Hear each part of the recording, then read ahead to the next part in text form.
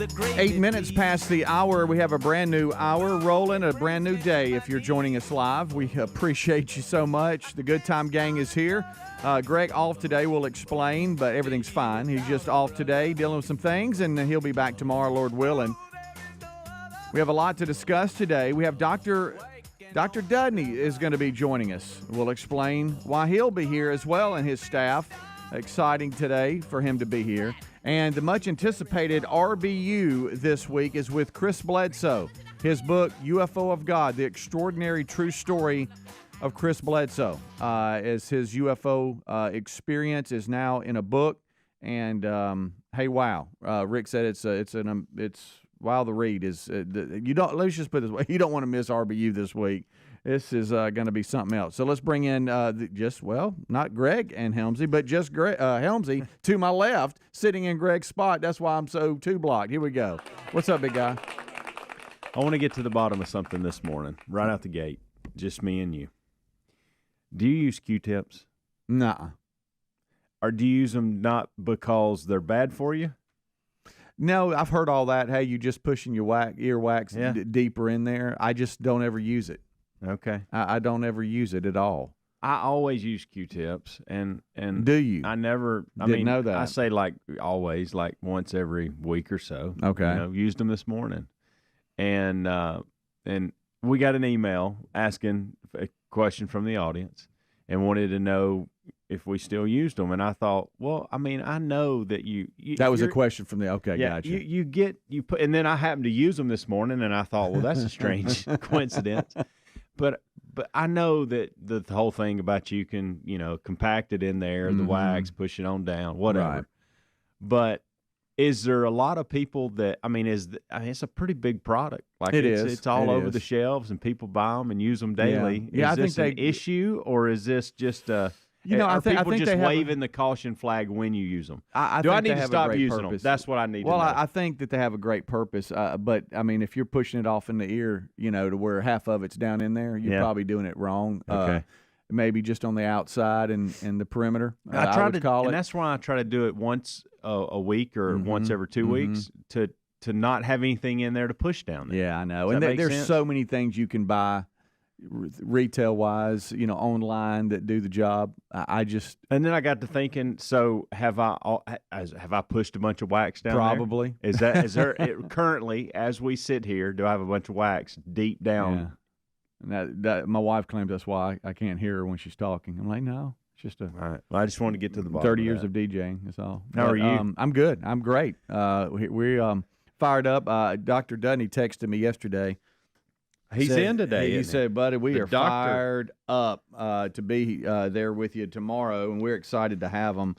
We have got the big reveal, and this is always a fun time because, straight up, like serious business, if we could get real for just a second, what he's doing and his staff is really a blessing to the winners, and I wish that everybody could win because the stories that were sent in, and I know we had the top 3 finalists in Fix Mama's Mouth. It's the Mother's Day makeover, and only this show would call it Fix Mama's Mouth, but it included 10 upper veneers, lower bleaching, cleaning, and X-rays of about a $17,000 value, and Dr. Dudney and his staff have completed that procedure, and today we meet in person Helen Gilmore, who was this year's winner of Fix Mama's Mouth. Her daughter Angel wrote in, and man, wow, the letter. Like I said, there's just so many great people that were up for this. Unfortunately, only one could win.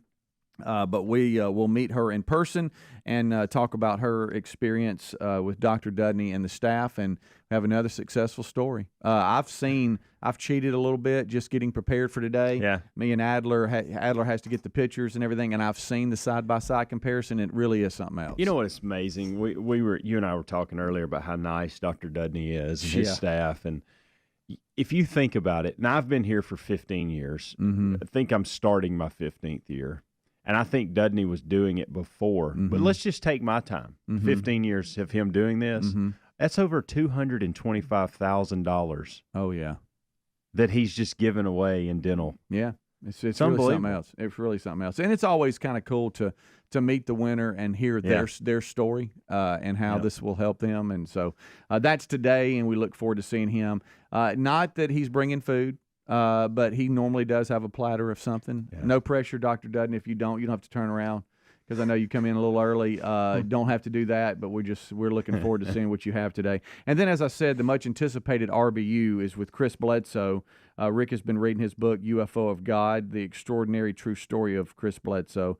And I know Bubba has connections with him as well, with Travis Taylor and Skinwalker Ranch. So there's a lot to talk about today. And like the guys said, no way they get through all this in one RBU. No way. It could be that he has to come back and we start a series with him, a couple of RBUs, because just the book by itself, just what he experienced is almost just one. That's one podcast in itself. And I hardly get into anything else. And I will tell you this. I know I leave right after the show. I mean, it can't. I'm getting it down to where I'm leaving 5-10 minutes after the show, but I may leave early today because I don't want to have to deal with any orbs. Oh, yeah. You never know, even though it's Zoom. I know. It's not in person. You don't know what's coming through there. I don't know, Speedy. Especially since Chris says he can just call them up. Don't have time to deal with orbs today. And then Greg is off today. Lisa having a procedure, and so he's taking her to the doctor.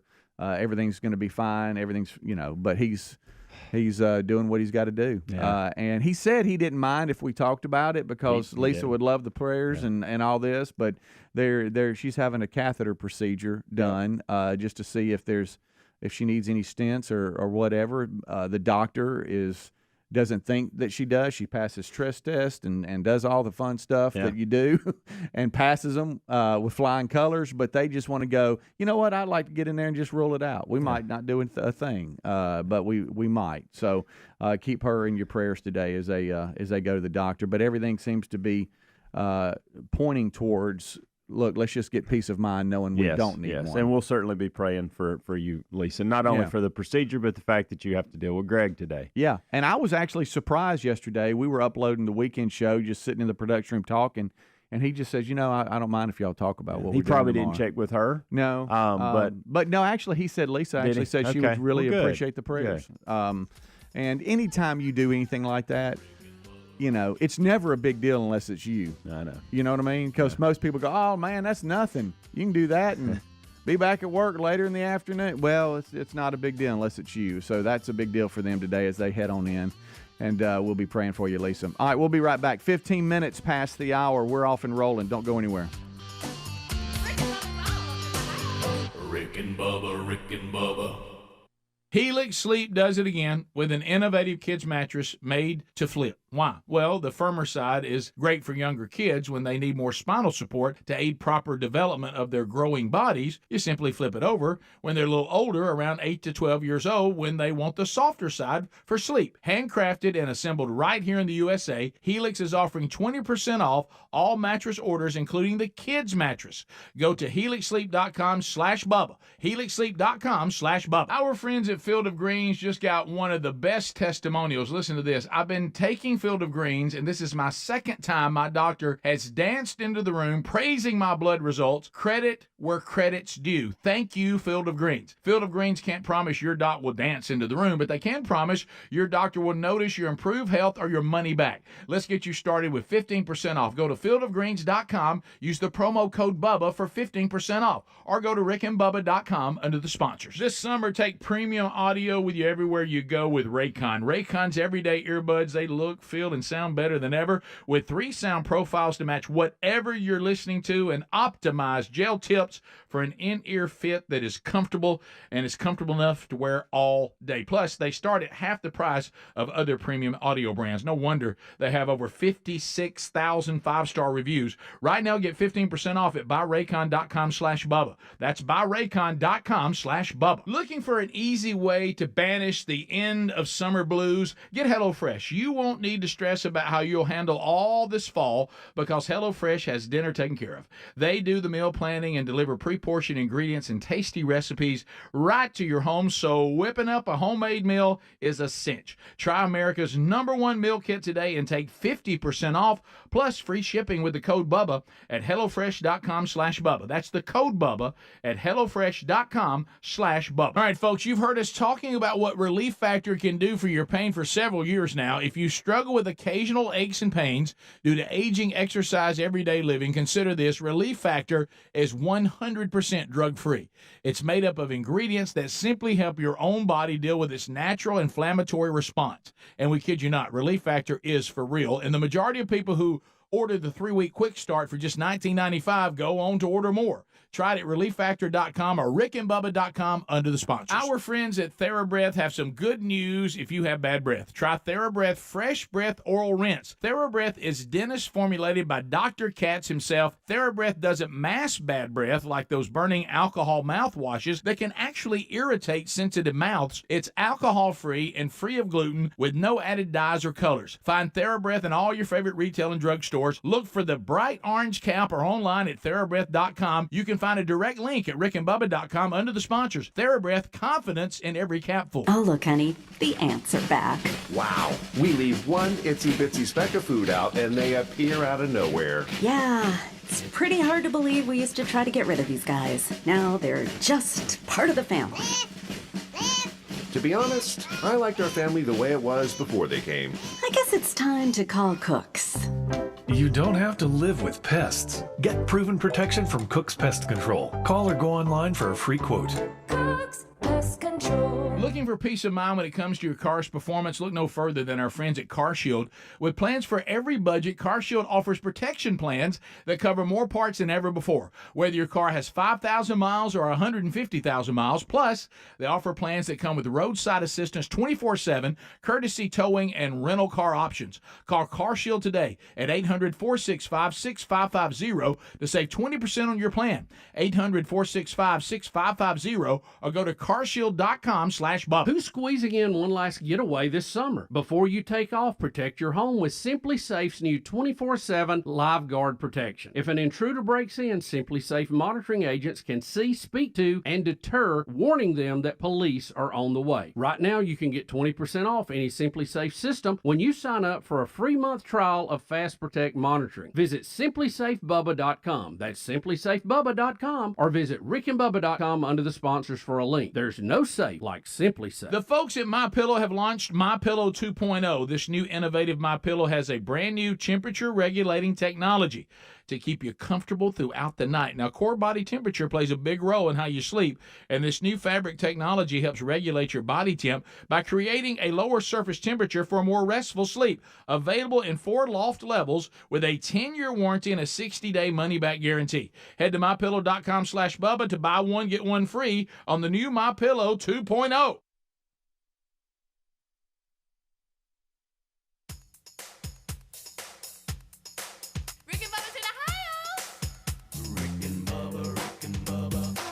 The gravy, please. Rick and Bubba. Ooh, it brings me to my knees. Rick and Bubba. I can't start another. Rick and Bubba. Day without 'em, brother. Rick and Bubba. 21 minutes past the hour. Thank you so much for tuning in to the Rick and Bubba Show's kickoff hour. We're off and running. We appreciate you being with us. All right, so Helmsy, yesterday you and I unknowingly did the same thing, and that is we checked out the new Netflix documentary on Johnny Manziel, and Rick had talked about it. He was the first staff member to watch it, and I thought he did a fairly good job, really good job on air, off air. I don't mind him going into it, but he told us a lot about it. So there was a lot of anticipation of, hey, I gotta see this, and so yesterday. Terry was working. I had about an hour and a half maybe, and she gets home about I don't know, maybe 10, 15 minutes into me starting it, and she was glued to the TV and watched the majority of it with me. And I got to tell you, there was a few things in it that Rick kept from us, and I'm glad he did because I didn't know. But man, what a crazy documentary. Yeah, so it's from the Untold series on Netflix, and so for those of you who think 30 for 30, that's Netflix's. They did the version Manti of this. Te'o. They did. Deal. They've done several. They've done a couple. They've done one tennis one that y'all probably wouldn't be interested in, but I was. It's really good. But it's part of that series. Mm-hmm. And so to your point, I had one of two options last night. I sat down and I had me a little California Pizza Kitchen, gluten-free, fired up. I was so fired up about it, and I thought, I'm going to watch something. Amanda said, what are you watching? I said, Rick was talking about this new documentary on Johnny Manziel. I said, I'm either going there or Hard Knocks. Okay. Because that's out. Yep. And I hear it's a Aaron Rodgers love fest. Evidently, he's trying to rebrand his image.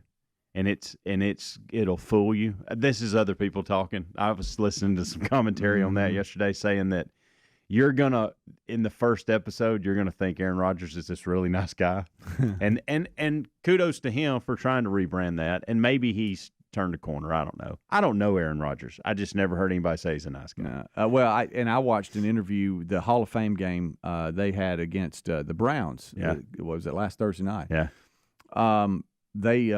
He it was funny because he had the headset on the sideline, and Terry walked in the room. She said, when did he start coaching? Because if you saw it, it looked like he was a coach calling in plays, but he was actually talking to the booth and spent a full series with them just talking about where he's at and how much he's enjoying being around some of the younger kids and just getting away. And he was very thankful of Green Bay. He seemed like a likable guy. Yeah. And but he also came across where he was very demanding on where they need to be too. Yeah. Young, wide receiver core and all that. So that's really all I know. But it was a lengthy interview. Well, I'm looking forward to watching that as well. But the reason I picked Manziel last night was because I was afraid Rick was going to continue to tell us things throughout the week. God, I didn't want him to. We are so on that together. So that's why I picked it. Because every day he would come in and add go, something else. Hey, and so we had to hurry up and see. I know. And it was good. It was.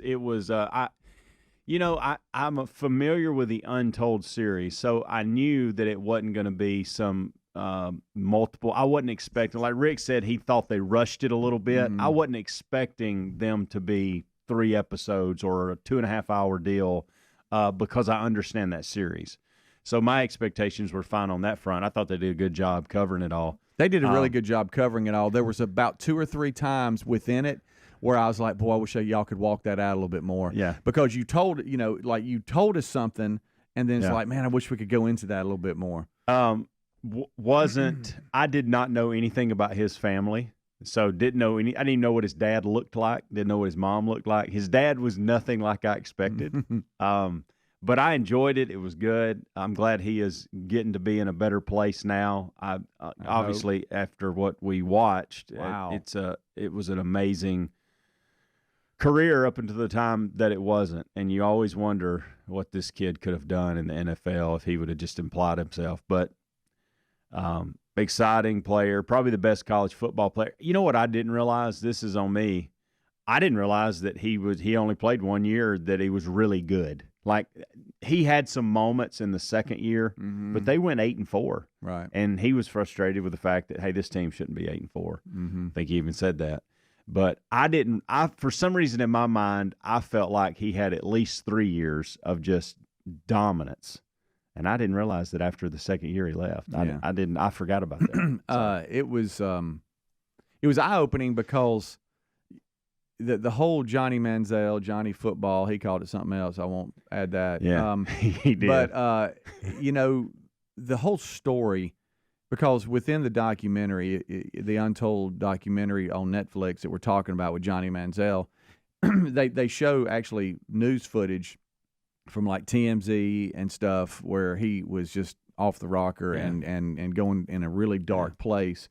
And then hearing him talk about where he was while showing that footage really brought it home on where he was as a person and the decisions he was making. Yeah, and I didn't know that his him and his family and the relationship between the two, how things shifted. Yeah.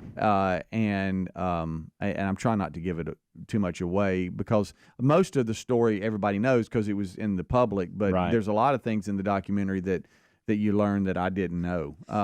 And let's just say he was in a dark place, and man, you just hate it. And really too, you go, man, if he could have applied himself, he'd have been an amazing NFL quarterback and all this kind of stuff. His ability, even at a young age in high school, just seeing him get away with things and his running and throwing and ability to extend plays is really phenomenal. But then you start looking at it and go, you almost think he didn't even want to be an NFL quarterback. It's almost that's one of the reasons why he didn't apply himself. Yeah. But now looking back and being older and what is he, 29 now? Yeah.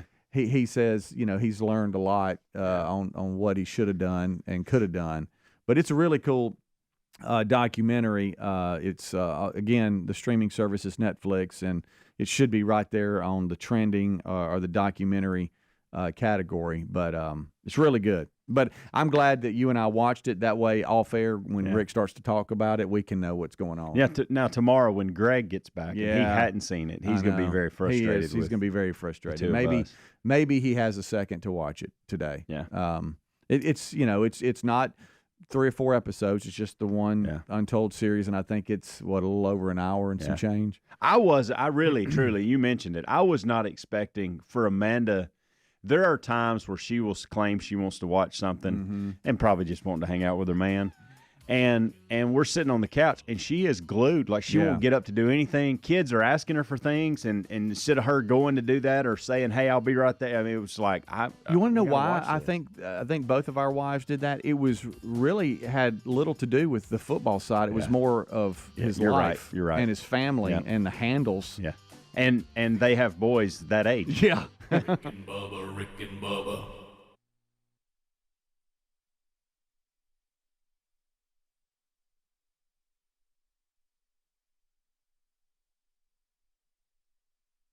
Oh, look, honey, the ants are back.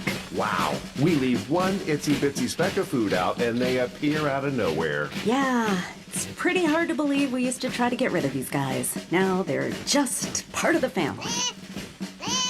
To be honest, I liked our family the way it was before they came. I guess it's time to call Cooks. You don't have to live with pests. Get proven protection from Cook's Pest Control. Call or go online for a free quote.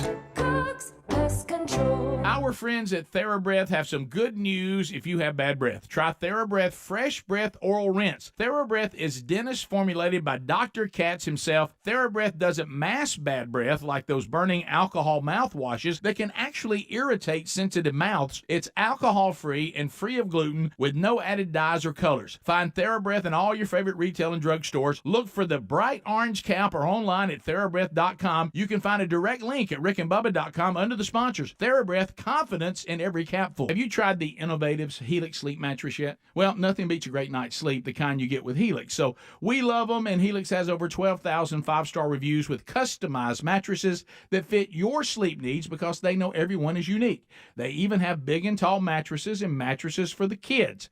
But how do you know which mattress is right for you? Well, Helix has you covered. Just take the Helix Sleep Quiz and find the perfect mattress in under 2 minutes. Place your order and your mattress will be delivered right to the door free of charge. And the best part, Helix knows there's no better way to try a mattress than by sleeping on it in your own home. That's why they offer a 100-night trial for you and a 10 to 15-year warranty. Right now, Helix is offering 20% off all mattress orders at helixsleep.com/Bubba. Best offer yet, by the way, and it won't last long. So if you've been waiting to try a Helix mattress, here it is. Now's the time. Head to helixsleep.com/Bubba for 20% off your mattress order. Indulge me for a minute. Our friends at Field of Greens just got one of the best testimonials. Listen to this testimonial from a customer. I've been taking Field of Greens, and this is the second time my doctor has practically danced into the room praising my blood results. Credit where credit's due. Thanks, Field of Greens.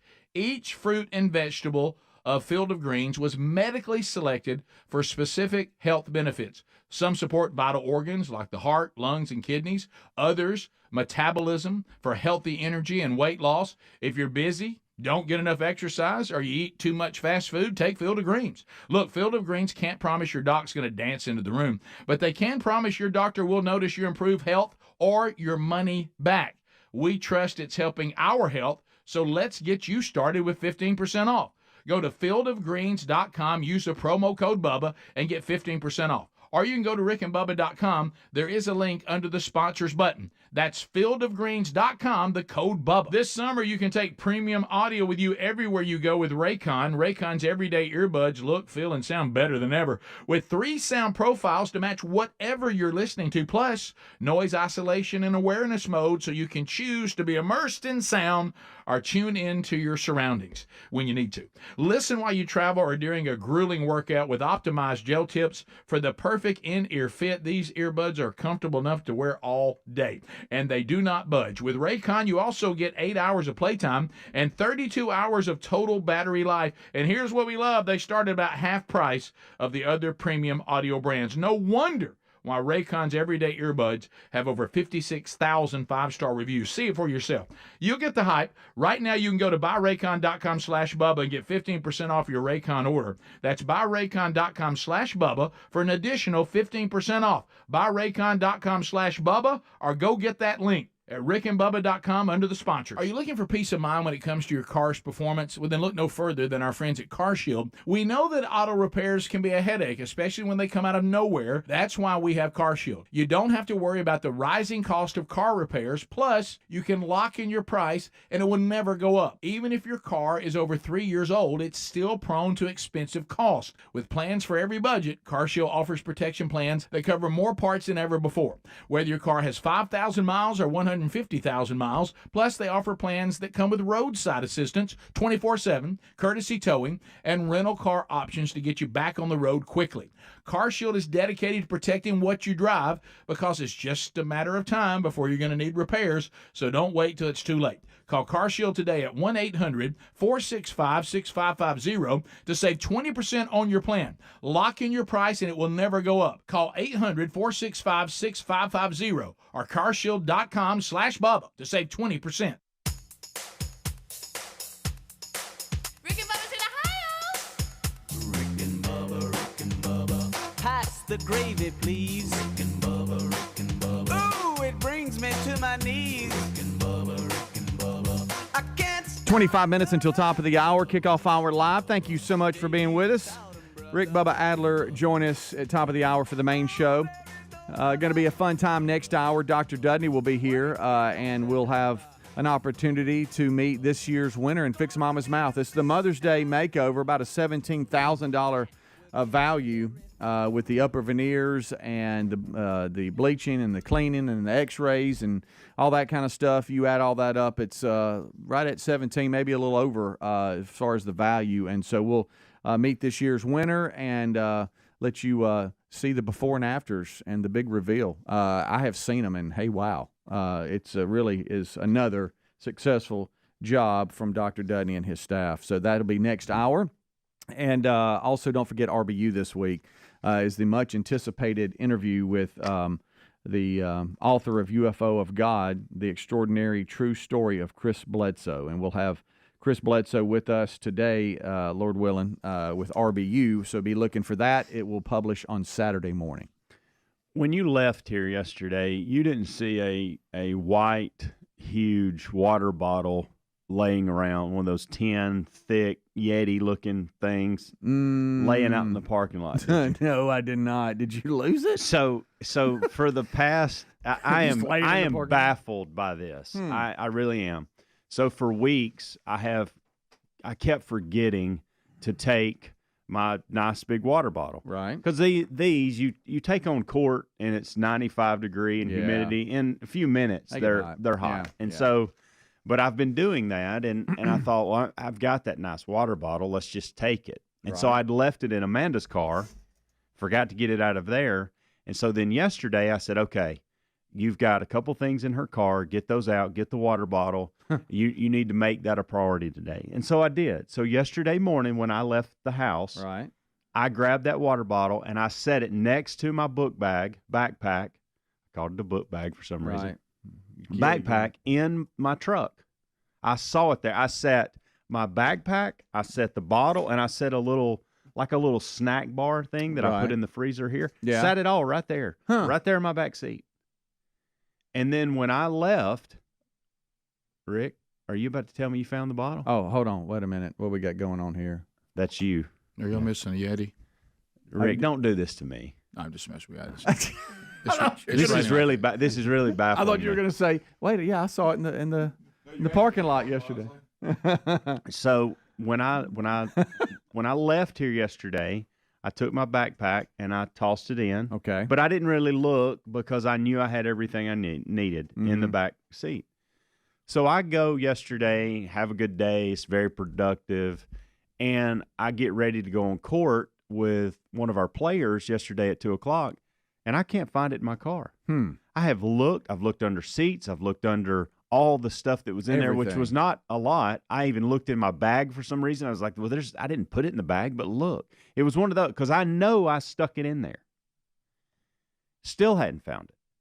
And so then I get home last night. I'm thinking, well, I guess I just made up that in my head that I put it in my car. Right. You know, my mind starts playing with me. Yeah. It probably, you know what? It may have fell out when you left the house. Mm-hmm. Can't find it there. Asked everybody. No, nothing. So then I start tracking my steps. The only thing that I can think of at this point, and I haven't contacted them yet because I took a bunch of our gear, our clothing, apparel, to a company called Get Personalized. It's right there on the square. They do phenomenal work, by the way.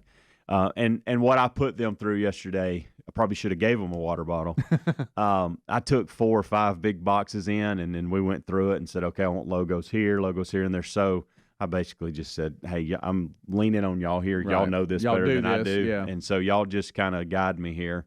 But I was making a mess in there because, I mean, you got no, that might be where it is. Well, so I'm thinking. What if they put the logo on the water bottle? Did I push it out when I was getting the boxes out of the truck? You would have heard that, wouldn't you? Well, see, I would have thought so too. But now that's right there by the square. It's on the square. Mm-hmm. So there's a lot of noise and traffic.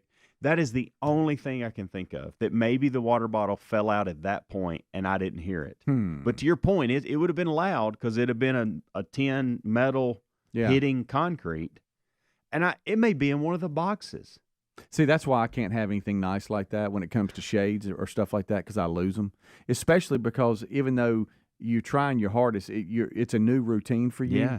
And so trying to keep up with it is a very complicated deal. But maybe it's somewhere just sitting upright that you just forgot about, and you'll see it today. I got to have closure on this. It is baffling because I know I watched I sat it right there. I went as far to go get Amanda's key and unlock the door to get the water bottle and put it next to my backpack. So do you remember having it on campus yesterday? No, that's the thing. So have you checked our break room? I did the kitchen in here. I haven't looked in the kitchen, but I looked in our little area. I walked the parking lot this morning. That's how much it bothered me. Well, maybe it's on the counter in the kitchen or something, and you just forgot about it. Do you drink coffee out of it too? No. No, it's not that one. It's not that one? Okay. This one's one of those tall. Because it's white too, isn't it? It is. Yeah. This one's got a Pelham Racket Club logo on it. All right. And it's one of those nice ones. Okay. Of course, it's I don't have it anymore. Yeah, but you are right. It's like anything that you lose or something that happens, you want closure on it. And I think my only hope at this point is that Get Personalized reaches out to me today and goes, "Oh, by the way, did you leave a water bottle?" Right. Either it fell in one of the boxes, or they're going to find it when they pull up in the parking lot today. Right. Well, this is very similar to not too long ago. What, about a week and a half ago, I guess. JC went to go hit. He was at home and before he's now not. He's back at school, but he went to go hit, and the next time he went, he said, "I can't find one of my batting gloves." And he always takes one of his batting gloves off, and on his right hand he wears one of those little pro hitters on his thumb. He said but my pro hitter and my batting glove are gone. I've got my left, but I cannot find my other. And we tore the house up, tore his car up, everywhere. Went back to the place he hit, and that one little batting glove in his just gone. And so he had to go get So another you still pair. hadn't found it? No, never found it. Very similar to that of it just disappeared. But those things are nice though. So if it was just left out, you probably won't see it again. But hopefully somebody honest will find it and get it. I thought to nobody has got in my truck just to get the water bottle. No, I mean But it's one of those things where you lose it. You're just like, dang it, I want to find it. There's plenty of. There it is. We have And water there, right bottles there. out the yin yang in our house. The girls love these kind of water bottles and Terry stuff, so does we got a too. ton of these. But I want closure on this. I want to see. I wish. Listen, if you've out there and you stole it, just tell me so I don't worry about it anymore. You can have it. Mm-hmm. I just want to know where it's You at. just need closure on it. Because I know somebody help that I Daddy. saw it yesterday. I know. I mean, listen, I know we're all getting aged a little bit and we're delusional about our mind at times, but I know I put the water bottle in my car. Well, maybe we can find it. I bet for if you. somebody, where I think it is I think it's laying up there in the street in the square next to Get Personalized. That's the only other place it can be. So frustrating. Well, Of hopefully, course, I'll drink we some. get I to guess the bottom of I guess it. I'll have to drink some hot water again today. Yeah, I guess so. Maybe a little rain and some cloud cover. It won't get too warm. I've never used one of those, and Terry, because to your point, we have so many of them at the house. We had a long day the other day, and Terry said, I'm gonna make you one, fill you up some water, and I got to tell you, it does stay pretty cold. I mean, it was like dinner time that night, and the water was still cold in it. It's like, well, these things work. Yeah. Rick and Bubba.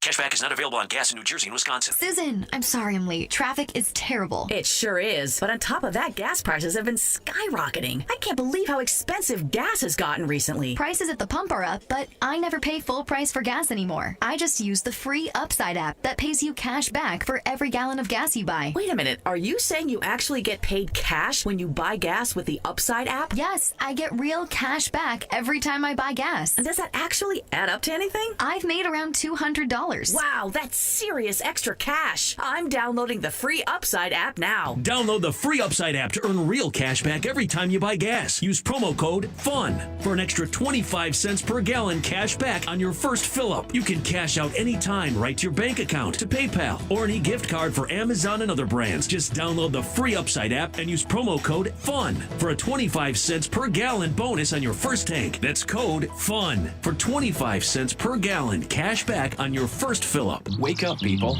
You are optimizing every waking hour of your life. From carpooling kids, to work, to friends, and everything in between. You have to get sleep, and a bed that can perform as well as you do. Meet the next generation Sleep Number Smart Bed. It effortlessly adjusts to your shape, position, and movements, learning how you sleep, so you learn to sleep better, night after night. Sleep next level, only from Sleep Number. And now save up to $500 on the new Sleep Number Smart Bed, plus free home delivery when you add an adjustable base. Ends Monday. To learn more, go to sleepnumber.com.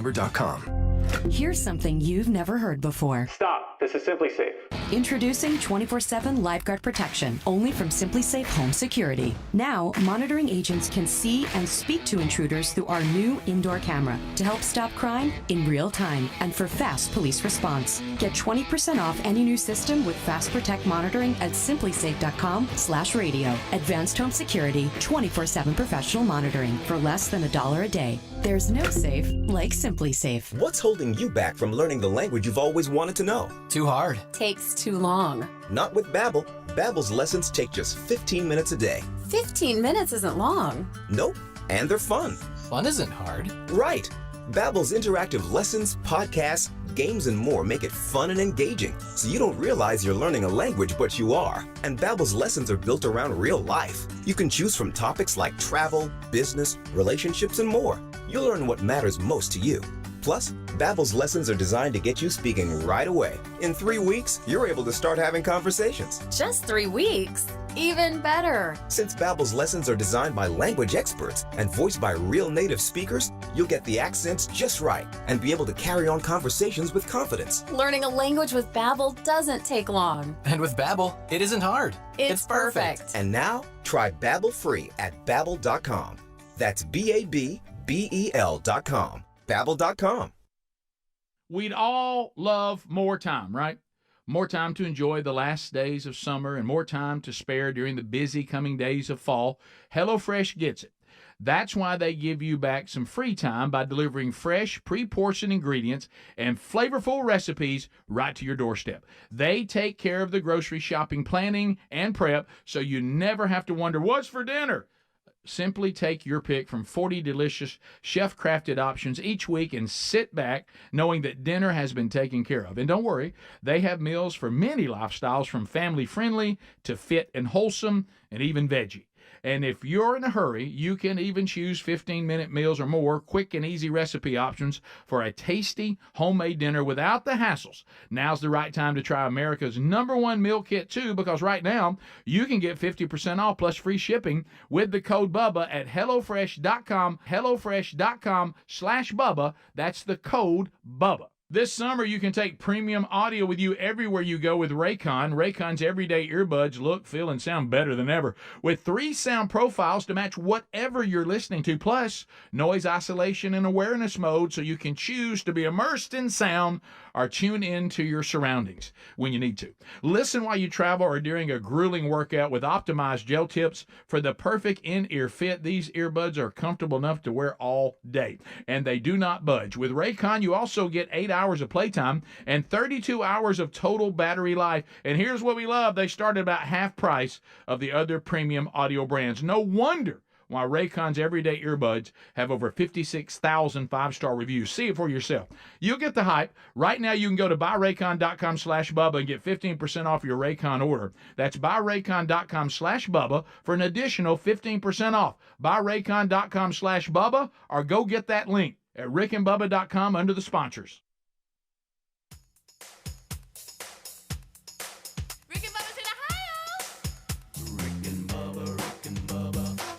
The gravy, please. It is, 11 minutes until top of the hour. It's the Good Time Gang. We are here. Greg off today. Should be back tomorrow. Rick, Bubba, Adler, all will join us at top of the hour. Dr. Dudney here next hour. We'll get to meet this year's winner of Fix Mama's Mouth, $17,000 dental makeover, 10 upper veneers, bleaching, cleaning, x-rays, the whole 9 yards, and have a great story from her daughter, Angel, and we'll meet this year's winner with Fix Mama's Mouth, Helen Gilmore, and y'all voted her in. We put it on the website, top 3. She was voted as winning Fix Mama's Mouth, and then the makeover started. And so we'll have before and after photos and meet her and her amazing story. Also, RBU this week, don't forget UFO of God, the extraordinary true story of Chris Bledsoe. We'll have Chris with us on RBU this week. A lot to talk about, a lot to discuss, and we've been doing that this hour, really diving into our personal lives. And you say, Helmsy, as far as emails go and questions from the audience and all this kind of stuff, you have one that just has an advice they question? want advice from us, the Good Time Gang. I question people sometimes on things they ask us on advice on. Yeah. We got a phone call yesterday, and I thought, why on earth would you call us and ask us about this? But this one, I think, if anything, you could probably help. Okay. Helmsy, I have recently started dropping my kids off at school and going to a local walking track to get some exercise. Okay. Good for you, by the way. Please tell me the rules/etiquette of lapping people on the track. I like to brisk walk, jog, but oftentimes find myself slowing down behind people and feeling like I'm lurking or speeding up and going around people, and then feeling the need to stay at a brisk pace so I can keep up with them. Is my socially awkward self making a big deal out of nothing? ? Any advice appreciated. Love the show. That's Emily. Speedy, well, look, you and your wife walk all the, and it's not on a walking track. No, it's not. But you probably do come in contact with people. What is the passing etiquette? Well, most of the time, it's they're passing, coming back or going, and we're on opposite sides of the road. Yeah. Normally, it's not, hey, we're passing you like, traffic. I need to get by you. Yeah. But I think you just kind of just briskly just get on by them. I don't know how wide the trail is. Is it a situation where you have to kind of say, excuse me, like, at Regent's Tradition when there's a a golf cart path, please. I mean, do you go, hey, coming up on the left? I don't know, but hopefully it's the path's wide enough to where you can just kind of move on by them, time it down to where nobody's passing you, coming at you, and just kind of skirt on past them, right? Well, I agree with that, and I do think, and I'll just say this: she says, "Is my socially awkward self making a big deal out of nothing?" I think, and I kind of think that you probably are. Yeah. It's probably I wouldn't worry about it as much as you're worrying about it. I would just pass them. Now, here's the problem. It's almost like traffic, because she said, you know, I go by them, and I feel like I need to keep up the pace to really get ahead of them. Mm-hmm. And for me, it's almost like I'm not in shape to do that, you know, and that's probably what she's talking about too. So she feels like she has to keep up that pace, even though she doesn't want to or can't physically. Right. And so then it's that awkwardness of, are you putting yourself in position for them to catch you? It's kind of like in a car. I know sometimes I'll pass people, and I'm like, why did you pass them? Because now you're going to get in the right lane. They're going to pass you. Yeah, well, these multiple speed people, we've been behind them where they speed up, slow down, and it is tough to judge. And I will tell this lady that sent the email in, look, I understand social awkwardness. I get it. That's part of a little bit of secondhand. It's because sometimes you just feel weird in certain situations. I think you just blow them by them. That's what I say. I think you just blow them by them, and if they catch you, they catch you. Let me say that. Let me ask you this. I know I would. When you blow by them, do you say, "Hey, how are y'all?" Yeah, or just maybe a little handshake, like, "Hey, how you doing?" Hey, yeah. Yeah. And I don't know. We got AirPods on. Can you hear? That's a good question. You know, that's a good question too, because there's people today that I try to communicate with. It doesn't even have to be walking. Mm-hmm. You can just be in a store. There's people that are talking to people on the phone. I think they're talking to me. Yeah. That's the most awkward moment. Yeah. I had a guy the other day. I was in an aisle at a grocery store, and he was talking, and he said something that made me think he was talking to me.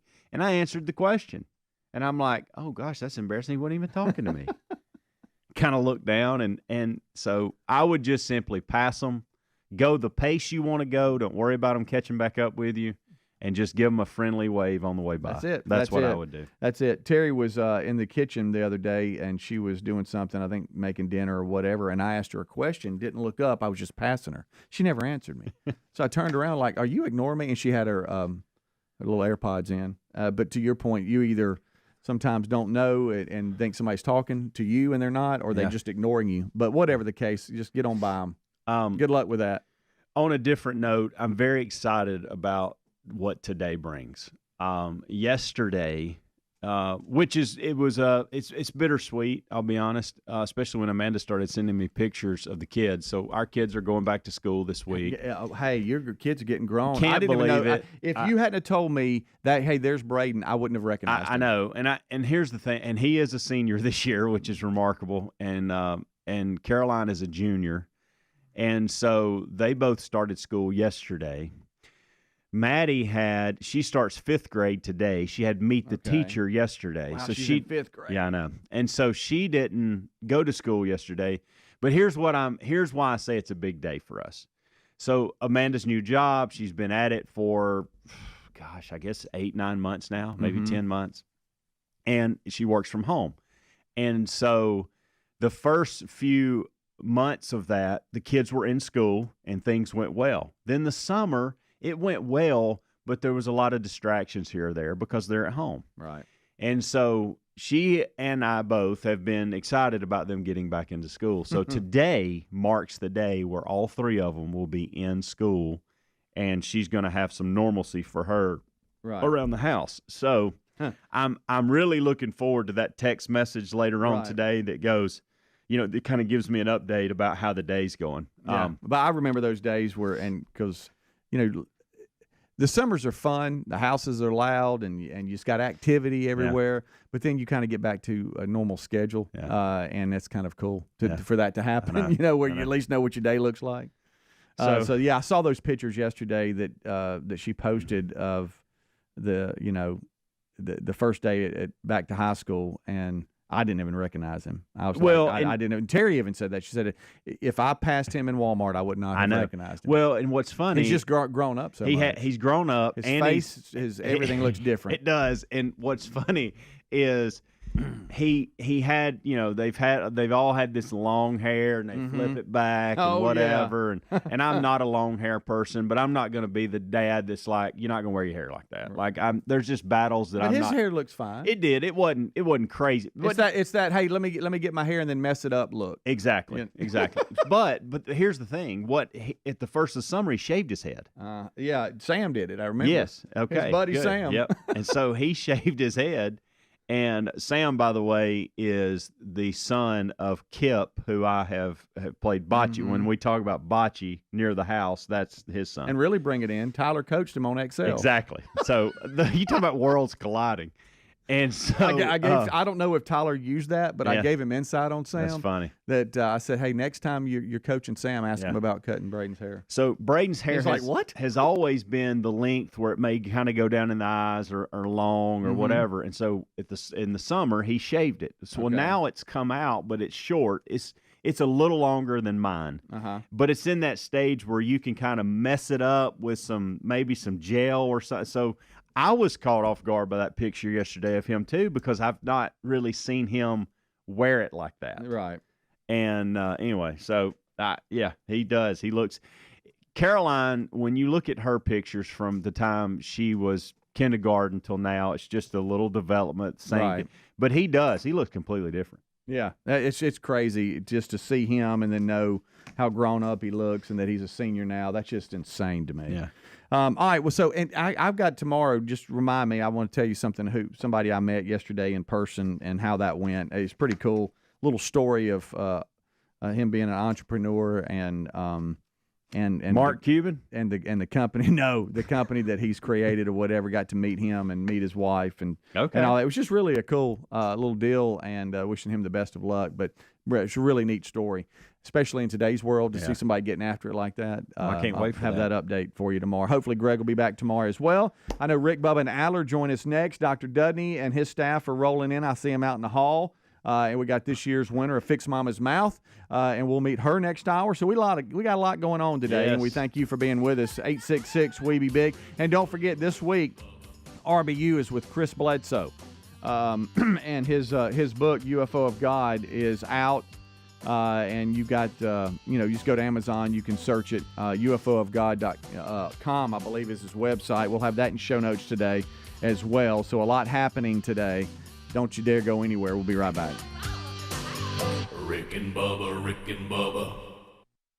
Rick and Bubba. This is the Rick and Bubba Show. Watch more at blazetv.com/Rick and Bubba.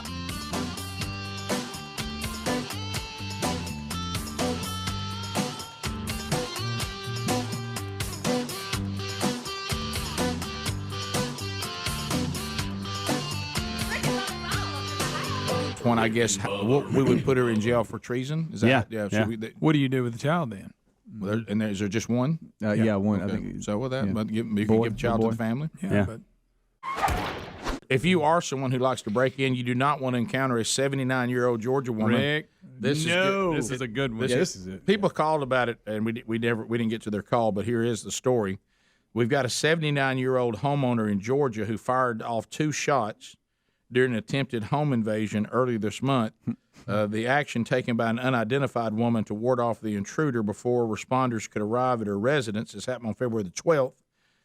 The woman reportedly heard on the audio of the call obtained by the outlet from Jackson County Emergency Service that they said that you can hear on 911 saying someone's trying to get in the back door. Mm-hmm. And I love this. Here comes the line of the story right here. In the midst of the alleged break-in, the woman shouted to the suspect, "I got something for you," before shooting a weapon. Yeah, 79. Right. And then she fired a second shot after the individual managed to get inside and up on another floor of her home. Then she said, "I'm waiting on you. When you come down the stairs, I'm going to blow your blank brains out. I'm waiting on you." And tell me the idiot didn't keep going. Yeah. Right. I'd climbed out a window upstairs. And then, got a plan. so That's right. so it says that I believe I'd go somewhere else. Hey, Granny was mad. Yeah, she fired twice in the direction of him, but they don't ever say if the suspect who is identified was apprehended and charged with home invasion and breaking in, but it doesn't say whether she hit him with anything. Rick, She got I know something you, for you him, just Rick. read the call, but I found it. No, you don't have it. Yeah, yeah. Hold on. Listen to this lady's voice. Hold on. Let me get it go. All right.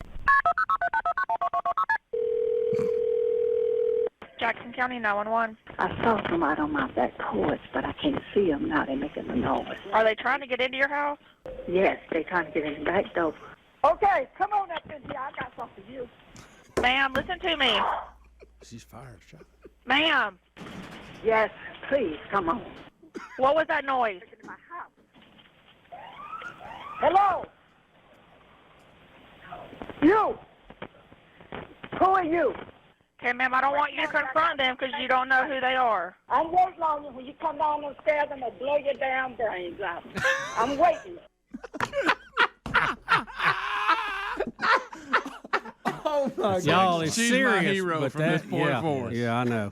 Good for you, I got ma'am. something for you. She basically said, I need y'all to get here, but in the meantime, Yeah, well, you know I'm what? gonna Hey, hold my own. yeah, you could be dead by the time they get That's there. right. So That's funny. yeah, that is. That's Greg, what, I got something for you. I got something for you. hey, if you don't want to get shot by a 79-year-old woman, don't break in her house. Yeah. Nope. Come on down them stairs. I'm waiting. I'm gonna blow your brains out. Yeah. Thanks for being with us this hour. If this ends our time together, we'll talk to you tomorrow. Stay with us 24/7 there at Rick and Bubba. Spell out the word and.com. Rick and Bubba, Rick and Bubba. Rick and Bubba, Rick and Bubba.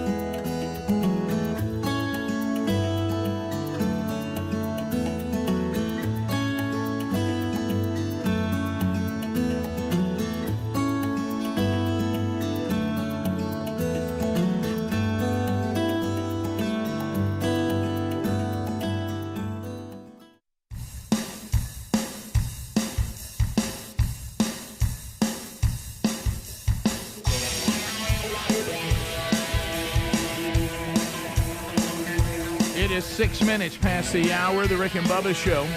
866 We Be Big from the No Name Studio. Living out on the bleeding edge of technology, we come to you from Sweet Home, Alabama to the world. Here's a national anthem.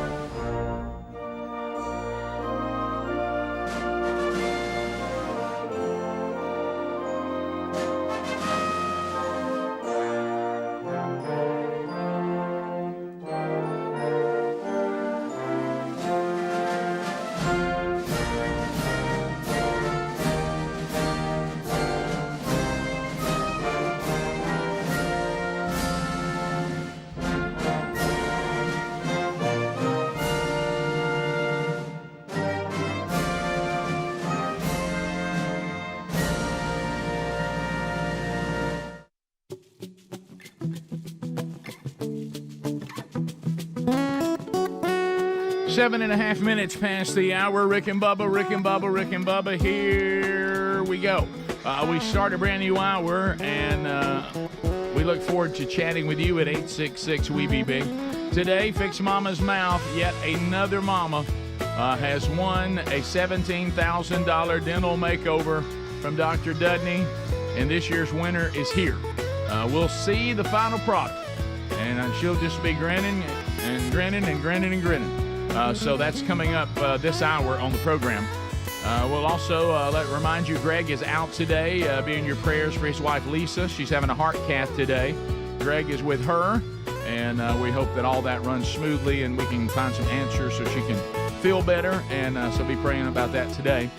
We also have a brand new Rick and Bubba University, the podcast we'll tell you about that's coming up. This is you've never seen two fellas try to get a lot in 45 minutes as you're going to see this weekend on Rick and Bubba University. Good gracious. So anyway, that's coming up today. Yesterday's Wednesday Bible Study archive is now on the YouTube channel and the podcast archives. If you want to go get that, we finished the Revelation chapter 17. Speedy Helmsy, I've already given you the kickoff hour. Adler settles in now for the YouTube experience, and sitting right there is the silver-tongued one, the man with a golden voice, professional lunch eater's man of the year, the inventor of pizza in a cup, Shakespeare's worst nightmare, and the master of the King's English.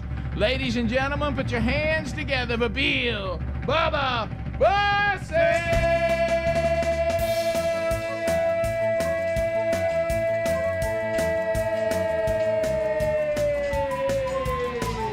Howdy, Bubba. How about it, Rick Burgess? Friends, neighbors, associates everywhere, welcome in to another edition of Rick and Bubba. Let's go.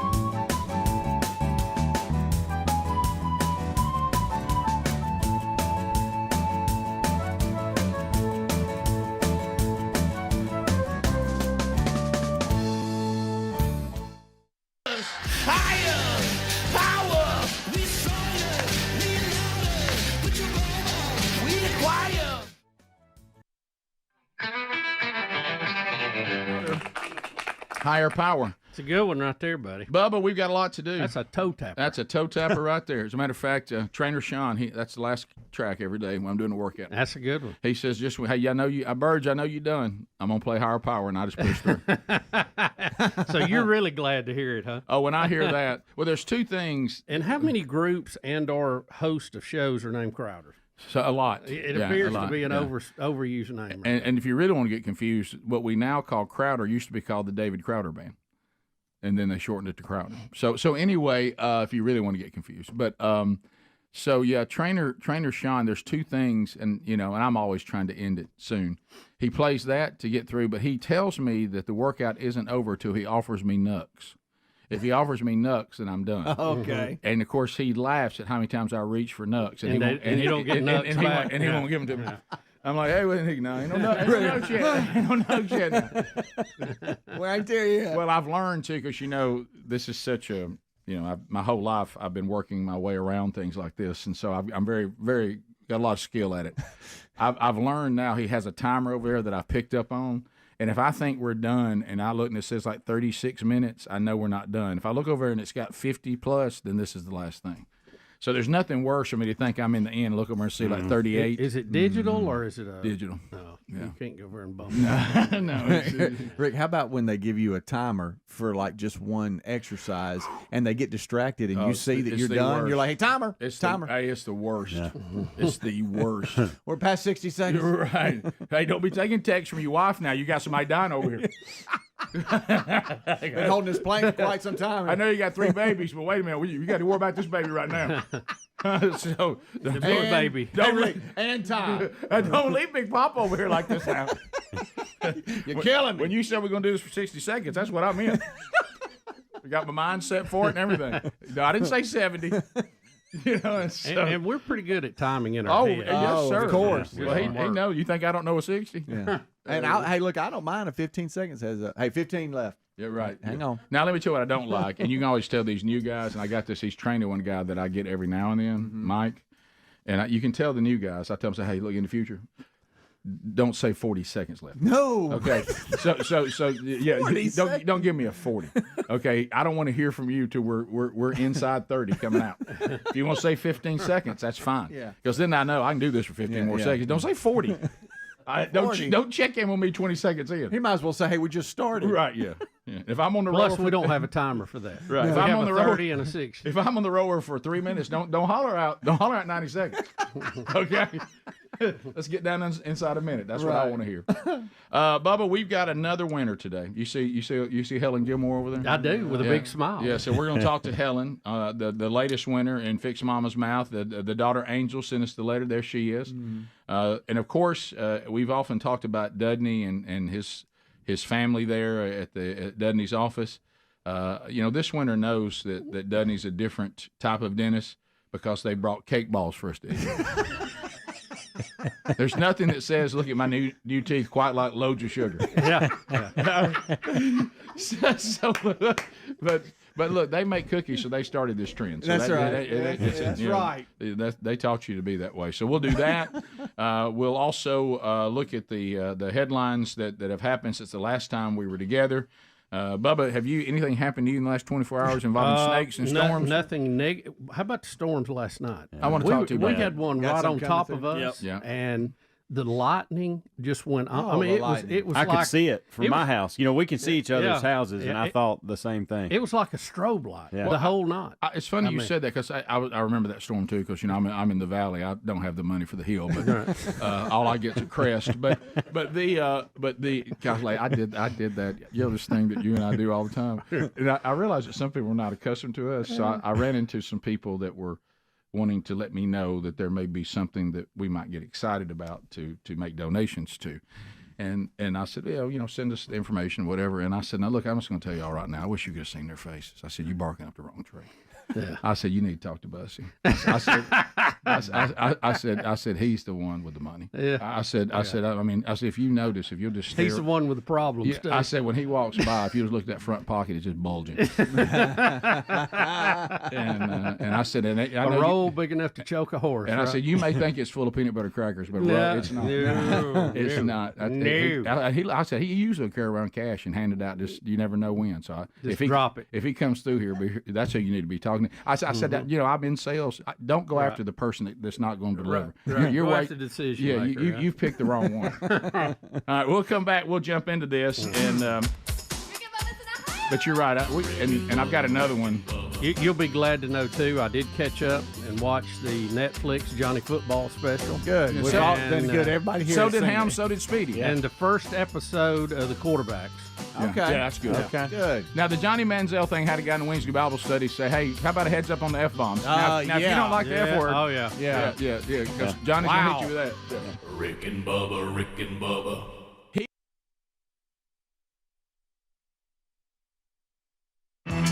Sure as I'm sitting here. There they are, Three Dog Night. Sure as I'm sitting here. So, Bubba, we have discussions today. I mean, doing what we do for a living, at one point, it's shooting fish in a barrel.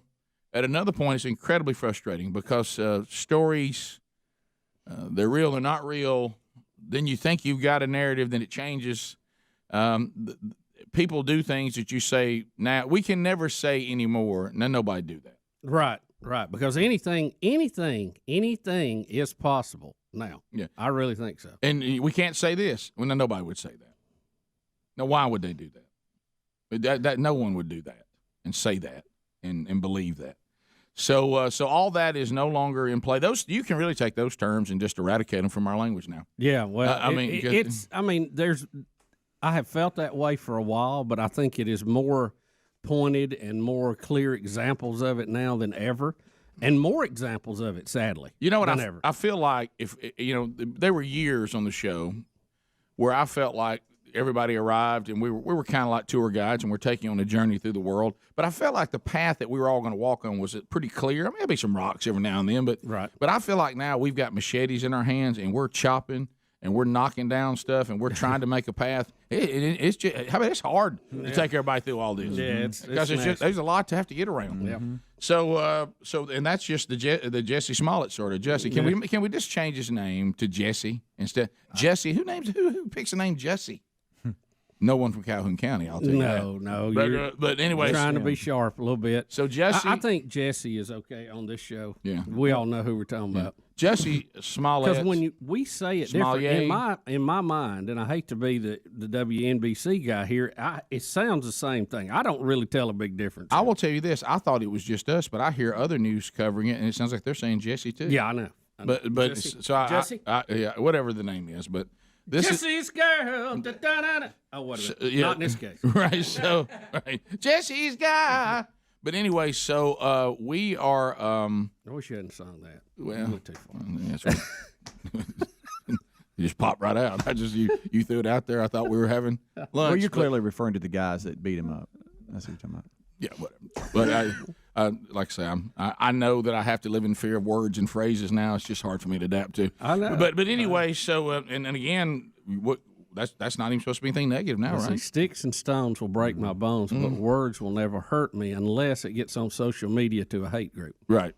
Well, again, now Jesse Smollett, just when we thought it couldn't get weirder, regardless of the amount of evidence that is mounting against this, he comes back to work after posting bond, which was $100K, right? No, $10,000. Yeah, it's usually only 10%. You get the 10%. That's what I meant, 10%. Yeah. But it's a $100,000 bond, right? Exactly. And then goes back to the Empire set and says, "Hey, I swear, strangely to God, that I did not do this."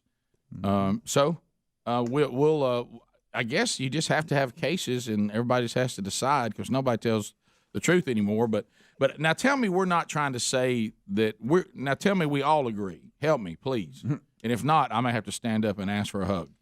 Tell me that everybody, all parties involved, we are now moving off that he was attacked by Trump-loving white supremacists. Yeah. All right, that there were people who attacked him who have come to the police saying we did the attack. We have them on now security that camera. according to the Chicago police, now he is swearing he didn't do it. He didn't do it. Okay. His attorney is saying they're going to mount a vigorous defense. They're going to investigate this thoroughly. But the police yesterday, in their announcement, and I think due to the transparency needed in this situation, outlined the evidence brought against him. And there are texts between him and the Nigerians. There is a check between them. There is the fact he was buying illegal drugs from one of them to begin with. I mean, there's just a whole list of evidence here that appears to be overwhelming. I mean, of what the police released. But please tell me he's not still saying his original thing that I was attacked by Trump-loving white people. I don't think he said that. If he wants to now say he just didn't, it's fake, but I didn't do it. Now that's still, I think, crazy. But at least I can go. Okay, I can. Please don't tell me you're sure trying to sell us that this was what you said it was, because nobody believes that. And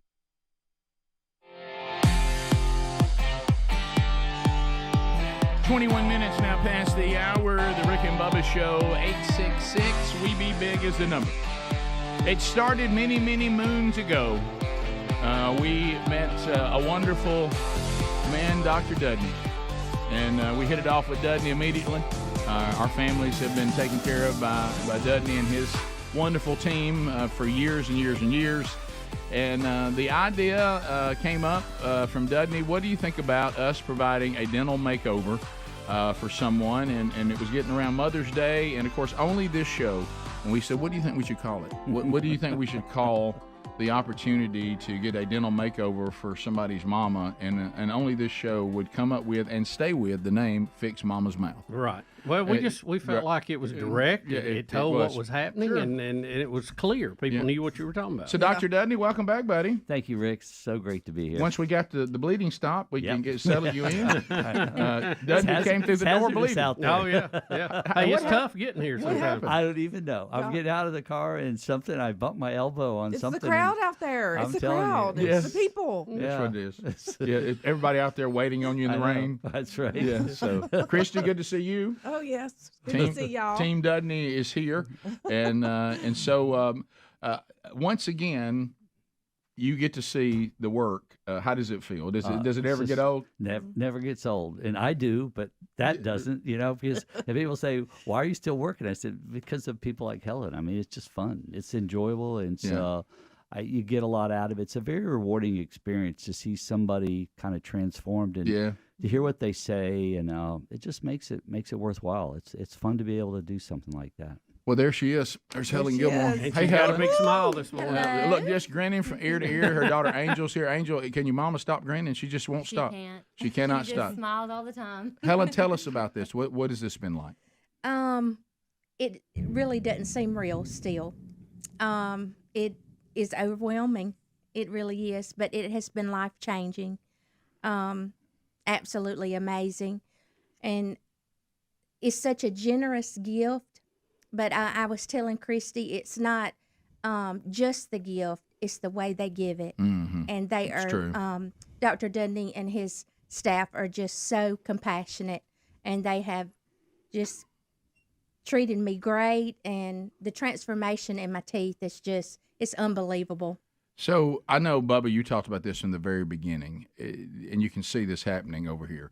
I mean, you have a new confidence. There's a confidence. Yeah, you have to learn to smile. Yeah. You forget. I mean, you subconsciously don't want to show off, what you're proud of. Right. And now that you have this, you want to smile, but you have to remember to do it. I don't want to exaggerate Angel, the daughter, but I mean, is it almost like life is put back into your mama on something that we may think is not that big a deal, but when you're joyful, but like you say, Bubba, you're having to constantly think about your smile. Yeah. Do you feel like she's almost just like you hear how excited Thunder is out there about it? Yeah. At first I thought, well, the building is grounded well. I thought to myself, Super Tom Scott has started bowling again. Yeah. No. That's Thunder y'all hear in the background. But almost like there's just a shot of life that's been put in your mama. Absolutely. It's such a big difference. Yeah. I love the new confidence that she has. Isn't that great? So, Helen, how did it feel to hear the letter that your daughter wrote? Oh, my goodness. It just made my heart almost burst. Of course, I cried tears of happiness. It was just beautiful to know that, she feels that way. Yeah. I didn't mean to make you cry. That's okay. I'm an emotional person. Well, that's okay. We're going to take the squalling.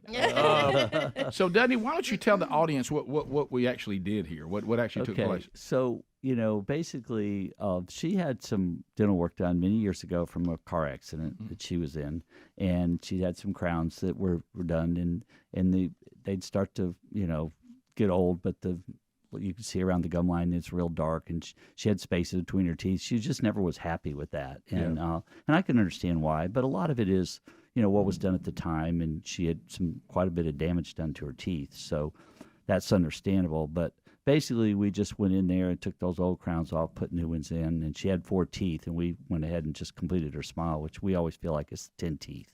So we did back a little bit further than what she had, and just kind of built things out. Especially with females, so if you take those side teeth and you build them out a little bit, it gives support to the soft tissues, to the lip, and all. It gives a little fuller smile, and it keeps things from drooping down and wrinkles in the face. It kind of makes those disappear. So it's kind of a neat transformation. It can look pretty amazing when you see some of the results that can be obtained by doing a full smile like that. So was it a little bit? I mean, in a good way. Was it odd the first time you looked at yourself in the mirror and how much it really has changed your look and your face? Absolutely, absolutely. I mean, I think I looked in the mirror every day at my old teeth. Right. Yeah. And when you look in the mirror and it just completely changes your entire look. Like I said, it is still just like a dream to me. It's life changing. It does make you look so different. I guess I didn't realize how much until I see the side by side pictures. Right. It's like, who is this girl? Right. Yeah. You know. Yeah. So, Angel, we always, when you're trying to do something for your mom, you might get your mom a nice card, or you might get your mom some flowers, and eventually that goes away. What about this gift you've given your mom that you will see for the rest of her life here on this earth? I don't take any credit for it. I think God was in the center of it, Yeah. and I'm so happy for her. Yeah, I mean, and you get to see that gift every single time you see her. Absolutely. Yeah, it's never that gift where your mom goes, well, I took that down. Oh, I know. Yeah, I put that up. I know. Yeah, that's so many things fade. Yeah, don't they? and the technology, Dudney, that just continues to advance. Yeah.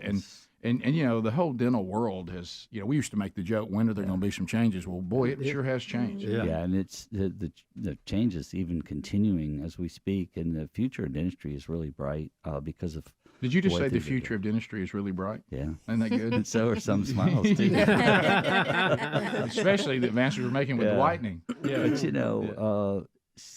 Helen has this neat story that she may want to share with you, but she shared it with us, and it was about how she had heard, I think it was Steve Harvey you were saying, Yes, tell you Steve to write Harvey's down 300 challenge. Yeah. Okay, well, we'll come back because I'd love for you to tell everybody your story. This is a pretty cool story. Yeah, she told us that, and when Angel said it's a God thing, there can be some truth to that. I mean, obviously, she still had to be voted on. Sure, there was three finalists, sure. but so just getting picked and then winning from the listening audience. There's a lot at play there. Well, anytime these things, the things have to fall into place. And so Helen Gilmore is the winner, and we'll come back and she can tell us her story. And it is a very, very interesting story. And then, of course, those of you that are watching on YouTube, you're seeing the before and after yourself, and we'll come back and hear that. So Helen Gilmore is the latest winner in Fix Mama's Mouth. Dr. Dudney, Christie here with him today.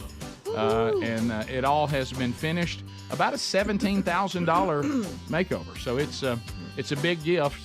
And daughter Angel sent in the letter, and we'll come back and we'll hear their story when the Rick and Bubba show continues.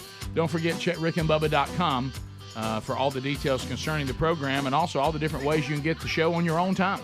Rick and Bubba, Rick and Bubba.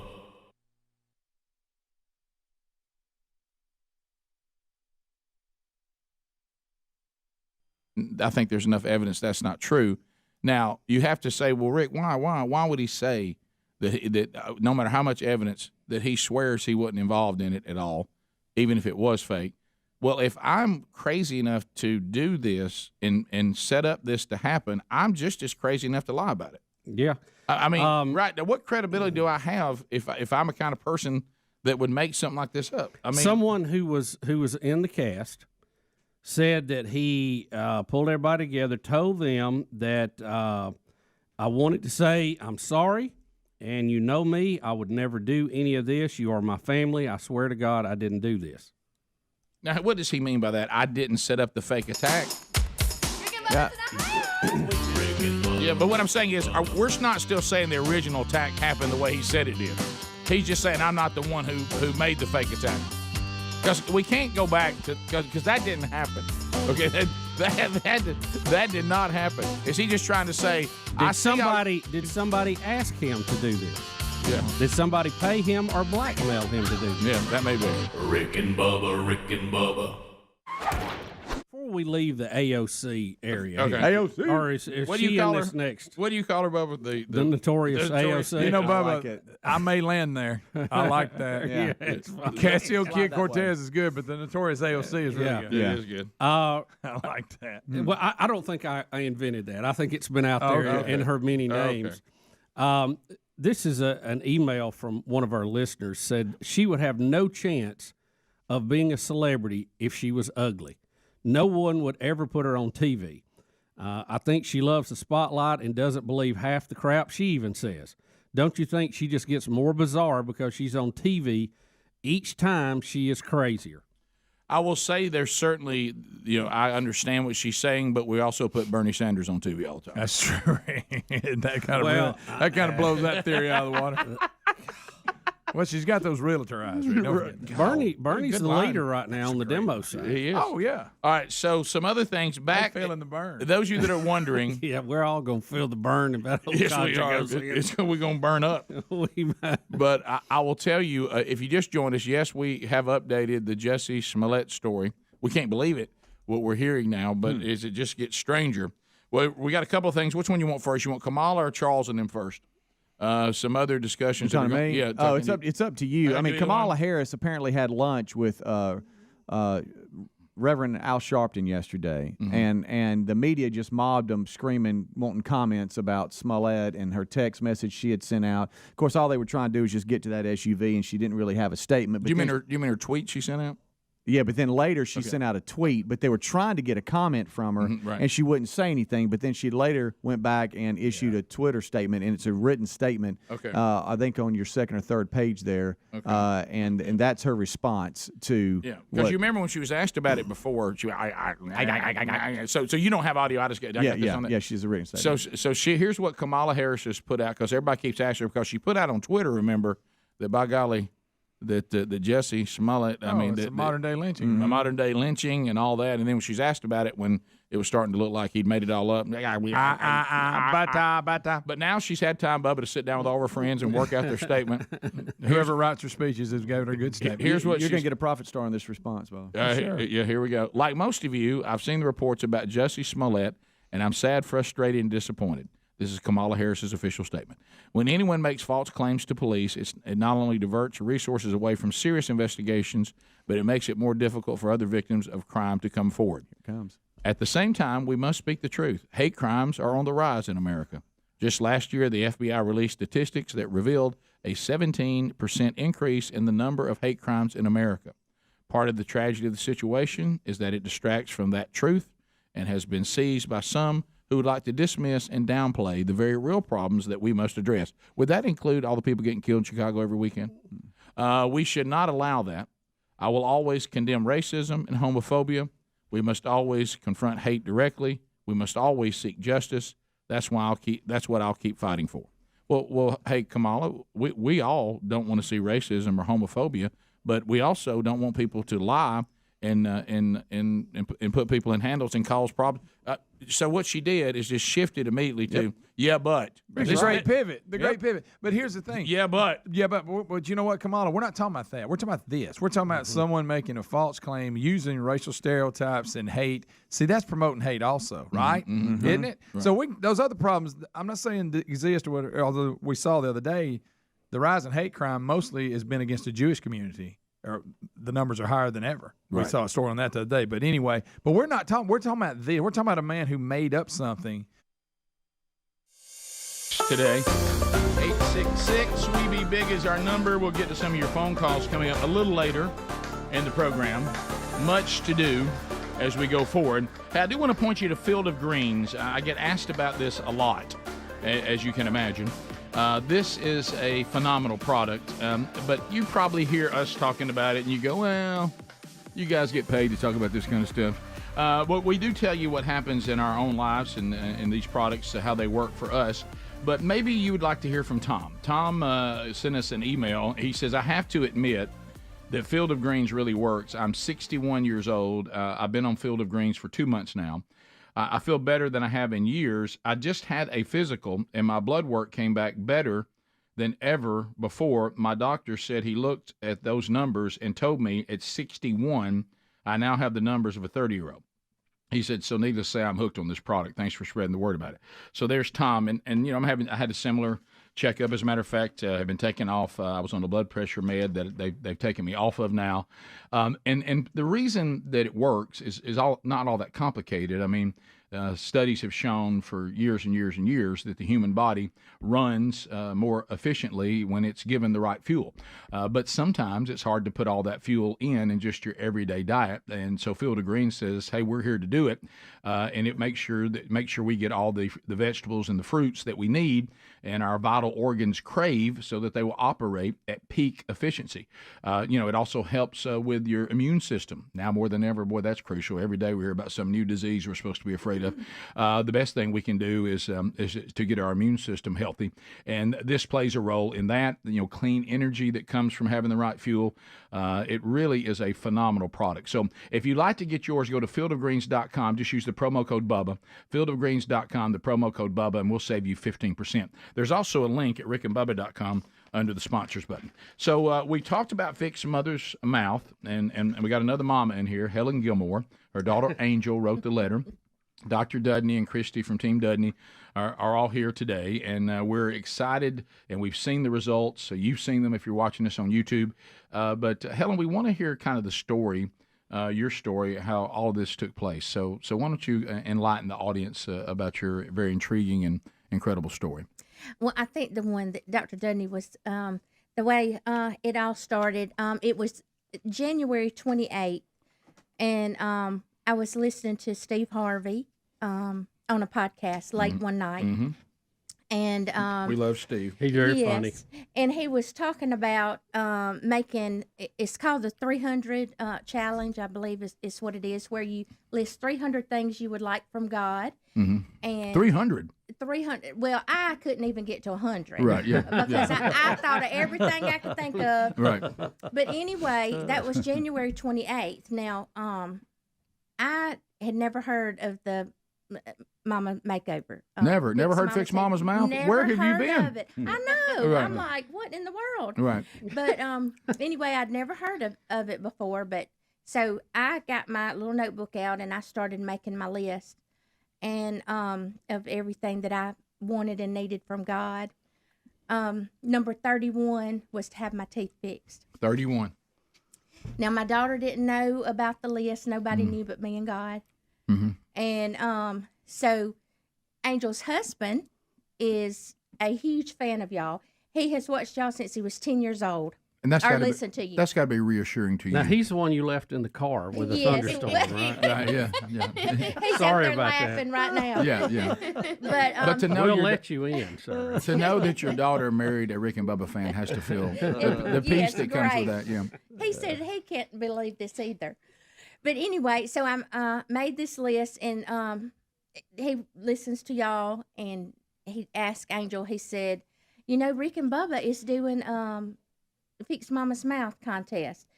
Does your mom need her teeth fixed? And she was like, yes. Mm-hmm.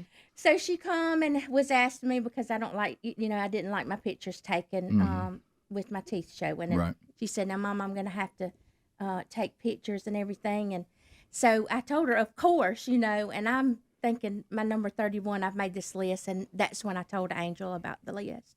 How about that? And so, when I made it to the top 3, Angel come down, and I was in the bathroom putting my contacts in, and she was like, Mama, you made it to the top 3. And it was just unbelievable. And so, things just kind of got really stressful after that, because I'm thinking, if I am this close oh my goodness to this life-changing dream of mine, and then I lose, right? And so it's kind of like being in a championship game and you lose by like 1 point. You really just wish you'd lost by 50. I would have lost by 1% probably. Yeah, right. But yeah. So you got down to the 3, and then Angel, when did you find out she was in the final 3? Let's see. The day that y'all announced it. Okay. My husband, he watches the show every morning, so I said, call me whenever, you find out. So he called me, and I was at my mom's house, and he was like, she made it in the top 3, and I said, don't be playing with me. Right. And I had to get on there and make sure, because we're pranksters. Yes, we prank each other all the time. I said, this ain't something to mess around, And I got on there and looked, and I was so excited. I ran in there. I was like, you made top 3. I was so excited. So how'd y'all find out you won? Well, I was so stressed out over the voting process. Right, I mean, it was grueling. I mean, I would want to give up. And I told my girls, I said, because we were all just staying up late and watching them votes and watching it turn, you know. And I had told them, I said, you know, the other lady would like to win as much as y'all want Mama to. And I said, you know, we just need to stop. We have got to stop because we were all just stressing so bad over it. And, but anyway, so I had stayed up really late the night before. You know, y'all made us wait days before we found out after the voting was over. And so I stayed up real late the night before, and I was dead asleep, and Angel and her husband, I live in their backyard, me and my little grandson, Bubba. How about that? Anyway, I heard my door open, and I didn't even think about it. But I got up, didn't have my contacts on. I was looking at Angel, and Richie walked in, and she was like, Mama, you won. How about that? They were both so excited, and it was just unbelievable to me. You went there, number 31. Mark it off. We're going to take 31 off. How's everything coming with 1 through 30? I'm just messing. That's the one that has. Like Bubba said. That's the only one yet, but That's all right. A year's not over yet. That's right. See, that's God telling you He moved it to number 1. That's great. And isn't it fun to be able to celebrate something like that, and the elation that comes with that, and then you guys are sitting there just thinking we've gotten so close, and I'm so thankful it all worked out. Now, you know, you feel kind of bad for the other 2 finalists, but absolutely. But that maybe they'll come back in again. We've had some that have tried it multiple times, and it's worked out for them too. Yeah, and you know they're all we say this Everybody's every worthy. time. They're all worthy. They wouldn't be in the final 3, but there's so many others that are too, and you want some people to win. Unfortunately, you know, we pick one every year, and I wish more could win. But I'll keep doing it as long as you want to do it, because I love it when somebody gets to win. Yeah. So. Well, at first I was worried, you know, when Dudney came in bleeding. I thought, one of the other finalists has attacked Dudney in the parking lot. Took a shot in the parking lot. Somebody knocked him on the pavement. He got bit by somebody. Somebody knocked him down on the pavement. He scraped him up. That Helen Gilmore. So, well, congratulations. And Dudney, we're happy for y'all. Yeah, Thank you you so know, much. And Bubba, you know this. Y'all know this now. And everybody who deals with you and your team, I'm talking to Dr. Dudney now. Right. I mean, it's the same thing. Isn't it? Over and over. I mean, you guys make people feel so wonderful, and you got such wonderful hearts, and you're such a giving guy, and your kindness has not. I know you don't do it for that. You do it because that's who you are. But just know that it matters, and people really, really appreciate what you do. Well, and how you do it. You feel like that when you have something to give back, it's good, because I've been blessed in my life, and I'm very fortunate to be so blessed, and with family and friends and the people that work with me in my office, and it's nice to be able to give something back. You know, I'm thankful every day, and you know, people like Christie's been with me she's in her 38th year right now in my office, so she doesn't look like she could have worked that long. I may be saying, but you know, and Temple's been with me over 35 years, so we've got a couple people in our office that, you know, have been with me a long time, and got some really good people that work there, Tina and Ashlyn, and you know, my core group is really good. Well, you've been good to the listeners of this audience, and you've been good to our families, and we're glad to call you friend. And congratulations, Helen Gilmore, the latest winner in Fix Mama's Mouth, Angel. And where are them cookie balls at? That's right. And let's all go eat cake balls. Cake balls. Yeah. And celebrate. And Dudney's brought in some turkey apple cheese sandwiches. Is that right? Yep. Oh, thank you for that. Man. You did that? No. Okay. No. You want them made by my wife, who's a great chef. That's who I thought did. That's good. All right, we'll be back. More Rick and Bubba coming up right after this. Rick and Bubba, Rick and Bubba. Use, you know, the race to do it, which is extremely divisive and has a negative effect. I mean, that's what we're talking about. Right. Now, comment on that more. Don't just make, you know. Well, this is going to be the famous. It has nothing to do with the other. The famous but pivot. Yeah. Jesse shouldn't. Yeah, but Jesse, if this had shouldn't have. But let me tell you something. Right now, we're not talking about what we should have talked about. Well, that's Jesse's fault. Yeah. But we'll see. Now, Charles Barkley, a little lighter side here in the Good Time Gang. Now they're talking about Jesse Smollett. Yeah, and I love this. Liam Neeson and all that during TNT's NBA halftime show. Exactly. You got Bernie and the crew, or Ernie, I should say, not Bernie. Ernie Johnson went to the board in the studio with a list of NBA predictions on sticky notes, and Kenny Smith was asking, "Hey, which prediction has no chance of happening?" And that's when Charles thought he would just jump in a little bit. Take a listen to this. Over there, that's still living. That what you would say has no chance of happening. Two black guys beating a black guy up. And having a black guy. That's Barkley.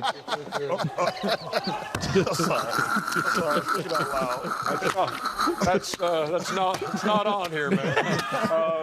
The Clippers will not make the playoffs. And what kind of hats they had on, Chuck? Still what kind of hats? I think that's probably it. Okay. The Lakers will not make the playoffs. The Kings will is the latest edition. Go ahead, Kenny. He's trying to get him out of it. You pay him with cash? Chuckster. You pay him with cash or you write him a check, Chuck? Never break America. Chuckster. How?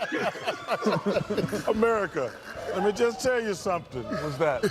Do not commit crimes with checks. Come on, man. You cannot. If you're going to break the law, do not write a check. Because you're writing a check that what? Behind cash. Yo, man, you cannot cash up. Hey, get cash, man. I never used the ATM. Now, I heard you can only get $200 out of Charles. $500. Stop. He's never used the ATM. You're going to make a lot of stop to the ATM. You can hear people on the crew in the background. Oh, yeah. Charles, what do you think? What do you think's not going to happen? Two black guys beating another black guy. Apparently that has happened. But now Jesse's saying, no matter what evidence is out there, he swears to God he wouldn't involve. Is he doing that where I'm just denying? I don't care. Yeah. Well, I'm sorry. I will. You'll never hear me say I did this. Yeah. He'll do the famous, as some people do.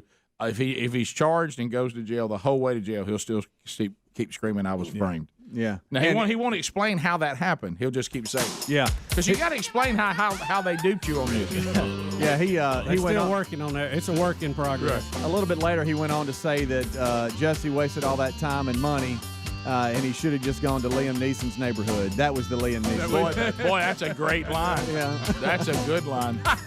That's a good one. Here we come, phone trolling. Hello, Jack. Welcome to Rick and Bubba, and go. Hey, I go to Redemption Church, and Wednesday night's grow group for the men. They said there was an overflow for your gatherings that Sunday night, and they're going to have to open up another room. Yeah, it's just I didn't hear the first part. You talking about this Sunday night at Redemption Church down in Mobile, Saraland? Is that what you were saying? Yeah, there's going to be an overflow. They had to open up another room. They had tables and chairs set up, or going to have tables and chairs set up, and they overbooked. Well, thank you for that. I'm excited about that. And I think one thing that for this show, and I've heard that from them too, now I want you to keep in mind this, and I'm not making this up, and Bubba, tell right now, say, I was there. I want everybody, Speedy, you were here on the show then. Everybody say, I was there. I was there. We did. I need to hear it first. There were a lot of people in the Mobile area that liked this show. Okay, we went there. We used to have an affiliate there. We were there for a book signing, and this is nothing about, hey man, look at it. The bottom line is we can go do a book signing in a place where nobody likes the show, and we're going to sit there by ourselves. Right. Okay, but people came out and supported the show, and they lined up. We went extra time. They had to go get more books. They were lined up out another the store, yeah. And then the radio station canceled us not long after that. Yes, that is correct. So I want them to know, and some of the affiliates out there to know, that here we are with new technology. We have not been on in Mobile in how long? Years. Oh, yeah. Okay, as long as I've been here. And I'm honored to be asked to be somewhere, but this show has been promoting this event, and it is completely sold out, and they've had to go to another room because of people who heard about the event. Now, the church there's done a phenomenal job of promoting it as well, but does anybody really think that people would come to anything with any member of this show associated with it if they had not found a way to listen to the show and knew we were coming? Yeah. Probably not. Okay. So once again, you know,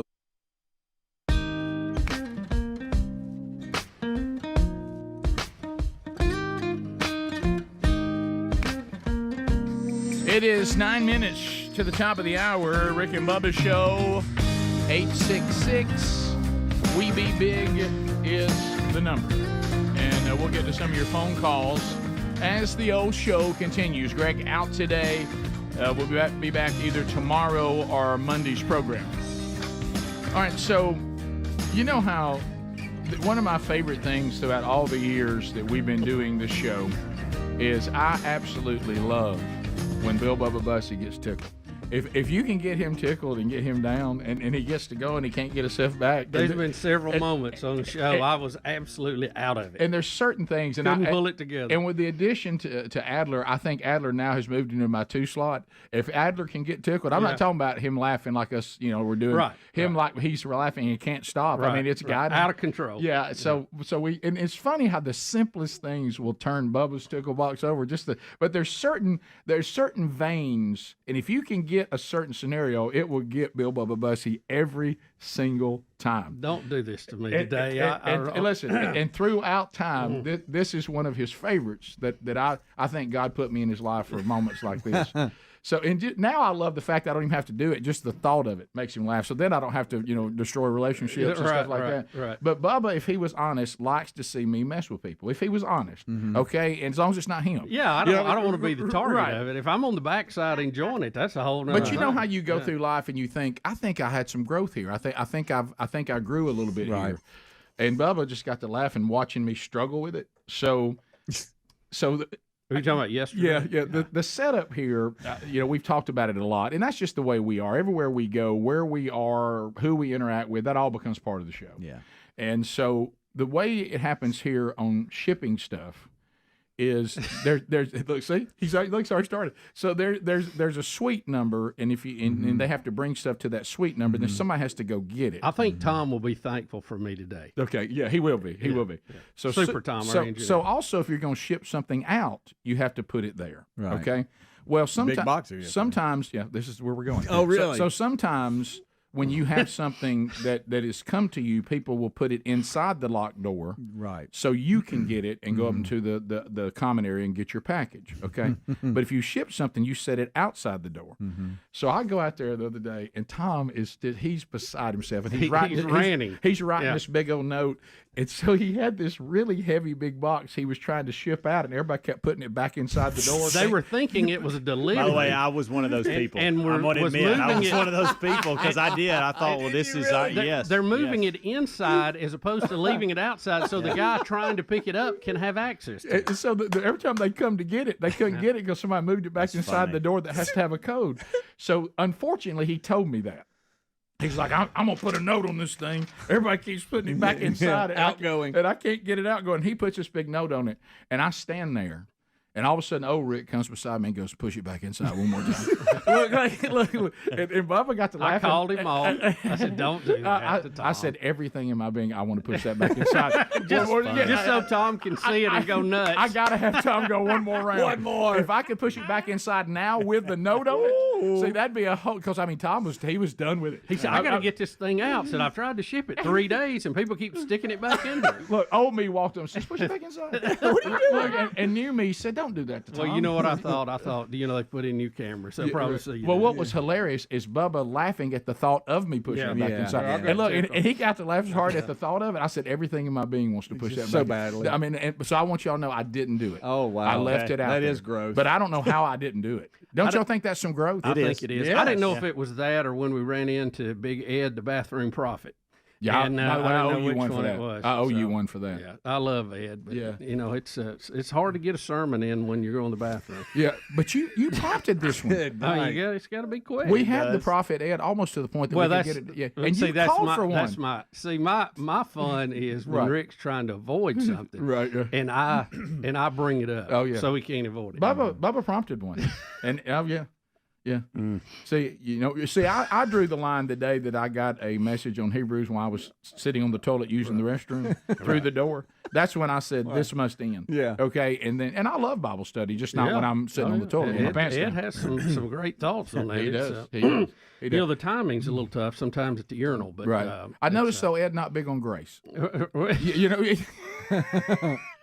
Ed's pretty much old school fire and brimstone. Yeah, sure. But you know, we need a little bit of that. We do need some of that. Now, I'm not sure you should be preaching to people in the bathroom while they have their pants down or unzipped. but doesn't it seem like there should be maybe time and place? It's unusual. You're not used to hearing the gospel with your pants down, standing at a urinal. So we got a little different. So everywhere we go, new characters arise, and this one is Ed, the bathroom prophet. Yeah, we love Ed. Yeah. Well, hey, look, and it's not just I love there. his passion. I love his passion. He loves the Lord God Almighty. Yeah, he could be the lobby many prophet times too. I have to tell Ed, I'm on a 5-minute break. Walk with me. Right. Yes. And, So I get the last part of it as I'm going in the door. Well, and now that goes back to why I didn't push it. I'd like to say I didn't push the package back in because I've grown. I actually couldn't push it back in because Ed was talking to me when I got to the door. And finally I had to go, well, I got to get inside the store, and I rushed past and left the package. I'm starting to think he would be more productive if his desk was in the lobby. Gosh, that's good. Yeah, back to it. Yeah. I don't know what it does, if but Ed, I'm the bathroom sure if he puts the passion into it, he does to the bathroom message. They got a gym there. Do you think he likes? Do you think he likes preaching in the bathroom because it gets that echo? It's good. Yeah, it's got a little reverb. Well, to it. I will It tell you does. this. You know the water jugs that are delivered from time to time, and this delivery person. I mean, he had a dolly full of them. And I saw that. And Ed found him in the lobby and started with him and walked into that business with him and came out. And when I was leaving, he was at the truck, and the guy was trying to get more out, and he was, I think, in the back of the truck with him, talking. No, I looked out like, there. Ed is committed. It was 1,000 degrees. This guy was. Ed'll go shoulder to shoulder with you, and I appreciate this that. guy was humping out there, and he was loading that water, and it was 1,000 degrees. And I looked out, and Ed, you could see the animating. Yes. He was animated with his hands, and I thought to myself, poor. And I just said, that guy. That guy right there is in a bind, But bless his heart, so hard to get this water in. He is absolutely in a bind now. And I could have gone to help him, but I know that Ed, the bathroom prophet, if you walk out there, there's no stopping him. You're just now the second member of the audience. Right, That's right. Yeah. Very he was, committed, he was struggling with that water. Those waters are heavy. They were, and he had to book a judges right there on it. That was something else.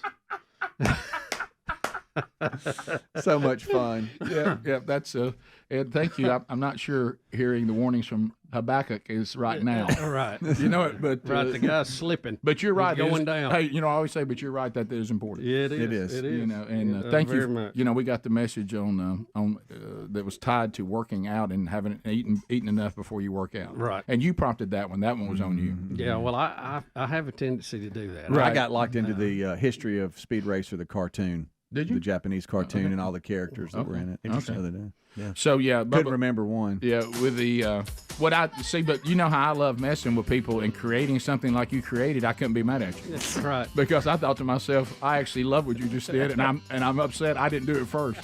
You know it. So all of that in one trip to the bathroom. That was all one trip. Yep.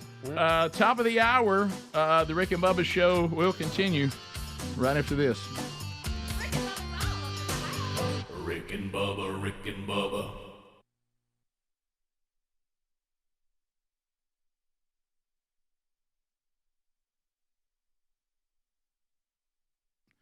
Well, you're responding, and that is to Naturally It's Clean. These products are fantastic, loved by the Rick and Bubba wives, and like I say, Sherry keeps telling me that every time she tries one of their new products, whatever it accomplishes, like the stain remover, for instance, she said, best stain remover I've ever used, so much better than anything on the shelves at the store. And then they have one that's specifically for toilets. Nobody likes that, but you do want it to be efficient. And she said it's the best cleaning product that I've ever used.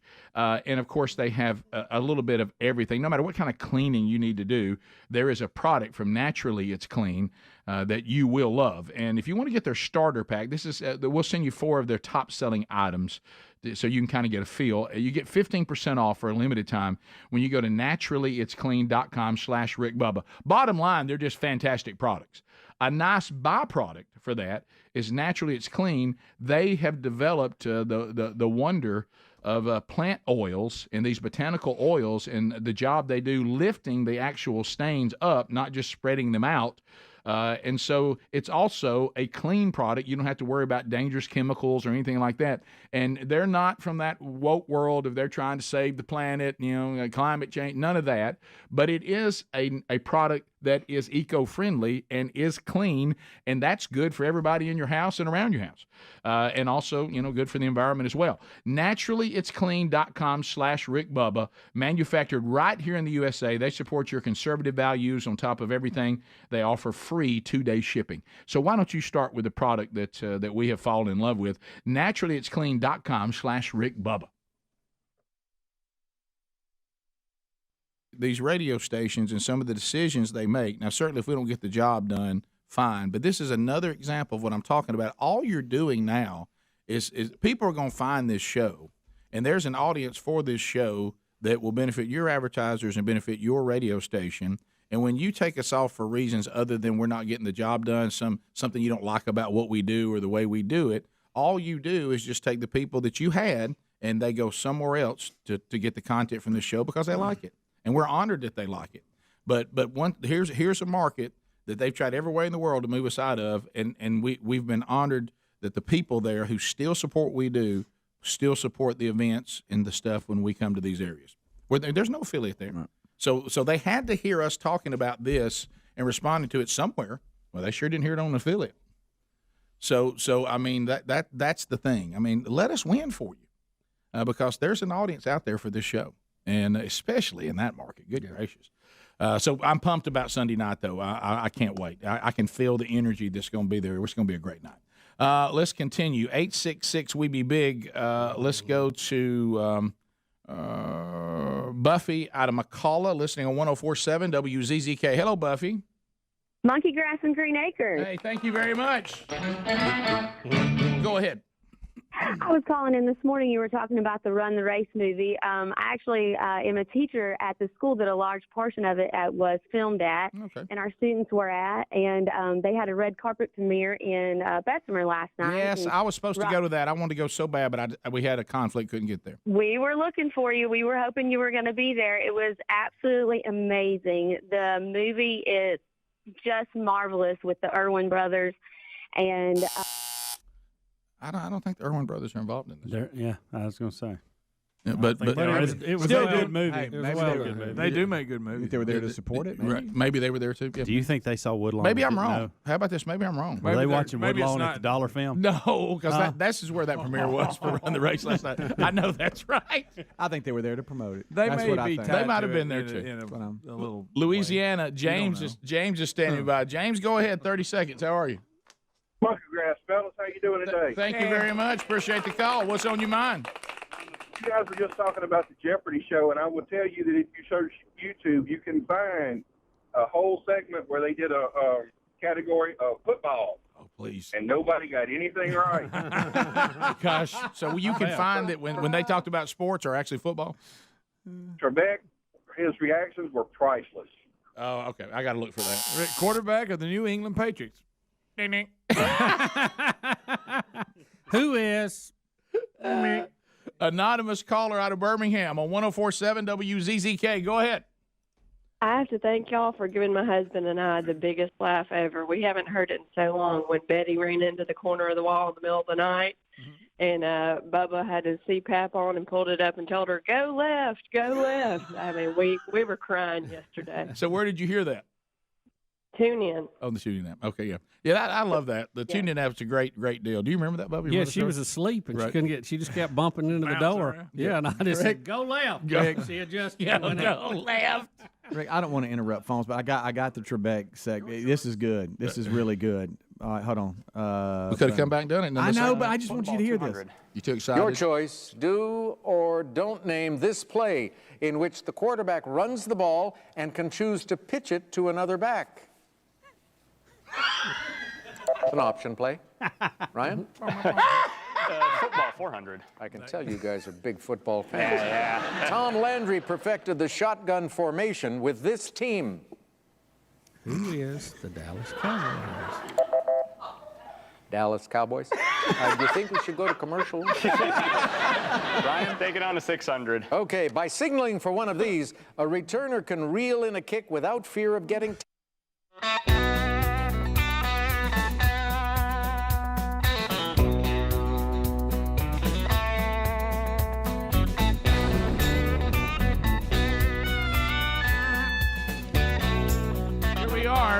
Still here, baby. 6 minutes past from Sweet Home, Alabama to the rest of the world, live and or archived. There's no reason you should miss even a moment of the Rick and Bubba Show. Catch it live on America's boldest radio stations on the Rick and Bubba Radio Network. Catch it live on our TuneIn app. Catch it live on our YouTube channel. You can also catch the archives on your own time on our YouTube channel and our podcast channel. So no need to miss it. Also, there's a unique podcast every week. We record another one today. It's called Rick and Bubba University, a 45-minute conversation either with Bubba and I and you, the audience, on our episode called Letters from the Audience, or when we interview a guest like today, and I would strap it on for this one. This one right here is going to be a podcast monster. And that is Chris Bledsoe. His book is UFO of God. The extraordinary story of Chris Bledsoe, and we will. There's no way if we just said we're going to talk to Chris about everything he wrote in his book, that would be 5 podcasts. Yeah. Okay. No way to cover it all. So we'll give you kind of the meat, and if we need to bring Chris back for another one, another point, and pick up somewhere else. But I've never in my life heard of anyone who's interacted with the beings from either wherever they're from. Most people will take one supernatural encounter and they'll carry that the rest of their life as their one story. Right. His is still ongoing. He's still hanging out with them. Yeah. And they're still seeing him on a reoccurring basis, and he has encountered them many, many, many times. Yes, he was the topic of Beyond Skinwalker Ranch, the episode, the season finale. Mm-hmm. And what episode it was, and it's nothing compared to what the book is. No, I've read the book. I just finished it yesterday, and I would say wowzer. But anyway, it's the question I don't think is, has Chris Bledsoe had some sort of experience? The bigger question is, who is visiting is Chris? That's the bigger story. Yeah. We're going to delve into that and all that he's been through. So, Rick, I want to throw something at you, kind of a new segment here called Either Or. I like Either Or. And I'm going to give you a couple of stories, and you tell me which one you had rather do, or both. Okay. If you want to. Okay. The Tennessee Titans are getting a new indoor stadium, or the Alaska Purchase. I'm going with the stadium. Yeah. Good for you, because let me tell you, this one right here's got so many facts on the other one that it may bog us down for a few hours. I'm going to tell you this, and it doesn't mean that, because I know that I cover topics sometimes and we do it for the audience. It doesn't mean the team's into it. Yeah. Right. And then there's times that I have to say it's probably, if we were just honest, we can be a bit self-indulgent. Sure. And we'll do a story that only we care about. Right. But I will tell you just off the top, I really am not interested in the Alaska thing. Well, I wasn't either. Right, I wasn't either till yesterday, but because you were talking about land, we talk about farms and things sometimes. Right. It was interesting to me that you realize we purchased Alaska for about 2 cents an acre. I told you, right? 2 cents. Yeah, he's going to still talk this is going to be I didn't the ask rest for of the this. day. I know, but I just thought that was interesting. I asked for the stadium. He's trying to bring that. You're trying to pull him in. I love the fact he's brilliant. on the stadium now, and that's old You news. get the whole state for $7.2 million. You know what I mean? What a deal! I listen to it. Now let me tell you what you're not allowed. It's bigger to than Texas, California, Montana put together. There you go. Here's what you're not allowed to do, because I know this is about to open a door. You're not allowed, when we get the price of this stadium, for you to tell me, now you compare that to what we paid for Alaska. Well, because I know that's what you're about to do. It is going to sound a bit daunting at $2.1 billion. Wow. But how about this? He's showing me Alaska. I don't want to see Alaska. I want to see the stadium. The Tennessee Titans are going to build a new indoor stadium, state of the art. It'll be open in 2027, and we've been affiliated with the Titans before. And Speedy used to be their inside guy. Their stadium guy. You talking about the NFL's number one stadium, man? Yeah. And so, look at this drawing of what it's going to look like. Isn't that incredible? Boy, I sure hope the Titans are good again. Because late in the year, being in Tennessee, like a lot of southern locations, the grass starts turning, kind of losing its luster a little bit. And I'll tell you why I want a stadium. This will absolutely be a game changer. It's going to look beautiful on the skyline of Nashville, but I want the indoor not for late in the year. I want it when you go early and you're out there and it's September and it's 101 degrees and you're trying to watch a football game that kicked off at 12 noon. No, I don't want any part of that. And the SEC just renewed their championship game with Atlanta. But Nashville wants a shot at it, and this is going to make a difference. Dallas is also saying we want a shot at it now, since Texas is going to be heavily involved in the SEC. So That'll be another great dome stadium for an NFL team and really, I think they're building it off, in all fairness, just for the next Taylor Swift tour. Well, I think that is the reason they're really building that. Don't forget, too, that the SEC game at one time was played in this city where we do the show, and we kept giving them Legion Field. I wonder why they left.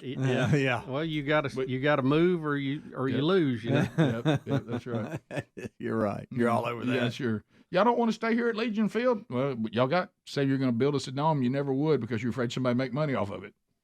Yeah, what a beautiful facility that'll be. These stadiums, too, fantastic. I mean, they're not just stadiums anymore. They're works of art. You know? And they're still trying to show. What are you pulling up the Alaska This is stuff? the paperwork for the Alaska purchase. Yeah, all right, Bubba, go ahead. Pretty cool. That's all. I don't really have. I have don't nothing have a else. lot, I don't have anything else to add on the stadium Look, other than wow, that's cool. I didn't really care for history when I was in school, but I think as I've got older, I appreciate it. But I stumbled across some of these facts yesterday. Right.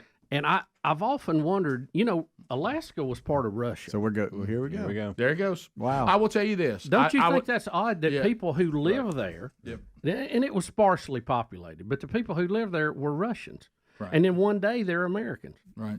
I mean, isn't that weird? I will tell you this. I am more interested in hearing about Alaska than the latest from the Riverfront Brawl. Yeah, well, okay, it just keeps right, going, doesn't it? Right. But I might have had enough of that one. I think we've covered it. Yeah, but no. So Bubba asked me. This is where this started. It was yesterday.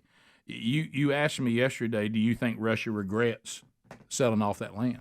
Do they wish they had it? Oh yeah. Mm-hmm. You bet.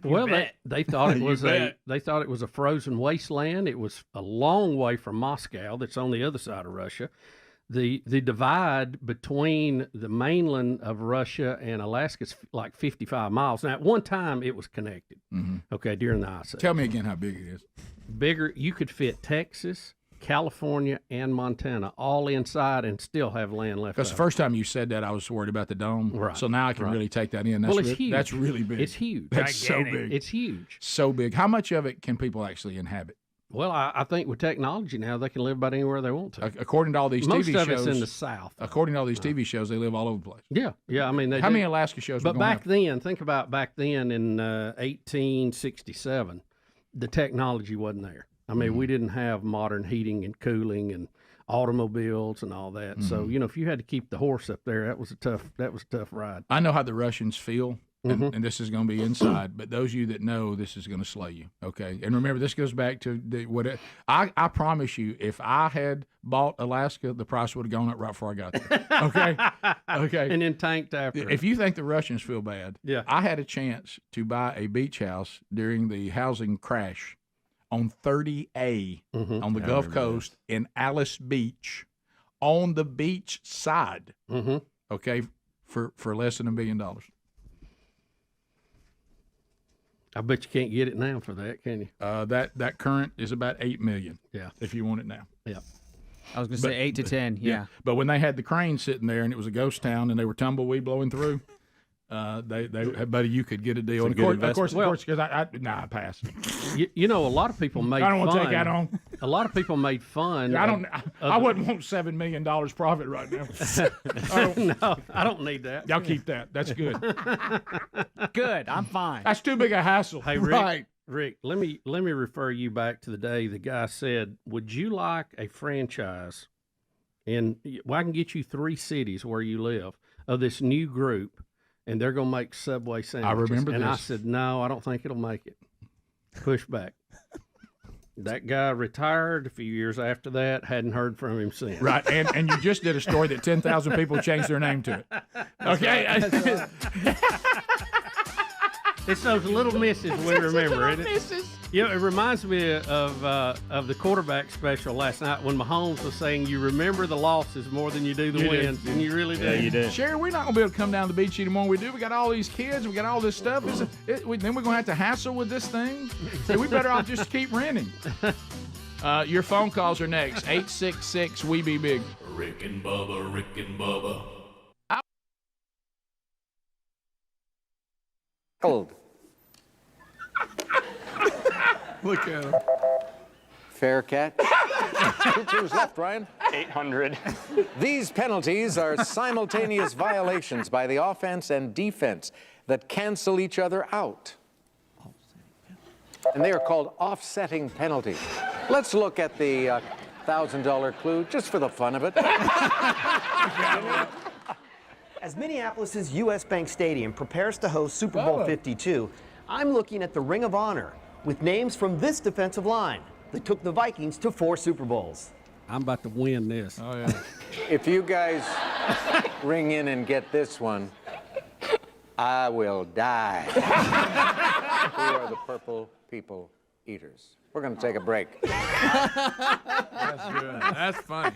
I'm sorry, I had to give that to you right now. You couldn't wait. No, You know people. what? You know what? After seeing it, that was good. It was good. It was good. It was worth it. The only time I knew every answer. Yeah. In the history of Jeopardy. Right. Yeah. But how about, let me tell you this. Let me tell you, me, Bubba, and the guys in here knew everyone. They didn't know any. None. And, of course, I don't know. You know, I'm sure if I was sitting down, you about to hire me at your computer company, my knowledge of football is not Probably going to not. All right, we'll pick them back If you up. were in sales, it might. That's on me. The topic came up. I wanted to find Do you it. want to just pick up these calls? Yeah, we'll come back. We got a lot of calls left. Speedy's a little kid in the back. He's screaming, Daddy, we're going to get that, there. and I know people probably leaving us right now going, man, I'm glad they No, played you're that. right. It Daddy, came up. I got something to say. I got it. Daddy! Can we do it now, Daddy, I'm back here. But How it was long good. we got, Daddy? We almost there? Everybody who heard it was glad they did. Rick and Bubba, Rick and Bubba. All right, a couple of other things that we haven't touched on today that are stories that are just out there. I know Did that. you see this world's record thing? That was interesting. Yeah, what is that? Tell me about. Well, we got a Canadian man wanted to break the world's record by putting on 260 T-shirts at the same time. So now he decided that he wanted to break the how many T-shirts you can put on record. He said he was flipping through all the records out there. The world record book. Say the name, Greg.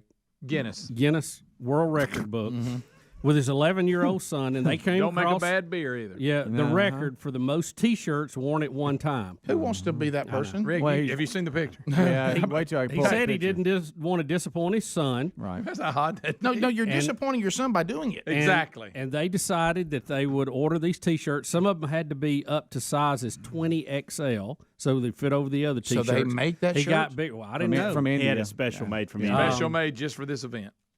So he said it was putting on 250 T-shirts was pretty, he said, generally awful. He said, I think around the 100 shirt mark, I felt like it was going to be impossible. Around the 150 mark, I thought it was one of the dumber things I'd ever signed up for. Took it that long? He said the weight of the shirts became real tough as the number grew. And but they did have a person there to certify it. And the record-keeping organization congratulated him on Twitter. Oh my gosh! Look, I mean, Look his head, please. He's just a blob there. But guys, that's almost like when you like bury somebody in sand or something. It's dangerous. Where it's almost Couldn't like you it would suffocate? suffocate. Yeah. I just have to ask the They need question. some why. shoring equipment. Greg, hey, I pardon me. Do I know you somewhere? Well, you may not know this. You probably recognize me for the Guinness Book of World Records. Oh, really? What record did you break? How far did you run? How high did you jump? What mountain did you climb? No, I'm the guy put on a lot of T-shirts. But hey, 260 something. I put on 260 T-shirts. Get you a look right there. That I don't. But how is that I don't understand. This how that's might as even well be considered a large. feat. This might as well be large produce. Exactly. I mean, who cares? All over it. Yeah, I can Well, put. he I can put raised- under 262 shirts. Okay. There's nobody he that raised can't money. do that. He raised money for his kid's school, and they did it at a local gym to draw attention. So he got his name in the book. How'd they fit him in the gym? Yeah. That's There's some records though you just don't even care. well, you wonder why anybody would want to hold that record, but he's in the book, you know. But back to you saying the fundraiser thing. See, this is just how my mind works, and I wish it didn't. Like you said, Greg, it's not a blessing; it's a curse. It is. So the Awareness. only way I could get some people motivated to help our school out was me putting on a bunch of T-shirts. I couldn't just sell you on the needs of the school here in our community. Worst case, make some Boston butts. Right, that your kid goes there. I can't sell you on that. Do we even need these things? Can we not sell people? And how much on the, did he really say? I mean, raise. How much did he Greg, really raise? You know what? I kind of wanted the school to stay crappy until you start putting them shirts on. Tell you what, I'm gonna reach in my wallet now. That's where it.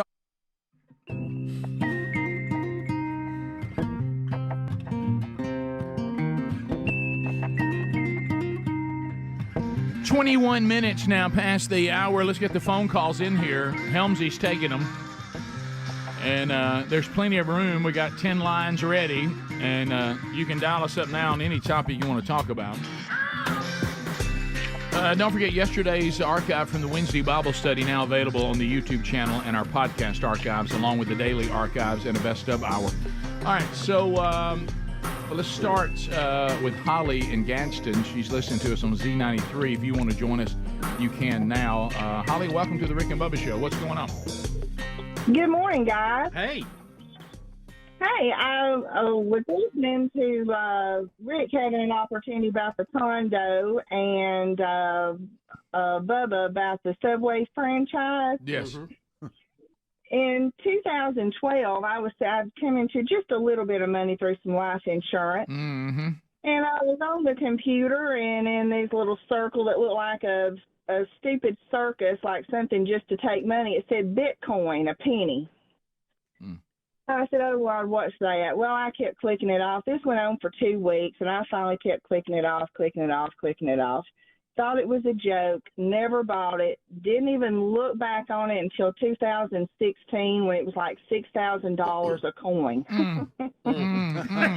The rest is history. Went up to 60,000. Do you know how many times I have calculated how much I could have bought with just $1,000 at a penny a share?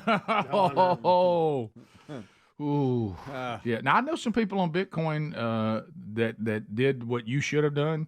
They bought it when it was real cheap, and when it got up, and they realized it probably couldn't sustain itself. But this would be a huge profit. They cashed out and did quite well on it. Mm-hmm. Now you don't want to stay too long. No. I think most people, the problem is they ride it too long. Too long. When you get a good profit, you can sell, take your principal back, and then take what you made or the house money and reinvest that, and then you never lose. I've got some people I know, maybe I shouldn't name them, and they're sitting on like land that they're never going to use. They don't do anything there. They don't live there. They don't have a desire to live there. I mean, it's just sitting there, just doing nothing. And I know who you're talking about. I know exactly. And they'll who talk you're about how talking much about. they keep being offered for it, and they're in their late 60s.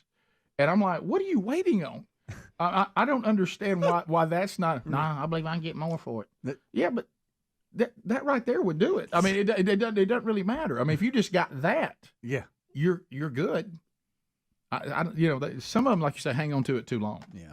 Well, land may be a little bit different because it's not going anywhere. But I mean, as far as stock investing or Bitcoin stuff, Oh, you really got to stay on top of that. That's why. Because we knew a guy, if we won't go into any names, that had invested in the stock market in a company, and it had just gone crazy. I mean, his initial few $1,000 investment was up like $100,000. Yes. And he just kept holding on to it. Right. And then sure enough, it came back down. Perfect. He made some money on it, but he could have made a lot more. Perfect example. Bubba and I have invested in this show far too long.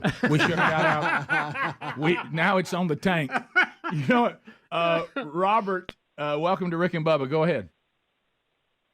Yeah, several years ago, we had a young man come to us, a couple of physicians and myself were doing some investments, and he had a rocking chair. He was from Lebanon, Tennessee, and he had a new idea of putting these rocking chairs in front of these restaurants and put them all over the place and serve cornbread and beans. And, of course, the doctor's wives got involved, and they just thought, no, they need to add something nice. And the guy didn't want to change his idea, and we didn't invest. And later on, this guy started all the Cracker Barrels all over. Oh. Have you noticed too, and this is a very broad brush, but so many doctors make a lot of money. They work very hard. They, reap the investment they've made, which is incredible trying to get through all that, what they go through. Yeah. But so many of them just don't seem to be very good with their money. Have you ever noticed that? No, you're right. Yeah. Here's a guy from email. The guy who started Tailgate Guys. That's one of these companies, where you just they set it up. Just we did it when I was at Mississippi State. One of those companies. He said he wanted me to go in with him when he started it, and I told him I couldn't leave my steady $55,000 a year job. He said he just sold it and retired at 40. Golly. Hey, I got to take a pass on that. Look, we've all been there. We've all been there. Yep. Yeah, I mean, I can have a long list of things I missed on it, as long as you aren't. Yeah, it's a tragic story. A lot of times the kids like to hear it at Christmas. Yeah, and then you go on the other end of the spectrum, but we didn't push back on the restaurant deal. Well, there's some we fell right in. Like I said to the kid yesterday, right? And everybody who's been successful, you're going to have some losses. That's right. Yeah. My favorite one when y'all bring this up is the Krispy Kreme thing. Well, that was an investment. Yeah, that was us overthinking something. Sometimes that won't work out. I didn't know anything about the stock market, but let me tell you what I did know. People eat donuts. Yeah. Yeah, I mean, and they'll eat them no matter what's going on, who the president is, whether we're at war, famine. Don't care. Gonna eat donuts. I bet people still kept eating them through COVID. Let's go to Clayton. Clayton, welcome to the Rick and Bubba Show. How you doing? Rick and Bubba. Clayton, go ahead. Can you hear me? Yeah, I got you now. Go ahead. Okay. Back several weeks, my granddaddy, we lived down in Andalusia, so we're close to the beach, and he used to tell me all the time that he went down to the beach way before anything had ever developed. I mean, this was back when there was nothing there. And he walked up, this guy was selling the land on the beach, and he said he could buy it for $1 an acre or, something like that. So, and my granddaddy had the opportunity to buy. Him and my uncle wound up, have an opportunity to buy it down there. And they both looked at him and said, "You're crazy," because they're both farmers. "You can't grow anything on this sand." Right.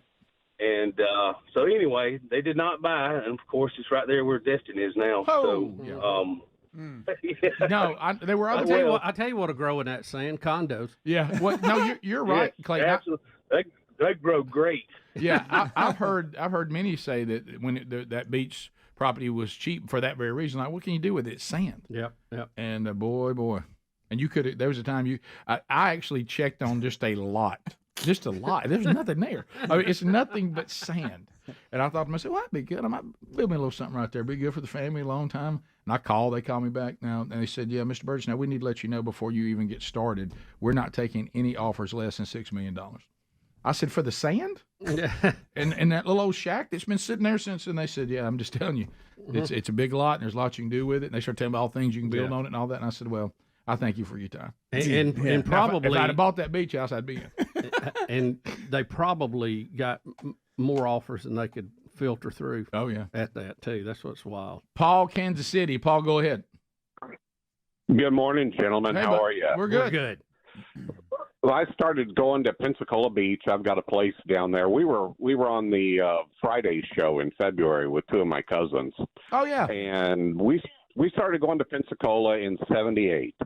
And at the time, Pensacola Beach was mainly flat concrete block houses. My wife and I had a chance to buy one in '78 for $36,000 on the beach, and we were going to rent it out to help pay for it. We're driving back in '78, and we're saying, that's $300 a month. What if it doesn't rent? Nobody's got $300 a month, to spare. Well, then those houses go up now. If a hurricane takes one out, the lot's $1 million. So I've got a condo down there now. Yeah. Wow. And I think Speedy's going down in a couple of I'm weeks. actually going to stay in that condo. Are you really? I am. Speedy found a freebie. No, we'll talk about it. Speedy found a friend. Bubba, Rick and Bubba. Turn. You know what? I will help build that cafeteria. Look at this man's dedication. How many shirts we talking? Okay, I'm not motivated at 100. No, you got to get over 260. Yeah. I like when he said about 150. He thought this may be a bad idea. Yeah, bad idea. Yeah, sure. Wow. That beat the standing record by 3 shirts. By the way. The standing record by 3 shirts. Which means somebody else did it before. Yeah. Well, so let me ask you, what would it take for you to help our school? The kids have needs. I'm not fired up about that. I don't really have any kids. Okay, so we just, schools and community, no heart for that? Nah, I couldn't care less. Well, let me ask you this. Could we get you involved if we got to put on 262 T-shirts? Well, now you've got my attention. Hang on. Now you've got my attention. So you think I got to see. I got to tell you, I'm not going to settle for 258 because that's the old record. What do you think when he got to like 257 and tied it, and they said we got to get 3 more on you, man. We got to get it on you somehow. Just hurry. My point is that's not a record that's going to be hard to break, except for the effort to get all these giant shirts. And I I bet he spent more money buying these shirts and getting them shipped in than if he'd have just wrote a check to the store. Bingo. Now you really upset me. I didn't even think about that. True. Now you've really upset me. You got to look at the net versus the gross. Let's go back to this again. Let's go back to this. I'd like to see Guinness try to have a little more coal factor. Just because people want to say do records, No question. When they call you and say, "I'm going to set a record," all right, tell us what you got. But think about this: Longest fingernails. That's what. Nope, you're out. Nope, that's gross. Nobody wants to see those pictures. That's what sells the book. Can I tell you remember, that? they're book sellers. Remember, not Can I tell you what? record holders. That's the first thing I looked at. Can I tell you that? Oh, did you? That picture as a little kid spooked me bad. Oh, with the fingernails just curling around. I hated that. There's no way a guy could keep it like that. It always had him within the shortest man. How you ever gonna go to the bathroom with fingernails like that? I got to tell you, the tallest man. Carefully. Tallest man in the world spooked me too. He didn't look healthy. Of course, he's not, Rick. He's gargantuan. Yeah. He didn't look healthy. Man, it's a big and the chair he smallest sits in. person in the world. Right. Wow. He had him on that little table. Yeah. He had that little suit and tie. Oh my gosh. I thought the year I had it, he was in a guy's shirt pocket. All right. remind me, Greg, off air and in kitchen. I got something from this past weekend. Gotcha. And oh my gosh, I thought of you, and if you had seen it, I can only imagine. Right? Well, it's certainly moving, but it just it's one of those. Yeah, it was so much more. Everyone else is seeing the moving side of it, and you have to see the other. Is that what you're saying? As we should have as well. I got it. But there's certain things I know that where just. you're headed. And the fact, I'll just tell you later. And we're not going to do it now. But anyway, but I'm like you. I wish I could be the person who said Rick is now in charge of what records we'll document and what we want. And somebody calls up, hey, I've got the biggest pumpkin in the world. Who cares? Who cares? So what? I'm not interested in the big pumpkin. What are we going to do with it? What does that matter? You grew a big pumpkin. Who cares? And they never look right. No. I'm gonna. If fruit is just or any produce is too big, if you can carve a door and live in it, Yeah, we got a sub sandwich as long as 10 city blocks. Who cares? I don't care about that. I said, like in Try getting sports, that in the fridge. we always refer to the big three, and then we have some that are more popular than others. So if it came to records, and like these are the big ones, and this is all we've got, what are you are we doing like Evil Fastest Knievel, man. like longest jump? I'm amazed by fastest man. Yeah. I'm amazed by highest jump. I'm amazed that people climb up to the top of incredible things. Run real far. Run a heck of a Jump long way. Yeah, I like Pole people. I like people vaulting's amazing to me. I like people swimming a long way. And you like tall and short? I love tall and short. You talking about freak show stuff? Yeah, yeah, but I got to watch that. Now we're not going just anywhere with that. I don't like people with animal faces. You know, I've got a sheep face. I don't like tattoos like and piercings and no, fruit all that's out. I don't care. Okay, all that's out. If you set a record for tattoos, Produce. if you set a record for tattoos, you're uncomfortable to be around. Yeah. If you set a record for most piercings, I don't want to have lunch with you. Mm-hmm. You know what I mean? So I don't want those kind of people in there. Was like biggest ears, longest nose, stuff like that. Yeah, you see, like that? if it naturally perked happened, up. if Big feet. if it's naturally happened, I'm in. If you've like marked your body up or stuck stuff to it, I don't want to see that. Man with the biggest feet. Longest fingers. Yeah. I think you Biggest just hit nose. it if it's something that happens naturally. Right. I have the biggest nose in the world. Yeah. Okay, let's have a look at it. I didn't make it that way. I just have it that. That's Right. just who I am. I got this giant nose. Right. I can run faster than anybody on the planet. I'd like to see it. Yeah. My legs are longer than anybody's legs. Right. I'm on stilts. I killed the most wild animals with my bare hands. Okay. Oh. See? Now I want to see that. That's true.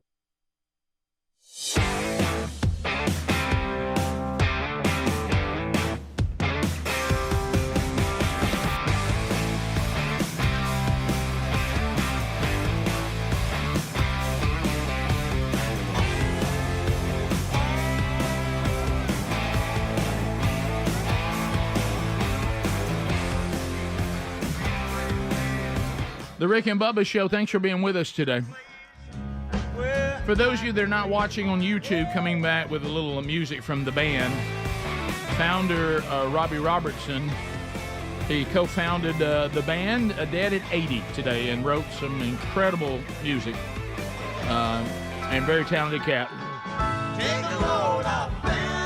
It is interesting that he's a Canadian and he wrote The Night They Drove Old Dixie Down. But he said he interviewed some of the old Southern men and talking about their granddaddies and great-granddaddies, and he said it inspired him to write that about the Civil War. He became fascinated with that. But anyway, a lot of music that. Play a couple of those clips because people will recognize some of those. They probably don't think they know his songs. Yeah, but the band, just their catalog is just incredible. So anyway, he has died at 80 years old. I've watched their documentary, and of course, The Last Waltz is the last time they all played together as some of the original members. That's a great documentary too. I think Martin Scorsese did that, didn't he?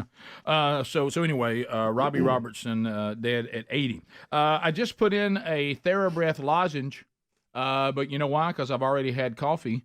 And I've gotten here and had my breakfast, and so now I'm like, you know what? I need to get that breath back to where the guys don't dread me. And TheraBreath has all these products, and they are designed to really go after what is actually causing the bad breath. So look for these products. You can find them at retailers, over 100 different retailers, but I know sometimes based on shelf space, like the grocery store nearest me where I normally get the lozenges, I'm having a hard time finding those on the shelf, so I just order them. You can go to TheraBreath.com if you can't find the particular product you're looking for, but some of their products should be there. Over 100 of those, and they've got the toothpaste, they've got the mouthwash, they've got rinses for your gums to keep your gums healthy. And oral hygiene has a lot to do with your overall health. So in these products, there's no one who does it better than TheraBreath. So go to TheraBreath.com or look for them at retailers everywhere, and we're proud to have them as a sponsor, and they have been for many years. So, Bubba, I was looking at this tweet. Span, where we live, and a lot of you are in similar climates that catch the show. Our life right now consists this time of year, and it always does, blazing hot weather. I know you see some of those in the environmental cult are acting like that this blazing hot weather for some of us in August is something new. It isn't. But anyway, and the humidity where we live just gets through the roof. I mean, if you wear glasses or even put on sunglasses, you get out of your vehicle and you can't even see. Right. Because your glasses fog up, you can't see anything. So this produces some pretty intense thunderstorms and lightning pretty much every afternoon. And evening. So Span has been concerned about this, and I'll tell you about another thing that happened last night. Span is trying to educate people. He cannot stand. And you remember when you were growing up, and the old men would say, "That's just heat lightning, right?" You talking about Mac Daddy? Oh yeah, still hear it to this day. Oh, do you really? Oh yes. Yeah. So it's just heat lightning. All it is. That's all. Right. So Span says heat lightning does not exist. There's no such thing as heat lightning. And he said every bit of lightning we see is dangerous, even heat lightning. So I thought about him last night when I was looking up on the back porch, looking at what I thought was heat lightning. Yeah, and and it was kind of cool. And I was like, Span's gonna be mad at me for being it wasn't like heat, he could see me. It wasn't heat lightning at my house. It was right on top of us, and it was putting on a fireworks show, and they were direct strikes to the ground. It was lighting everything up, and I don't know if something got hit close to me, but I saw a lot of blue lights down in the valley. So I don't know if something got hit last night or not. Well, just down where you live, Rick. Yeah, no. Well, Span said, I'll tell you about that. Span says just because you don't hear thunder, it does not make it heat lightning. It's probably because you can see it from 50 to 80 miles away because it's so intense and over 50,000 feet tall. So I was looking at the storm over your house then, Bob. Yeah, and I saw it. But here's what I wasn't ready for. And I actually think, I don't know where to find the right mix on this, okay? Because don't hear me saying something I'm not saying. I know that severe thunderstorms are dangerous. I got that, okay? Oh. Of course, it's not a tornado, but I've got that. But I've never seen this. This is recent. It's almost like we're becoming more and more dramatic about everything in our society. Everything is end of time, doomsday. And so I've never seen this before. In the past, they would say, this is how it would be presented to you if you were in the path of a severe thunderstorm. Right. Severe thunderstorm warning for these places. Straight line winds could be this amount. Yeah. Could produce tornadoes. So be damaging straight line winds. Be aware. Okay. Have y'all read what they put now? It basically is your life is over. This thunderstorm will likely destroy your property, kill your animals, and kill you if you go outside. I could not believe the note that was sent on the app about this severe thunderstorm that came through. I'm not exaggerating. They were talking about how the hail was going to kill my animals. I'm not exaggerating. Look at it. I mean, we got dead cows all over North Alabama. Right. We do. Well, they were talking about the hail's going to hit them, and the hail. Look, it said this: expect property damage. Expect your car to be damaged. Expect trees to fall on your house. Oh, boy. Look, even tells us on a severe thunderstorm to take cover and get in the lowest floor as if it's a tornado. And I'm like, when did we start this on thunderstorms? And so I start looking down at it, and I'm like, sure. I said, this warning's like telling us this is the end of time out there. And she goes, you talking about the thunderstorm? And I said, yeah, and I know it can knock the power off, and I know a tree could fall. I know all that. But they're treating it like I was in line of a tornado headed toward my house to destroy. My life would never be the same after this thunderstorm came through. And I thought, well, see, what the problem with that is we've talked about 1,000 times. When that doesn't happen, then people start taking these warnings. They let their guard down. Yeah. Yeah. Have you not noticed? I wish I would have done a screenshot and took a picture of the verbiage. It was end of time verbiage, and I even looked at Sherry. I said, "This is a thunderstorm, right?" And she was like, "Yeah." And I said, this says this thing's going to kill us. I mean that our property, we're going to have a new roof. Thank goodness we don't have pets anymore. Yeah. And I was like, what are we talking about? And it was that same one you're talking about that came because you and I saw the same one. Sitting on top of us. I just didn't know when these severe thunderstorm warnings had gone to this level now. Yeah. I mean, they really. They treat it just like a tornado. Well, and I know a lot of people say, I love to take a nap or go to sleep at night with a thunderstorm. If it's off in the distance, that's fine. But when it's sitting on top of you, it's not as much fun because it keeps vibrating the house. Oh, absolutely. And you're like, wow, how close was that? Oh, God, I wish I'd. When you hear that little electrical noise and the boom right after it, and you feel like the windows are coming out, it's really hard to sleep. I'm almost hoping we'll get a warning. I can't relax during the show so I can take a screenshot of it. I couldn't believe it. So it said severe thunderstorm is what it said? Yeah. And then it gave me a list of all the things that were about to happen to me, and I found myself terrified. I thought, my goodness, this is the tribulation. And y'all, I'm not exaggerating anything. Matter of fact, if I would have taken a screenshot of it, you would go, Rick, you didn't exaggerate it enough. You should have read it. It was everything in the warning, all the right. Because sometimes, you'll just get severe thunderstorm warning and you'll get the map. But every now and then they'll throw you here's the verbiage of the warning, and it was doomsday. I thought I was reading the Revelation. I was like, Sherry, we may not survive. All right, I'm getting texts from friends. Rick is not lying. I saw the same warning and read it to my wife last night. It's unbelievable. I mean, it's like you look up and go, well, it's over. Our car's going to be ruined. Our roof's going to be ruined. Our pets are dead. I mean, this is the end. And every tree here is going to fall on our house. We are doomed. And you know the deal. They don't want to undersell it and then get blamed. Well, you know how it is. And I totally get that, but you do see there is also a downside to overselling. Yes. Yeah. Because then you get you're just creating another problem. They also want to click on the notification too. Right. Yeah. Yeah. So that's probably that's some true. of that. Yeah. Yeah, that's true. Yeah, gotta have our likes. Right. Look at my clicks. Yep. Especially when all the views. Especially when I see State Farm on there, they want to get a lot of clicks. It's they're sponsoring it. So I just think I'm sorry, it's Alpha. Now they're really mad at me. So anyway, I didn't know which one it was. Which one you're talking about? I'm just trying to get the weather. All right, I'm looking now. Right. I might have that one. Well, I don't know. Just see. Why didn't you screenshot it? I should be reading it right now, and we would all be going, good gracious, Rick, you're right. It sounds like the end of time. I thought at the end of it, it was, maybe Ed, the bathroom prophet, had sent to me this. I didn't know what was going on. And I looked at Sherry, and she goes, what? I said, is this bad? I mean, this is like a thunderstorm. So we got through it. We survived. 15 minutes to the top of the hour. 866-WE-BE-BIG is the number. So Span, you better tell Mac Daddy. Span said heat lighting is not a thing. Yeah. Doesn't exist. We'll be right back. Rick and Bubba, Rick and Bubba.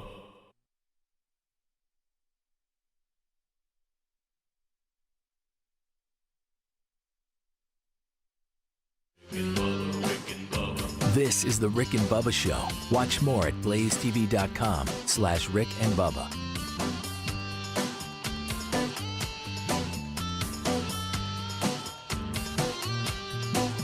I want to know about him, and I want him to go jogging with me if I'm gonna go up anywhere. That guy. What about heaviest man? Difficult man in the world. Difficult to look at. That's almost in my difficult to look at category. Yeah, but you won't see that in the skinniest man. All that. Sure. Yeah. So But I don't care about how many T-shirts you put on. I promise you that. I mean, not even remotely. Biggest ears. Yeah. If I was on a highway and somebody said, if you exit right here, you can see that guy with all them T-shirts on. I don't stop. No, Rick. Now, world's biggest chair. Oh, I'm there. Yeah, I might pull in to have a look. Maybe. Human blockhead. Get my picture under. We'll be right. More Rick and Bubba next. Rick and Bubba, Rick and Bubba. Rick, we did find a story out of Goodlettsville in the break. Police say that a woman fired shots at 2 hunters who ventured onto her property Thursday. According to police, the victims were raccoon hunting when their dog ran toward this lady's house. Ashley Pepin was her name. The homeowner stepped out of the house and asked the 2 victims if they had any beer, according to police. Okay. Authorities say the victims asked Pepin if she had the dog, and she replied that she did and thought that the dog had a bomb around its neck. To the caller. The victims explained the bomb was a tracking device on the dog's collar and asked her to return the dog. She briefly stepped inside the house and then returned carrying a shotgun. Uh-oh. The victims claim she fired as many as 15 shots at them. Police recovered several shell casings off the porch, and she did confess to shooting at the victims.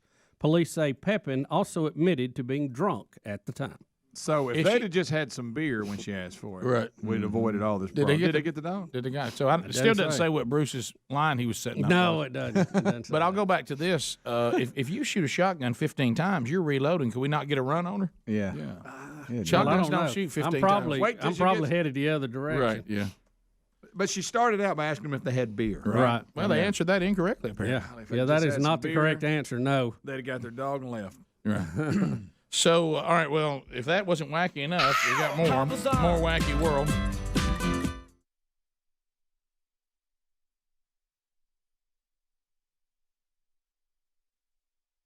Delivery man is unloading his 18-wheel truck when all of a sudden the truck starts to move away. He jumps on.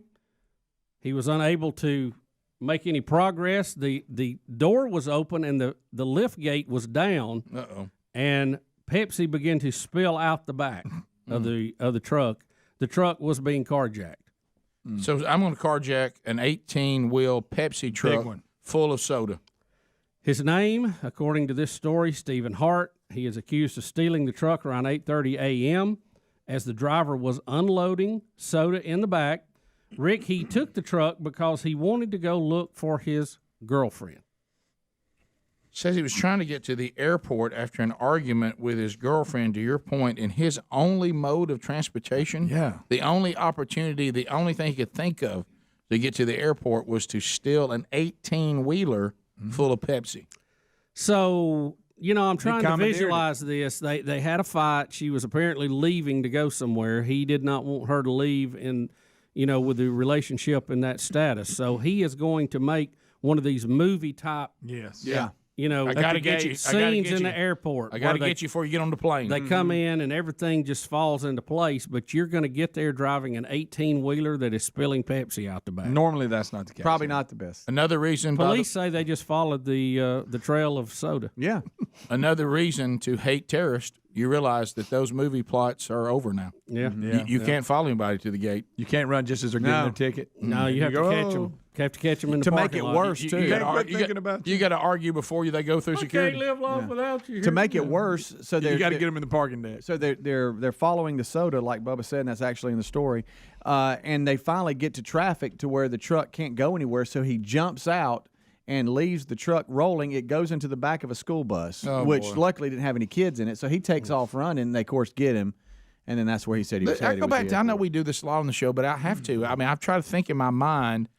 So what's wrong with your life if you only way to get to the airport to stop your girlfriend is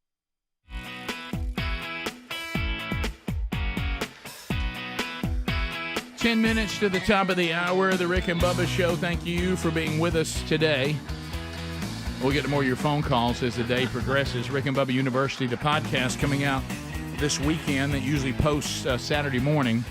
We'll be talking to Chris Bledsoe. He wrote the book UFO of God and has been on Skinwalk, is it Beyond? Is he on Beyond Skinwalk? Beyond Skin. Also, last week. I didn't know till I read the book, and I have finished the book. He gets visited quite a bit, and also they were featured on the Discovery Channel years ago on whatever Discovery Channel does, where they go to strange happenings. I don't know what that show's called, but anyway. So, but we'll talk to him on Rick and Bubba University, the podcast. Coming up, and it'll be out this weekend, so be sure and catch that one. All right, so we got to get our Biden stuff in today. There's always Biden stuff, Bubba. Always Biden stuff. Always Biden.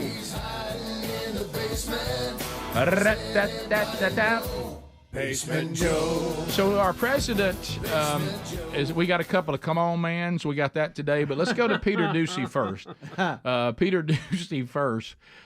Peter must be back. Is he back from vacation? Where's Peter Doocy been? I mean, I guess he had his summer break. Yes, he's back. He's about to ask Biden the question you cannot ask him, and Biden is going to lie again. Now we've had so many people say we just did an interview the other day. The guy was it Tucker Carlson talking to him because I was in the room. Yeah, I heard the president. I heard the speakerphone.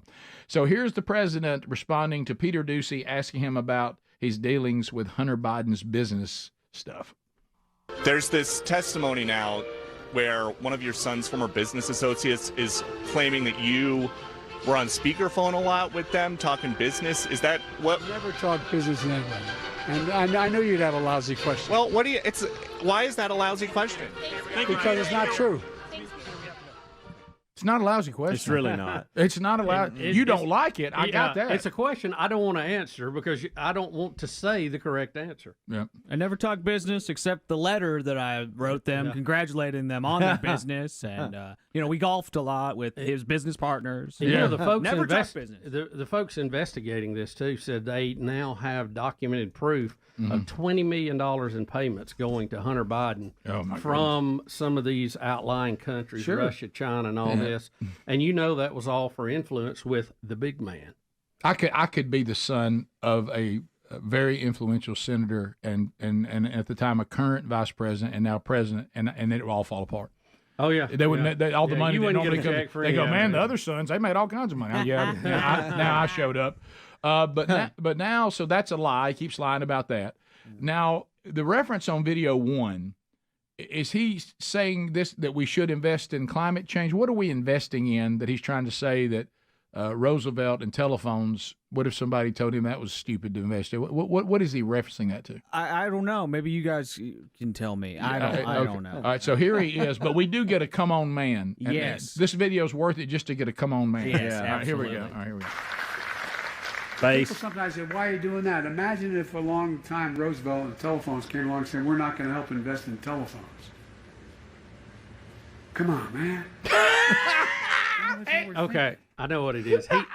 He's talking about the government's investment in the green energy. That's correct. That's what he's... And he's comparing to if they had not helped the telephone system along at the time, which is a totally different, ridiculous comparison. It sure is. So he was in New Mexico doing what Bubba just said, talking about green energy and Bidenomics. Yeah, and so that's what all this is coming from. But but again, though, if you'll notice, when these come on mans or I'm not lying or I'm telling the truth. Come on, man. Those come when he gets no reaction. Yeah. Right. Notice when he makes this statement, he thinks he's made a profound statement. Of course, most people, Bubba, like you and the guys have said, they realize this is not apples and apples comparison. They could prove what the telephone could do. It was factual. What they were trying to accomplish. You're wanting us to invest in something that is a theory and it has not been proven, and y'all keep living like you don't even believe it. Mm-hmm. But anyway, so it's apples and oranges. But watch that he gets no response, and that's when you get a come on, man, or I'm telling you the truth. Here we go. Oh, sorry. I got the next one. Oh, I'm sorry. You can't let me have come on, man, one time. Okay, sorry. Come on, man. Come on, man. You know how I love a come on, man. Adler. Come on. Come on, man. Oh, wait, that's him trying to leave. All right, which one is well, that one's coming up later. That's two. By the way, he gets lost again trying to leave again. Yeah, he does. Yeah. Well, again, Rick, he stands there and he doesn't know. He goes left, right, left, right. I said, why are you doing that? Imagine if for a long time Roosevelt and telephones came along saying, we're not going to help invest in telephones. Pause. Come on, man. He gets no response. Come on, man. Come on. All right, so then we'll move on. I'm sorry. Yeah. I'm sorry. We'll now, go. This we'll go next to two one. now. Tell me if y'all can. He kind of twists things. Bubba, help up. us with this one. See Well, if you he's decipher talking it. again about Bidenomics and the economy and all this kind of stuff. Just see what you think here. I think he messes up and he tries to correct it. I don't know. The problem was too many people are working, people are working, making too much money. That's not the problem. Bubba, help us. Is he? I'm out. Bubba, help us. It sounds like he's having a debate with himself, and losing, and both sides are losing. People are working, making too much money. That's not the problem. That's not the problem. No, you're right. It's not, Have y'all noticed, and we've discussed it, even he gets tired with sometimes his statements where about halfway through he's done with How it. about He's like, oh, whatever. President Biden is bored with President Biden. You know, yeah. You ever had something you were trying to fix and you'd probably fall down again? Probably. Forget it. That's him trying to put together since I forget. Yeah, whatever. People working. You know what I mean. And then he just screams out, "That's not the problem." Come on, man. No, I'm serious. Well, I'm saying, I ain't lying. This thing where they're trying to coin this phrase Bidenomics. Oh my goodness. And somehow tell everybody they're doing better is not working. Well, no one is buying it. It is ridiculous. We look like a banana republic because we're prosecuting our political opponents who are beating us in the polls, by the way. Mm-hmm.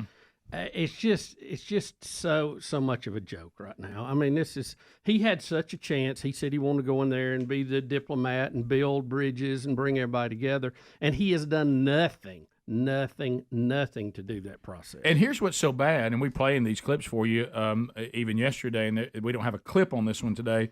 But, I mean, you've got Victor Blackwell, who is CNN's host of CNN This Morning. He goes after John Pierre, saying the poll numbers are showing that Bidenomics isn't popular with Americans at all, and y'all keep acting like it is. Yeah. And nobody's so buying it. even CNN is going, y'all are saying something that we all know is not true. And you know how CNN likes to go after the press secretary of the Biden administration. Well, there's nothing better than everyone's favorite American Indian, Elizabeth Warren, when she's put on the spot. Yeah. And she's asked about these dealings. Now, they've got documented proof of this $20 million. This is going to be the undoing of the Biden administration. Do you think? Oh, I do. Yeah. And let's see her comments. All right, so here. video 6, then Jake Adler. Tapper.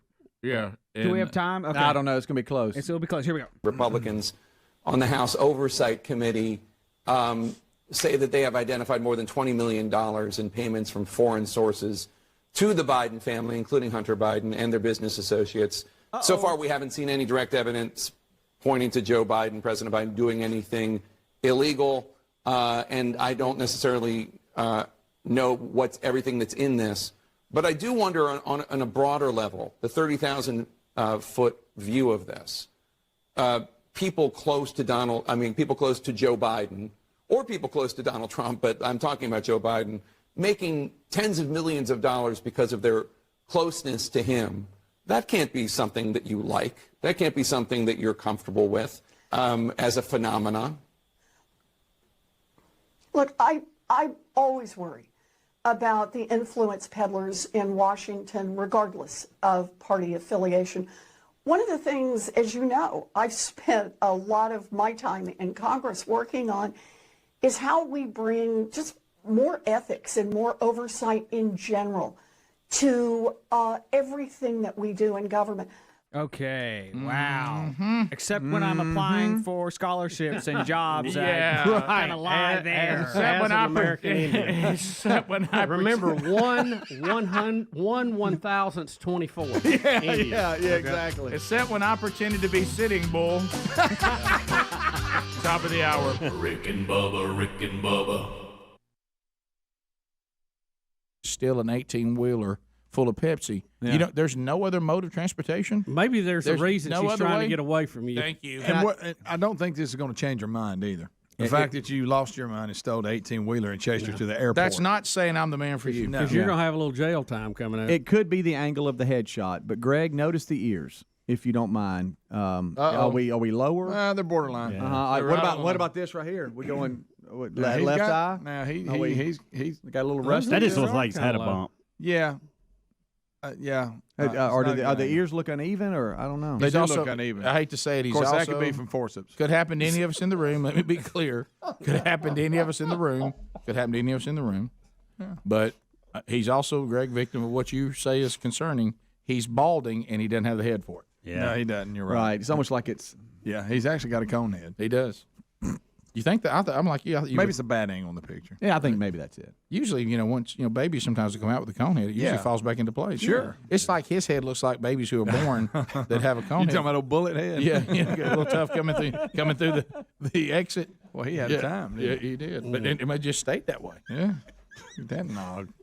You're right. But I'm with all of you. If you're trying to convince a girlfriend to stay, this is not the way to do it. Honey, I don't know though. Is there some women out there that the effort to steal the 18-wheeler with Pepsi in it? I thought I was done with you till you stole a truck and chased me to the airport. But think about that this. Impressed me. Now I'll see how much you love me. He's And by the way, can I have a Pepsi? Yeah. I'll almost bet he's got priors. Oh. And, he's going to go away for a long time. So if you're going to stick with him, it's going to be a while before you can go on a date. That's true, too. You're not going to see him for a while. Yeah, Except through glass. But in some weird place, there's women that send letters to men in jail all the time. All the time. And is there some kind of symbolism here? Because I still want to know why this was his only option that he could think of to get to the airport. Obviously, he doesn't own a vehicle. Is there some symbolism here? Did she love Pepsi? Honey, I brought you a whole truck. I know your love for Pepsi. I'm just trying to look at all the different angles. Yeah. I'm showing you something. Look what I've got. Of course, you're spilling it, but look what I got. What if she said, but I'd rather had Coke? And he's like, God, misjudged it. Yeah. The only reason why I drank Pepsi was that restaurant didn't offer Coke. There it is. You never know. And guys, this ain't just one of those delivery trucks. This is a big one. This is a sure enough one. He was splitting and stacking going out there. He must have knew how to drive it, though. Yeah.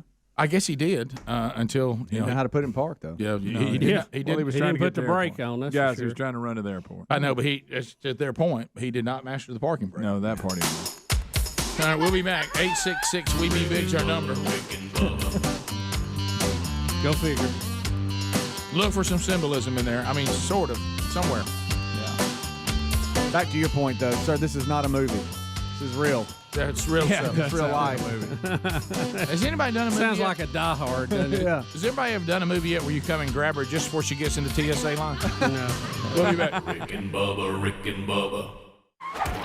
Catherine has been patient out of Hoover, Alabama, listening on 104.7 WZZK. Catherine, thanks for your patience, and welcome to Rick and Bubba. Hey, guys, thanks. I just wanted to make a quick comment. I love your show, listen to you guys all the time.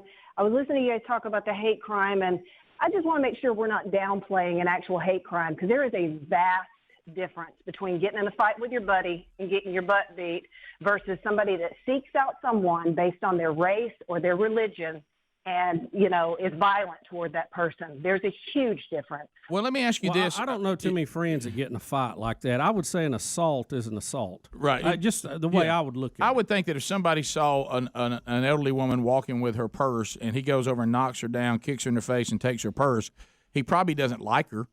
Why don't we just make the punishment bad for every assault? Yeah, why don't every crime, every murder? Yeah, I don't think an assault on somebody because of their skin color, their lifestyle, or their whatever, then you assault some random elderly person that somehow the person It's who different. But it shouldn't be is what I'm saying. Why I mean, shouldn't we stop all assaults on people? Both should have for whatever reason. Absolutely. I mean, absolutely. But somebody that seeks out, it's not like, I'm a bad guy and I'm just going to rob a bunch of people. And someone who specifically seeks out, I hate black people, and I'm going to go kill some black people today because I hate them. Well, sure. I mean, I understand. It's completely different. But that's still evil either way. It's when people go out and randomly hurt people or even seek out to hurt people, they're all evil people. How about if I just want to kill people? Yeah, but that's still bad, right? So what you're saying is like there's a conservative activist who was talking to Hannity and talked about that he was attacked viciously on the UC Berkeley campus. Oh yeah, got punched. And got punched and beat up solely because he was conservative, and these liberal college people went after him because they don't like anybody who voted for Trump. They don't like anybody. Is that a hate crime? Is that also a hate crime? I think it is. I do too. You are specifically targeting that person for their political views. It's a hate crime. But the problem is we don't treat it like a hate crime, though, and we should. If we're going to have a hate crime category, that category has to be consistent. Mm-hmm. I agree, but I just don't think that that's the same as, you get in a fight and somebody really just assaults you and beats you down. No. I think a hate crime is another level, I guess. Well, I understand what you're saying, but if you're sitting there and your loved one has been killed by an evil person, and they say, "Hey, good news, they didn't kill them because of their skin color, their religious beliefs, or their sexual orientation. They were just in the wrong place, the wrong time, or they wanted their money. They just randomly killed them because they kill people and they're evil. I just don't think there's any solace in that.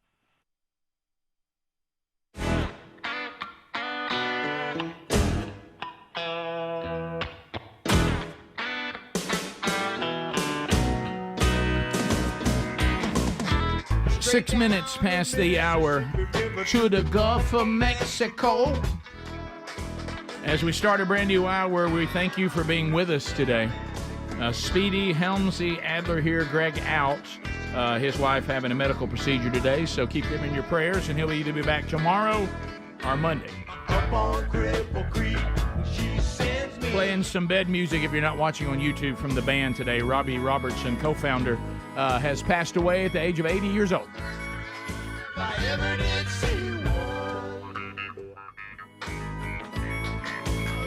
All right, so Bubba, as we start the hour, by the way, somebody did send me the National Weather Service severe thunderstorm warning from last night. Somebody sent it to me. I've got it now right here. So listen to what they're saying, okay? This is a severe thunderstorm. Golf ball size hail, 60-mile-per-hour wind gust. People and animals outdoors will be injured. Expect hail damage to roof, siding, windows, and vehicles. Expect wind damage to roofs, siding, and trees. Move to the interior room on the lowest floor of the building. I'm like, wow, that's a thunderstorm. Well, it's under precautionary preparedness. They're covering. They're getting you everything out there. Right. So anyway, Rick, don't talk about weather. Bubba's going to defend. No. We do need to be. I'm just trying to. If I was sitting here going, let's get that pendulum where it ought to be. Let's don't swing too far one way or the other. Now, keep in mind, I'm married to a woman. Honestly, if a tornado was coming down the crest, and she would be outside still doing her gardening. Really? Yeah, she's zero fear. She's too far the other way. All right, so let's talk NFL. Bubba, you had a very interesting story, and I can't believe. Well, I can believe. Well, Eric Bieniemy, great college player. We enjoyed watching him play in college. He now is one of the top assistant coaches in the NFL. Mm-hmm. He has been the offensive coordinator for the Kansas City Chiefs the last 5 years and has had the number one offense in the NFL. Yep. But he's been consistently skipped over for head coaching jobs. And I can't help but think, and I don't know, he hasn't said this, but I think a lot of people think the success of the Chiefs may have been to Mahomes and the players that are there, not necessarily his coaching and his calling ability. Understood. So in what a lot of people thought was kind of a surprise move, he moved sideways in the NFL and took the offensive coordinator job with the Washington, what are they now? Commanders. And with Ron Rivera, who's the head coach there. And, if he wanted a challenge, he got one there. Yes, that's for did. sure. They've Yes, been near the bottom the last few years in offense. Right. And but now that we're into the summer practice, we're getting ready for preseason and all this, there's a story on Yahoo Sports today that says Commander players went to Ron Rivera because they were a little concerned about Eric Bieniemy's intensity. He's pretty strict. Wait a minute, NFL players, men who play in the NFL, who get paid millions, and by the way, who look, let's call it, have sucked the last few years. Yeah. They've got a guy who's been winning Super Bowls. He's come in to turn them around, and they think he may be a little too intense. He's too intense. Well, bless their heart. What they're acting like he's coaching second graders. I mean, this is the NFL, and you have had no success. This man, to Bubba's point, has had success. Now, don't miss either. We're early in the summer preparation. Yeah, it just started. This is not even. This is like that time I told you the story about the guy when we were in Shales, and he said, "I hope it's not going to be that rough every day." And I'm like, "Buddy, Thursday, you're going to hate Thursday." I mean, we're not. I mean, they're not even really going hard right now, and they think that Bieniemy is too intense? The number one offense in the NFL for 5 straight seasons? Do I hear this correct? Do I have my facts right? Yes, you are correct. His standard of coaching and being held accountable, I would think, would be something that they won't. I would be embarrassed. Yeah, I would too. Rivera would be embarrassed. did answer the questions to the Post, and he said that those players had urged him to speak directly to Coach Bieniemy. Rivera said that those talks have been enlightening for those players. He also implied he didn't have any issues with the coach's approach. Right.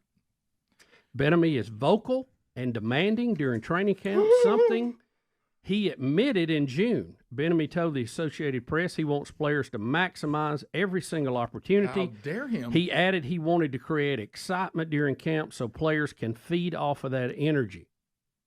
Wow. Well, it sounds like I'd like to play for the guy. Hey, he sounds like he's out there. He's got to be. They got to get rid of him. Quarterback Sam Howell, let me say this, added that Bieniemy has high standards. Oh, no. Not high standards. But he said that's what the Commanders players want. Well, I would say they need it whether they want it or not. Right. You know? And so what I would have done if I was Rivera, is that how you say his name? Yes. Yeah. Ron And it's Rivera. Bieniemy. Yes, Bieniemy. I've held back the whole time. Yeah, I have to. I don't know how to say it. Everybody knows what you're talking about, though. Bieniemy. Bieniemy. Like the enemy. Like Correct. Well, no, that's what the players are called. Yeah, he'd be their enemy. Right. Yeah. So I would have said to those players, if I was head coach, and I don't know what their contracts are, but I would look, hey, thank y'all for coming in here and spending some time with me. And let me be sure, I want to write everybody down that's here that's complaining that there's an offensive coordinator here that's had the number one offense the last 5 seasons, that y'all think he's too vocal and intense and too demanding, because I need to know how to trade y'all. I'm not sure when I can. We are terrible. We are no good. And probably players like y'all are the reason why we are no good. So as soon as I can trade your sorry rear end, I will, because it would make us better tomorrow. Bieniemy says, when asked about this, he said he makes it a point to have conversations with his players. My job is to address if there's something they may have an issue with, ... We're in a grown man's business. Thank you, Coach. And I One think that, by that's the the way, point he wanted to get across. He's been in the league as long as some of these guys have been playing football, okay, in the league. Come on, and I would just say, look, I'm really not concerned about what you want. I'm going to give you what you need. When this Period. is the state, End of story. when this is the state of grown men, doesn't our society make a lot more sense to you? It does. No wonder. Yeah. I didn't realize y'all might have mentioned this when I was Googling, but he played for the Colorado Buffaloes. Yeah. Yes. Yeah. He's their all-time leader in rushing yards. he was and like the touchdowns. runner-up in the Heisman that year, too, or real close. Wow.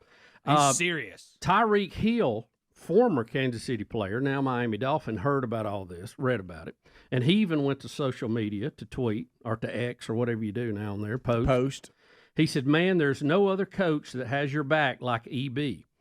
Take it, that coaching, and you will get better. We've all been through it. It's tough, but I promise you it will make you better. I can't believe. Are we having explained that to pro athletes? We are. You took the words right out of my mouth. These were such basic concepts. Yeah. You ain't on the 6th grade team. We don't guys. even Come on. understand this anymore. That's what I was going to say, Bubba. It's in middle school football. But even in middle school, you know what the players who played for me would say? He was vocal and intense. Yes. And you know what? And that team was better than any team they'd had there before. Right. Because before there was no discipline, no order. Can I tell you, I've had a lot of good coaches growing up, but the ones that were a little more outgoing, I dreaded it a little bit, but it made me better. Of course it did. It really did. And what, like you just said, is this a new concept?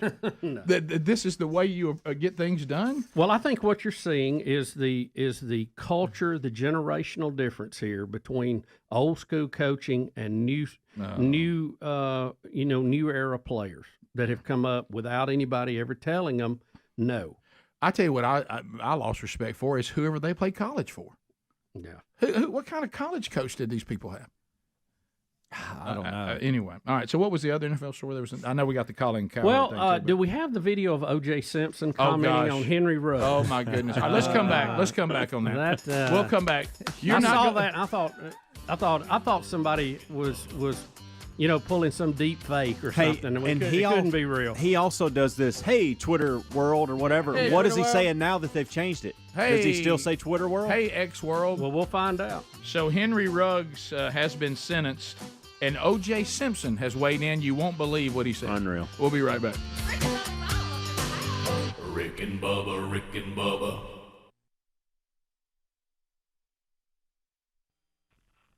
Well, I mean, in that comparison, of course, that's not going to bring that family any they're not going to feel better about that, No, I think it's just a simplicity of the situation on my end. I think a crime is a crime no matter what the motivation is, and the punishment should be, worthy of the crime. So I certainly understand what you're saying and what the difference is. I'm just saying I think this is one of those things we've come up with that I certainly understand it, but I don't think it makes the situation, any different, because people who would kill anybody, attack anybody for any reason, they're not less screwed up because we can't find their motive. They're all hateful, they're all evil, and they're all, because I can disagree with someone and not want to physically hurt them, and I may not like people because of their views on certain things, but I got to have a screw loose to then go assault that person over it, no matter what.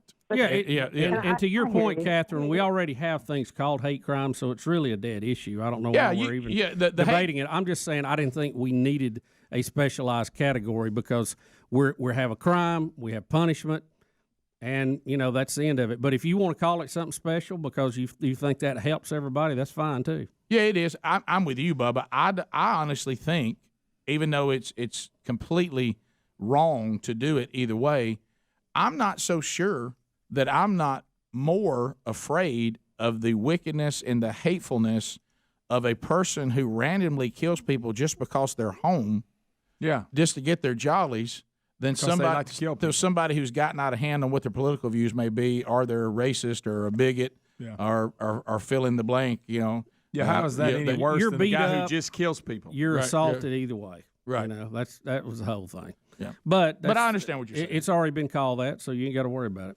Let's go to the hate crime people have won. Kind of arguing a mute point. But I'm with you. Now that y'all have won, we better have hate crimes put out evenly.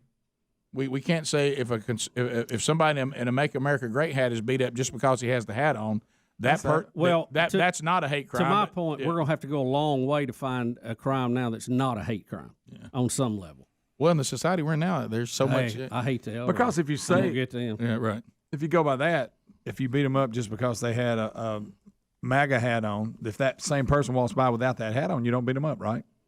So you did it for your motivation. To Bubba's point, if I'm knocking down old people and taking their purses and kicking them in the face, I think we can establish that this person it certainly doesn't have love for the elderly. No, it doesn't. Can we say that? No. Yeah, I kill people in nursing homes. He's looking for easy It's just targets. how far you want to carry it out. Really, you get down to it, everyone could be called a hate crime on some level. Which was the point. Yeah. Which was the point that we were trying to make. But I understand. You could even carry to the point, I just hate people. Earl in Slap Out. Earl, welcome to the Rick and Bubba Show. Go ahead. What's going on, gentlemen? Hey, buddy. Do you think the governor and lieutenant governor for Virginia sent Jesse Smollett any flowers for getting the heat off of them? Yeah, you hadn't seen their name in the headline for a week. Yeah, by the way, you're right. Who finally started running in Virginia? Who's in control now? But they can't find anybody who hadn't been in blackface. Right. or that hasn't dressed in some sort of Southern celebration. Yeah, we got to tap the brakes on this stuff. Rick, I never looked at political ramifications or really racial. I just never thought that was a good idea. No, never once thought. I tell you what I'm going to do. But now again, as it always does, we're getting into things that, like the governor from Tennessee. I mean, he was a freshman in college, and it was Southern Heritage Day, and he dressed in a Civil War uniform. I mean, okay, right? And especially in that 1980, that wasn't considered offensive at all. Well, we're trying now, as we've said this 1,000 times, but again. But we're trying to take the standards and the way we feel about things today and not just say this is the current rules of your time on Earth. We're going to take the same rules and go back in time to where you were when these weren't the rules and hold you to today's rules. Yeah.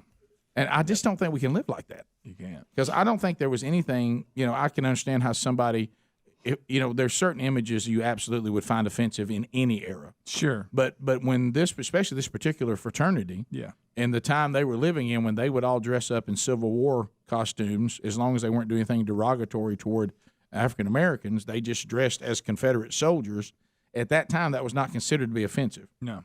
because that is part of the Southern history. What are we going to do with these reenactors? What are we going to do with them? Well, they can't do it anymore unless you're union, I guess. So what if we just is on a reenactment now?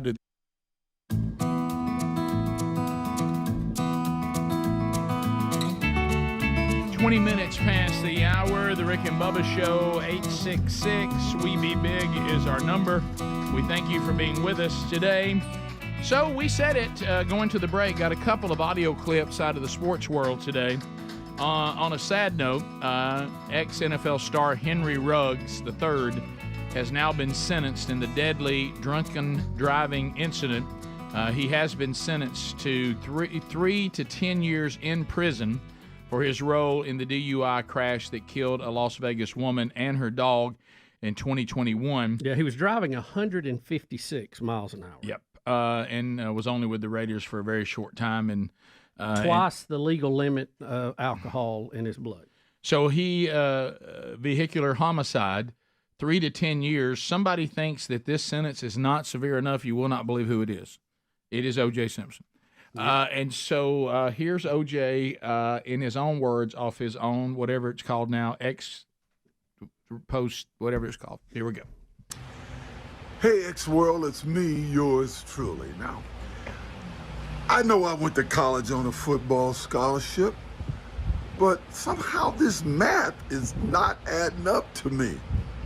You're driving a car at roughly 160 miles an hour on a public street and end up killing a girl and her dog. Oh, my goodness.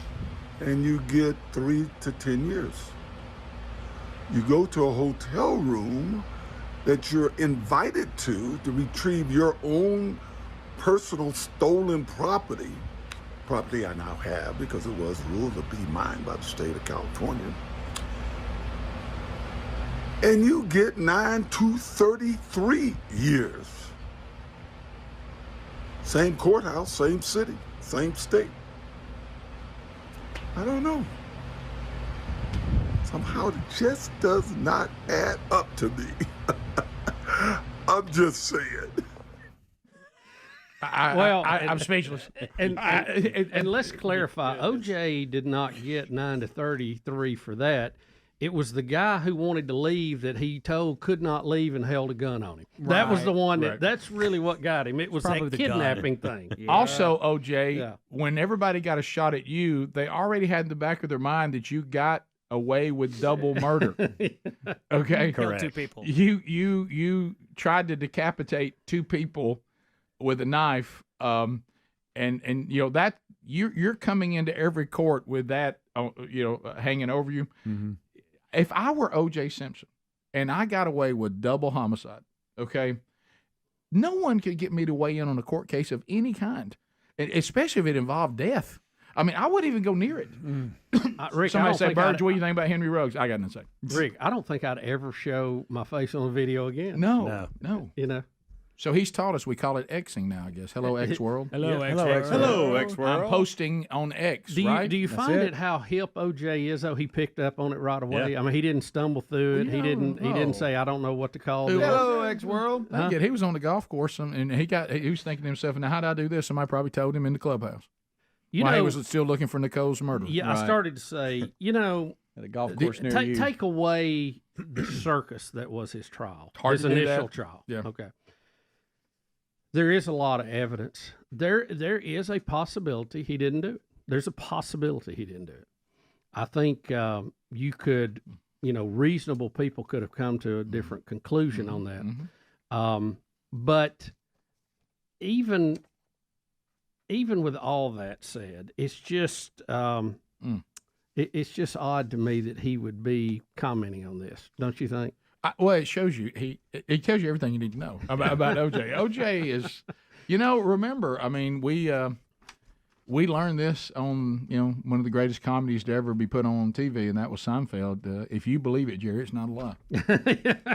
That's right. So all right. Then you get into another, and of course, we did have one court case that said he did do it. So Right. you know, you had two different deals. He was found in the civil case to be responsible for those deaths. Yes, which means you probably had to do it. Right. Sure. Yeah. It's just that alone, you should not comment on anybody being sentenced for killing people. Here's the thing. He always. I think that's a little light. He always said, Rick. He always said he wanted to get out to find Nicole's real killer. He's going to find him. And you know, the joke used to be if the killer, if OJ didn't do it and there was somebody else and they're hiding on a golf course, he's in hot pursuit. Right. But he's never done anything or made any comments on that I've ever seen. Have you? Where he says, No. you know, I am looking No, into I'm this, closing or I'm in. looking to that, I'm or closing- spend any time on it. Right. No, I have Now not. we have seen his temper when he ripped car door off in the Yes. middle of an intersection, slightly, knowing that he could pitch a fit. Okay, if things wasn't going his way. Him looking for the murderer, if anybody, the only person I think of right now that vacations more than OJ is Joe Biden. Okay, so I don't think. All right, so here's another uncomfortable. Would you want to moment. have dinner with OJ? No, I actually would. no way, no I actually how. would. No, why? Because I just know that something bad would happen. I don't want to do it. I do. You don't not. want to make him mad? Yeah. What if all of a Hey, sudden? I got to check OJ. What if all of a sudden they he asked for a medium and they brought him a well done steak? I mean, Oh. it could escalate quickly. I don't want the steak knife on the table. I don't want to be part of that. No. If he ordered a steak, I go, oh, that's going to mean a knife. Hey, can y'all cut it for him? And Yeah, let those me steak cut that up knives, for you. those steak knives at steak restaurants too, they're substantial. Yeah, oh yeah. Hey, OJ, let's have salads. Yeah.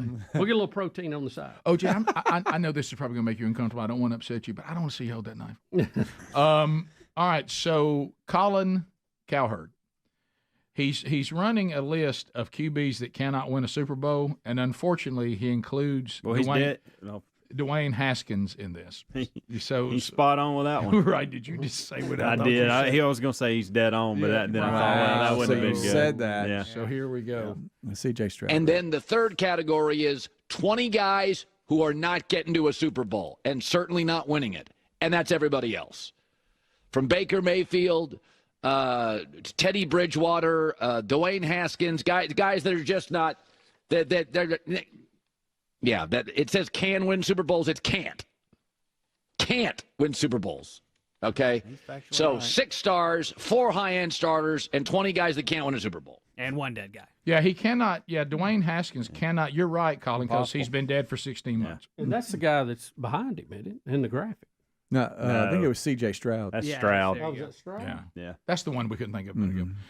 Dwayne Haskins has been dead for 16 months. So Colin Cowherd is correct. He's not going to win a Super Bowl. Yeah. He even named him too. It wasn't just on the Correct. If he could have just if it could have just been on the list and not been read, Yeah. but he had to go and say it. Was there anybody? Does he not have a speedy and go? Dwayne Haskins dead. Well, the graphics, you're right, he's the not gonna win graphics one. were wrong on the top of it, so he can just claim that was wrong. There too. you go. Yes. But he had to say it though. He said it. He did. Yeah, right. It's a. I saw where I see on the list here Baker Mayfield. I saw where he was named the starter for Tampa Bay. Does that excite you? No, I just know you saw it. don't. I He just has saw, I saw always his been a name. Baker Mayfield He fan. And I can't He explain. loves little Baker. Can I I really can't explain Rick, it. to me, Baker Mayfield Doesn't make any is sense. almost out of that same Johnny Manziel mold. I mean, they kind of look alike, they play alike, and it seems like they have the same trouble a lot of times. Can I tell you the thing that, and I saw it again when we watched this documentary now, Manziel is the most unathletic looking guy I think I've ever seen. He doesn't even look like an athlete. No. He doesn't like he'd Not be till good. he starts running. No, I mean, he looks he might be a pretty good second baseman for like a mediocre baseball team, but he doesn't look like the athlete that he was, and he was outstanding. He really was. Of course, really bad guy. Could really move. And really bad guy. Play And- hard, and party doesn't- hard. And he doesn't seem to have an ounce of desire to change. Bad decisions. I mean, He came none. along at the wrong time, Rick. If he'd have been with the 70 Raiders, he'd have been right at home. Right. Yeah. 70s, early Or 80s. after athletes were allowed to be paid. Right. So, Guys, his time watching film. They see Zero. He went 0.0. I mean, like none. What about when you'd stroke that check and you wearing the Browns outfit and you're like, he's not watching any film? Zero. And I did love his agent, by the way. You said I would. Yeah. I loved everything about that guy. I know it. Of course, the Commanders would think he was too intense. Sure. Bottom of the hour. Phone calls are next. 866 We Be Big. We'll chat with you. Rick and Bubba, Rick and Bubba.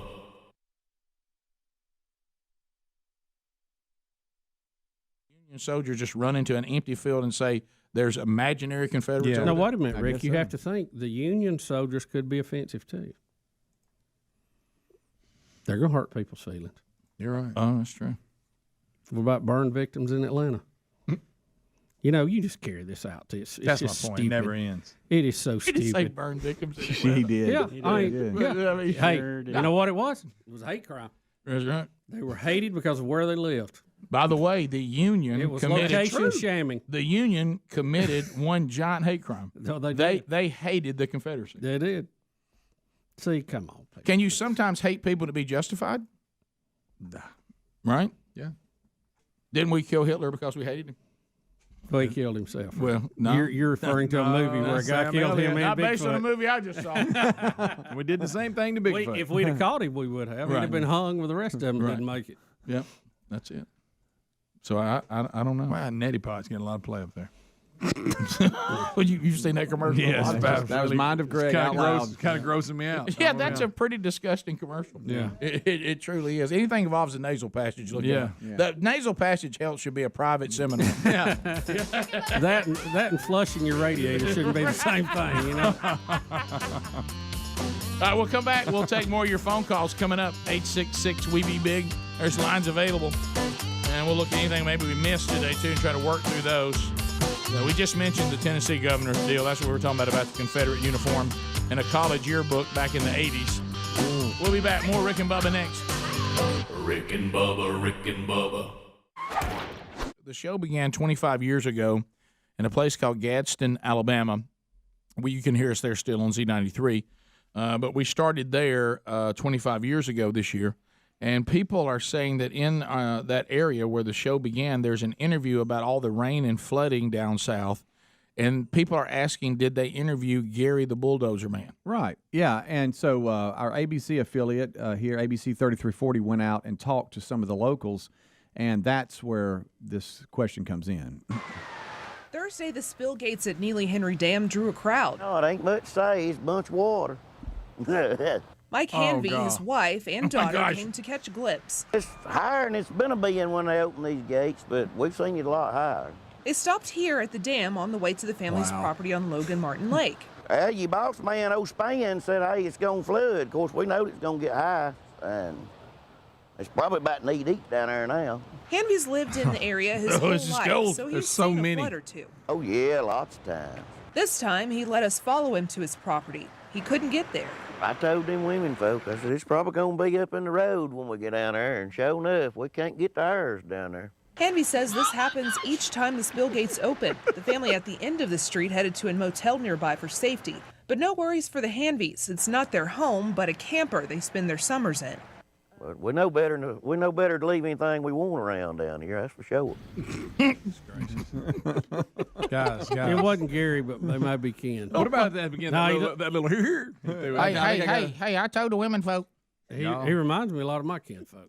Oh, yeah. That's my folks there. Absolutely. Look, right there.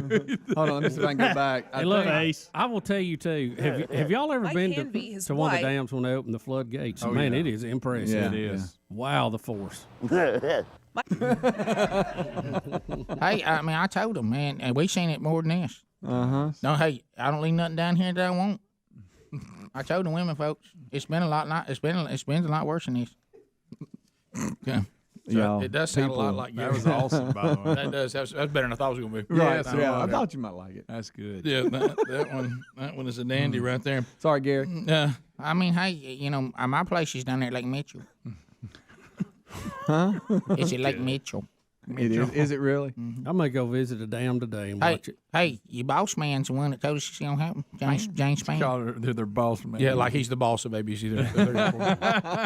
Well, he is, Rick. He runs things. Hey, your boss man told us. Guys, you know as well as I do, when they found him, the cameraman said, we got to do this. You know, Oh, sir, can we speak to you? Look, I know this is supposed to be about a story about flooding, but it's way more to it than that. Oh, yeah. Hey, I know Hamsy's daddy Mac. I bet he does, by the way. Well, you should be down to the fire department to get her. Get her. Talk about how you go to the cafe and shoot the bull every now and then. You go down to the cafe, me and Mac sit down and shoot the bull, talk about Jack State baseball. It took him a while. Once they got it, though. Hey, you can't go to Hatchesville, though. That thing's on the water.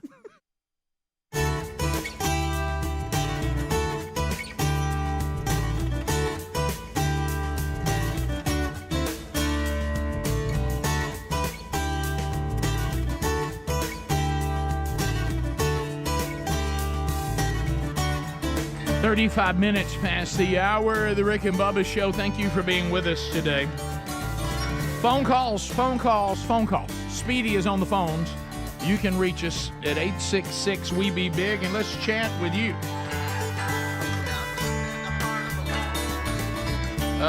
LinkedIn.com/Bubba. Are you looking to hire someone right now? Are you looking for a job? Well, if you're looking to hire someone right now, LinkedIn.com/Bubba. We teamed up with them, and we'll get you a free job post, and you can put it in front of the 50 million job seekers that visit the site every week. So if you want to find out more about that, go to LinkedIn.com/Bubba. Small business owners rate them number one in delivering, and this is the key word, quality hires versus the leading competitors, because they give you some screening tools that you can kind of weed out the people that really aren't qualified. So when you get down to the interviews, you're only interviewing the best of the best. And you know this, we know this.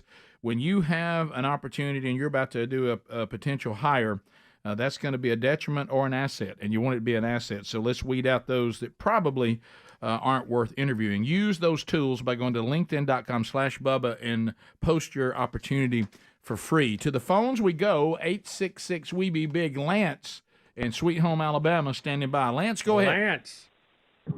Hey, guys, two quick things. First, Ron Rivera had to go back and apologize to the media, saying he should have put his foot in his mouth because he was dumb enough to tell them that his players were complaining about the intensity of practice. But second, unless I couldn't find it this week, y'all may have already talked about it, you got to go back and watch the MLB fight from the past weekend. The Major League Baseball fight, is that what you said? Correct. Which one was that? We watched it. Yeah, the White Sox. Yeah, didn't y'all watch it? We did. We did a little commentary. I know Kickoff Hour did. Did we watch it? We mentioned it. Yeah. During a troll, somebody called in. We mentioned it. I don't know if we watched it on the air, though. I don't know if we did. I thought the Kickoff Hour did because they were throwing their gloves we off. talked about it, but we can't play anything during that hour. I see. So, but we did talk about it. We did a whole I segment. know we talked about it, Rick, because I said I wouldn't throw my glove on. Right. Yeah. You know, so I don't know if use we it watched for a it. Though. I don't remember blocker. ever seeing it though. I remember talking. I don't think we did. No, but we did discuss it. Let's go to Taylor Muscle Shoals, WLAY. Taylor, go ahead. Monkey Gosh and Green Acres, guys. Thank you for the call, Taylor. Go ahead. I was just wondering if y'all thought Johnny Manziel should get his Heisman taken away like Reggie Bush did for taking money. And I'm going to log off and hear what y'all have to say. Well, I think that window's closed now that the documentary, he does admit he did it, and that's a good point. But with the NIL deals now, can you go back and say, well, Johnny, you broke our rules when you were here, so you can't have your Heisman anymore? It's a good question. You know, I saw it last night. I felt bad for his best friend who had got him through all that, and then he kind of dumped him when he went to the pros. He did. And said he hadn't spoke to him to this day. I mean, it seemed like you'd throw him a call every now and then, wouldn't you? But after you look at the character of Johnny, does that surprise you? What a self-destructive person! Oh my goodness! And I think could have been outstanding. When you just won't study film and you're in the pro level, then you say you love football and you love playing, but obviously you didn't. I don't think he did. I think like he said, he liked the football team at Texas A&M, and in high school was like his fraternity. Right. And he was good enough that he could get away with bad work ethic at that level because of his athletic ability. In the NFL, he was going to have to work, study film, and he now has a job. This is business now, and he just never embraced that nor wanted to. That's what I didn't feel that he ever really wanted to. We continue 866-WE-BE-BIG. Let's go to Randy and Gadsden. We ain't got no band, Randy. Z93. Randy, go ahead. Hey, fellas. How you doing? Good. Hey, seriously, we got a band or what? I need to know. Can I start playing? We ain't got no band, Randy. God, okay, I get it. I understand. Hey, listen, this may be off topic, but I wanted to comment. I caught the tail end of the conversation you guys had earlier when the guy was talking about his granddad that could have bought Destin or something like that. Sure. So we, back a few years ago, we moved to Atlanta for ministry purposes and was on staff at a church there in the Tucker Stone Mountain area. And my mom says, hey, by the way, we've got this book of our family history. And she shows me where way back a long time ago, my early family members were the original owners of Stone Mountain. What? And so there's all these written, there's all these written accounts of how they traded it among family members because they couldn't grow anything on it. Right. So it was just a big rock to them. Yeah. And there's these stories of they traded it one time for a cow and a shotgun and another time for a pair of shoes until eventually they traded it outside the family to another family who eventually turned around and sold it to the state of Georgia for $1 million. Wow. Wow. Yeah. Man, it was right that you had that rock right in your hand. I was just there this past weekend. We continue 866 We Be Big. Let's go to Brian in Florida. Brian, go ahead. Hey, question for Bubba. I wondered if he was doing a before and after pictures of his rebuild on his lake house. Well, we can. We've got plenty before. I bet you do. And if we ever get to after, we'll post those. Right. Have you been back down there to where the evil beast was? No. Huh? No. Jared Gadsden, Z93. Jared, go ahead. Hey, Monkey Grass and Green Acres. Thank you for the call, sir. What's on your mind? I just want to say Baker Mayfield is a blue-collar icon. Dude walked on at Texas Tech, Oklahoma, the only walk-on to ever win the Heisman. Gets run out of Cleveland because he refuses to come off the field because he's half dead. He's like if Rudy Rudiger was good at football. Yeah. I don't know what something about I love his commercials and I love he seems like fun. There's something about him that always has gotten on my nerves, and I guess that says more about me than him. So don't hear me saying otherwise. But I mean he's a gutsy little fella. There's no doubt about that. I would like to see Baker be successful. I like his passion. I like that he plays bigger than he is, physically. Yeah. Do you think he's a great player? No. I'm talking about NFL. No, not now yet. Yeah. Not yet. Yeah. I hope he gets there. I hope he has some success. Brett in Kentucky. Brett, go ahead. Yes, sir. I was just wanting to hear if y'all found or heard of the families of the people that died on the submarine that went to the Titanic. Have they done a ceremony for their loved ones that passed away? I don't know. I don't know. I have no idea. I'm sure they did. I don't know. Let's go to Scott in Millbrook. Scott, go ahead. Hey, Rick, have y'all heard that on the Roku channel there's a new show called UFO Cowboys? No, I haven't. Oh, man, y'all need to check that out.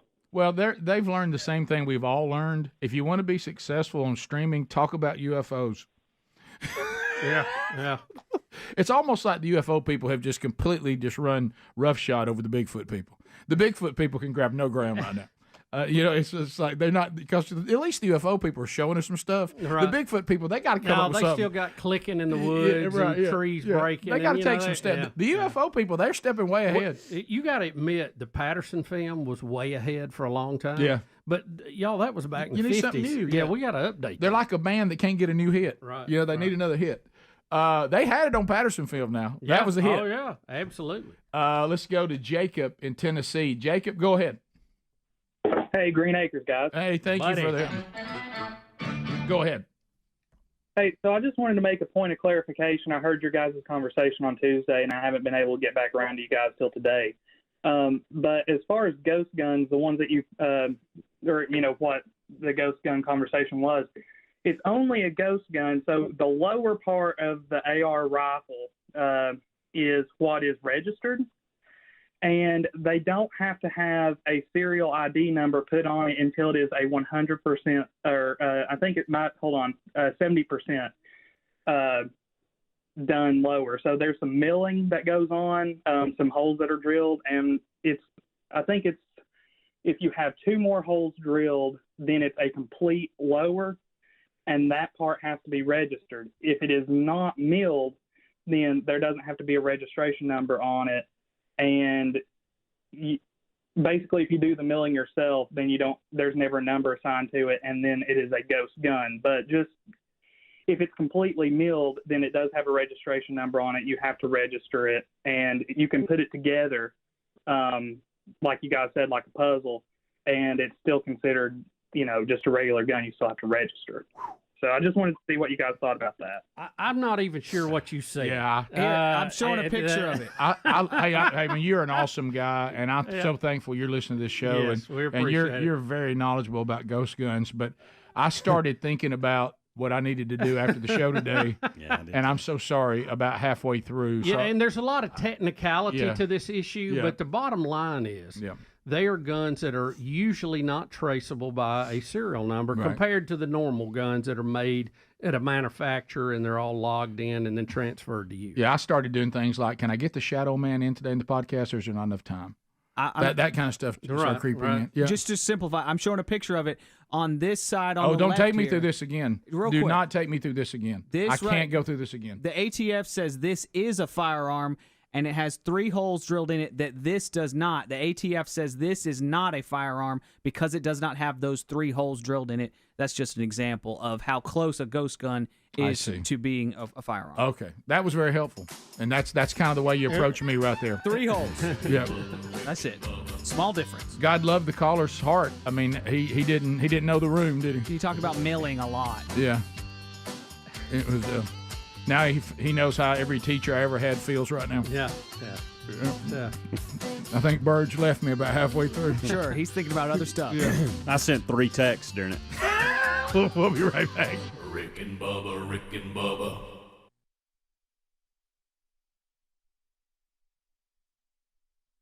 But every time your boss man says it's going to rain, I tell you, you can't play ball there. Down on the creek.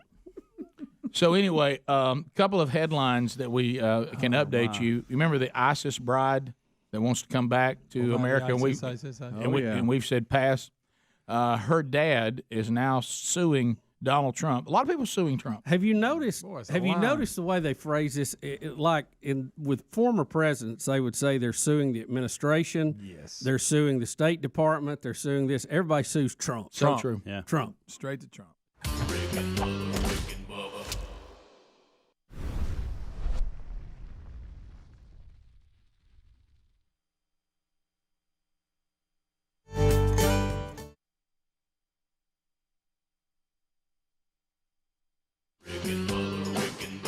This is the Rick and Bubba Show. Watch more at blazetv.com/Rick and Bubba.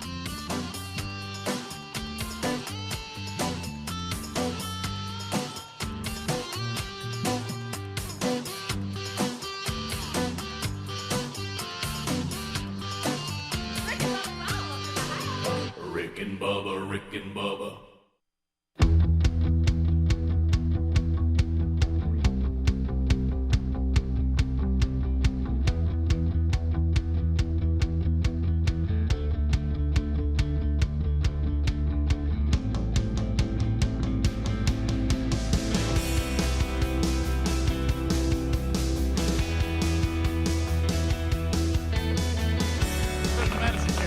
Life ain't easy. How about it? Whoever said it would be? How about it? Well, we have a lot to do. I know from the weekend, I just started laughing. I told Bubba, Babylon B, it must be when things like the Oscars happen, the folks at Babylon B, you could tell that they were enjoying themselves. They were happy. They felt like there was so much that they could comment on. At one point, they probably felt a little bit guilty because it was so easy. I think a couple of my favorites, number one, nation's wealthy privilege gather to lecture the nation on the evils of wealth and privilege. And so that I think I love all the SUVs that were up on the red. I love all that. Yeah. Ruth Bader Ginsburg accidentally shown in this year's memorandum. I thought that was funny. That's a good one. And that is good. Kirk Cameron snubbed as best actor again. Of Babylon B, they have an absolute. That's their picture of the wealthy and the privileged, ready to lecture us on the evils of wealth and privilege. Because I'm going to tell you that right there is damaging the planet. Yeah. I mean, if you cannot write in that and get up and say a word about global warming, climate change. No, you can't. But give me a break. But they will anyway. It's amazing. I don't know how some of them look themselves in the mirror. Talked to a Rick and Bubba intern this morning who said his mother attended a diversity training session. Yeah, we've been to those. And Greg, you went to those when you worked for the old Southern Company. Said that this was actually said by the speaker that it's also microaggression to say you don't see color. So So we've gotten to the point where if we say we see color, you're racist and bigoted. But they said, but also if you say you see no color, you are equally as bigoted. I read that. So we've landed in a place in this country that I cannot acknowledge color or say I don't acknowledge it. That's when I raise my hand and go, now, what am I supposed to do? Now, would you expect anything less from people who say that women can win sporting events that still have a tallywhacker? Right. Well, Bubba, hello and welcome to a new week, Mr. Busty. Good night. I'll tell you, What do you expect? You know what I say to that, my friend? Touche. I think it true. should. Wow. You would think it would disqualify you. You would think. And according to Martina Navratilova, how you say her name, she agrees. Martina Navratilova. Yeah, Martina is finally stepping up, saying, "Look, I was a lesbian when being a lesbian wasn't cool." Right. And how about this? She's even crying. This is going too far. And she's like, you know what? We've lost our way on this one. Of course, people just can't declare their agenda. We can't have that. Okay. The LB LMNOP cut their ties with her because of it. Well, you know what? How dare her? I think Martina was saying, look, I think I have some credibility since I'm a member. Absolutely. Since I'm a member of this community, we've lost our minds. In athletic competition in public restrooms, we cannot allow people just declare whatever gender they want to be, and everything anatomically stay the same. And here they go and compete. I'm afraid we cannot. That's insane. I'm afraid that Martina has agreed with our theory on the peep test. It's real easy to decide. You just peek, and there. That's what I am. Hey, I want to be in the women's division. May we have a peek? Nope, can't do that. You cannot. I'm sorry. The way you are equal in value, but you are not made the same. Rick, like we've said before on the show, if you're required to wear a jock, you cannot compete in the women's category. That ought to be a simple rule. Yeah, baby. 9 minutes to the top of the hour. The Rick and Bubba Show, 866 We Be Big is our number. Wednesday Bible Study Archive now on the YouTube channel and our podcast channel if you want to go catch that on your own time. Rick and Bubba University, the podcast coming out this weekend. Chris Bledsoe will be our guest. His book, UFO of God, and we'll chat with him about, you talk about some encounters. So that'll be coming out this weekend wherever you get podcasts. Okay, so a couple of clips that we have today we have not unpacked. First of all, and I know you join me in this, guys, watching the woke left have to actually deal with some of the stupid ideas that they have, and then they don't like it. The state of Massachusetts, a lot of those, open borders. Oh, Rick, they'd have a hearing and declare that they're a sanctuary city, that all is welcomed. And you know what? They started sending them some of these. I don't know if you saw the mayor of New York. He's asking for a declaration of an emergency status because they've had a few bus loads come up there. And Texas is going, hey, try to deal with what we're dealing with every day. Why would they deny these people? We get more than this every hour. Why would they deny these people a chance at a better life? So let's go to Massachusetts. They're now asking families to host illegals in their home. Here we go. Most importantly, if you have an extra room or suite in your home, please consider hosting a family. Safe housing and shelter is our most pressing need. Become a sponsor family. You can contact the Brazilian Worker Center for more information on how you can step up if you're willing to have an additional family be part of your family. If you're a local official, a college president, a business owner, or a faith leader with an available building or space in your community, please work with us to offer it as a shelter site. If you're a social service provider, please consider becoming an emergency assistance homeless shelter provider. Our resources are stretched thin there as well. And if you're a hotel or a motel owner, consider opening it up for emergency assistance. If you're a landlord or a property owner, we can use you too and connect you with service providers to help transition families into permanent housing. Everyone has something they can offer. Can you put that back up? Just say, don't play the video, just put the picture up. I want to know how many of those are offering someone who has come into this country illegally that you have no idea who they are, what their background is, what their intentions are. Not vetted. But you've got one of them in your room. How many of these people that are trying to guilt you into doing it, and even sounding like, listen, I bet they got some big old houses. You know what that sounds like? You know what that sounds? It sounds like when people come in unvetted and you don't know how many are coming, that it can overwhelm your system. Doesn't it? Yeah, it what sounds it a little like? bit like. Let me tell you how you stop this.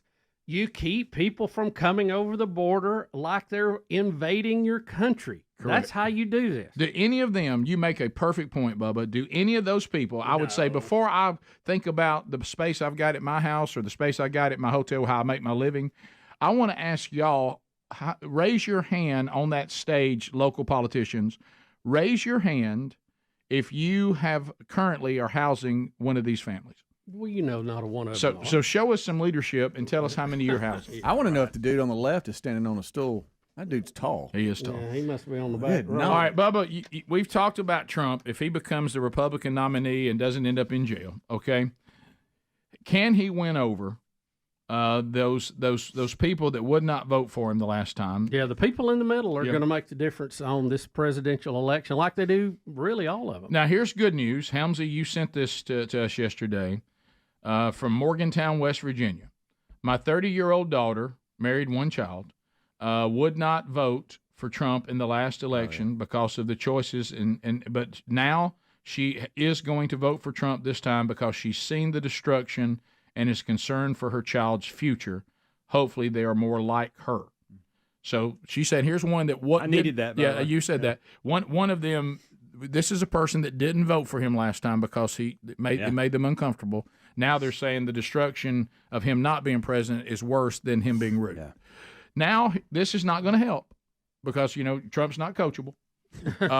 This is not going to help. Now he cannot keep himself from doing what we're about to play now. Chris Christie, and we're people of weight. We understand. We've been on this wild ride of putting it on, taking it off, just like Chris Christie. I don't think has he took it off. Well, I think he dropped a few one time, but I've never seen any substantial change. He's going to be a big guy. He's just built that way. He's right. He's probably not willing to do what it would take, and I can relate to that. I've been that way for most of my life too. So here's Christie. And there's something that happens involving Chris Christie, and here comes Trump's response. Who's good? No, Christie's he's eating right now. He can't be bothered. Oh, gosh. Oh, my goodness. Sir, please do not call him a fat pig. That's very disrespectful. Don't call him. See, I'm trying to be nice. Don't call him a fat pig. You can't do it. You can't do that. So now, because you're not allowed to do that, and therefore we're not going to do it, okay? We want to be very civil, right? So, the latest... He's about to get tickled himself. Now, remember, this happens every speaking event. Someone will yell something negative about Chris Christie, and Trump will defend him with a backhand comment. Don't bother him. He's probably eating right now. And don't call him a fat pig. We're not allowed to do that anymore. Again. Fat pig, don't say it. Don't say it. God. And this is going to be where Chris Christie's going to be talking about how mean he is again and how rude he is. And this is the kind of stuff that comes with Trump, though. I mean, it just comes with it. So we have some new polling data out of Iowa, which is one of the first Republican caucuses you're going to have.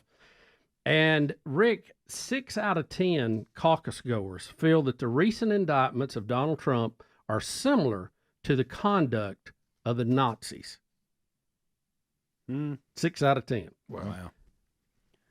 Overall, 57% feel like and agree with the comment that the recent indictments of Donald Trump are similar to the conduct of the Nazis. Trump voters, it jumps up to 73%. Right. DeSantis voters, 55%. Scott voters, only 36%. 50% disagree, 15% unsure, and of the undecided, 51% agree with that statement. So you're saying that overall, if you average all groups together, 57% agree with that, 28% disagree, 15% undecided. So 57% believe that the left, they're the ones that are acting like the fascists, not Trump. That is correct.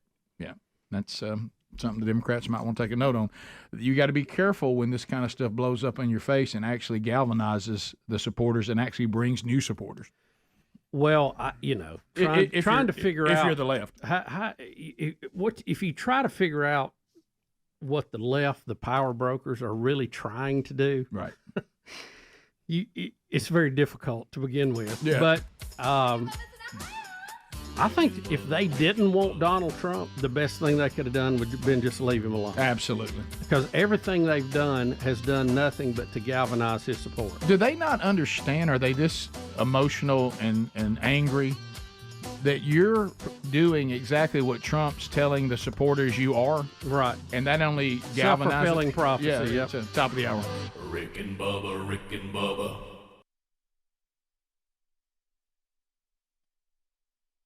If your athletic attire break it down. consists of a jock, then guess what? You're out. If you have to put on these shorts to run the sprint and there's a problem, you cannot run. Yep. Okay? You're out. You need to go run over the other place with different shaped shorts. Over there in the men's division. Well, we have quite a. Helmsy, see you got some sun this weekend.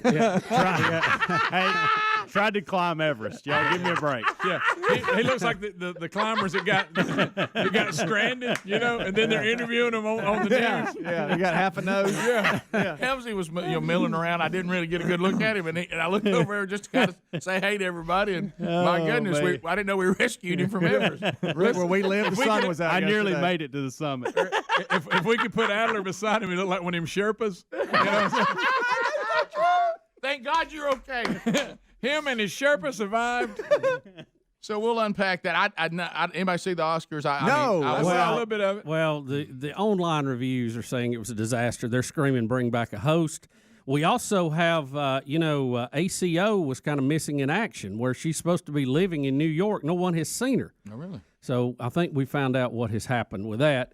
And this really will be the big news that will be not as reported today and as much as it will later. But a court in Texas has ruled an all-male draft would be unconstitutional. They're about to open the door. You ladies are going to be drafted just like we are. We're off to a blazing start today, gentlemen. That's just one segment. Yep. So we got a lot to cover. We even covered Robert Kraft. No, we have not. Oh, Robert. Hey, what are you doing, buddy? Hey, Roberto. I mean, I've heard him celebrating the Super Bowl win, but he's carrying this thing a little far. Right. You what? Buddy, you're at a strip mall massage parlor. What are you doing?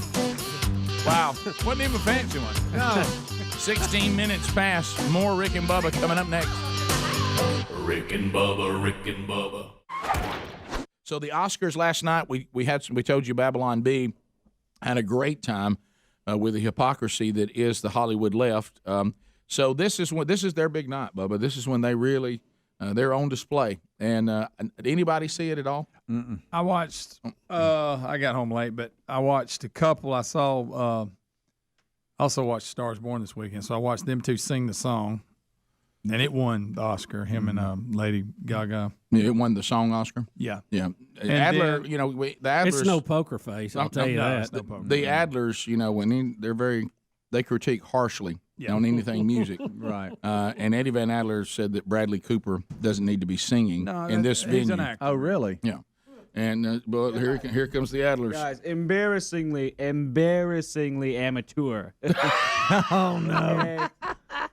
Goodness gracious! Yes. I can hear Rookie. Okay, I can just hear it coming through my speakers. So this is the award show. And they didn't give him a lot of the song. He just sang with her on the chorus. Well, that's okay. What's wrong? Don't you think they minimized it? They although he did have to open it up. There were two lines there at the very beginning. True. I'm just like, what is going on? Bradley Cooper. It's like my brother's singing or something. Like Luke doesn't really sing. Luke doesn't really sing. There's an Adler that didn't get the gift. Well, I mean, he's got the gift, but he doesn't like. He doesn't. You just said in the microphone that Bradley Cooper singing was like your brother says. That's what you said. It's like anybody's brother. Let me just. Yeah, but my brother and I don't come from a musical family. Well, okay, well that was probably I shouldn't have said that about Luke. I'm so sorry. Luke. Boy, a day of Adler shame. I'm so sorry, Luke. The fact, and again, I'm not. What a way to start the week. Her weird music, but she sings really well, and that made him look even worse. No, that's what Adler and I were talking about in the kitchen. I said, it's one thing. If you've been asked to do something that's not your normal thing, a lot of people can sing enough to carry a tune in a bucket. Yeah, he pulled it. But what I'm saying is, it's amplified when they ask you to sing with someone who's extremely talented. Exactly. Because with all the weird stuff that Lady Gaga does, she is a very talented singer. When you hear her just sing straight up without all the she was at the piano where she's at. Yeah, but anyway, so that makes it worse. But now this is a show though that had no host, right? Because they hostless. Most of the things I've read online, people are begging for a host to come back. I would think so. I watched the guy win the male lead, and they said he fell. I missed him. He did. It must not have been on camera. It was They had at to call the end. paramedics. Yeah, it was at the end. It was like afterwards or something. He fell off afterwards. The guy who played Freddie Mercury won an award and then fell off the stage. Yeah, they didn't show it on TV, though. No, yeah, but he... No footage of that? Apparently, there's... Rick, it was tragic. They said his overbite got in his view. He couldn't see. That's what happened. He couldn't see his feet. I did see, speaking of bad singing, y'all, normally she tears the roof off the place, but Jennifer Hudson did not sound good, y'all. She hit this one note where she was like a half a note under.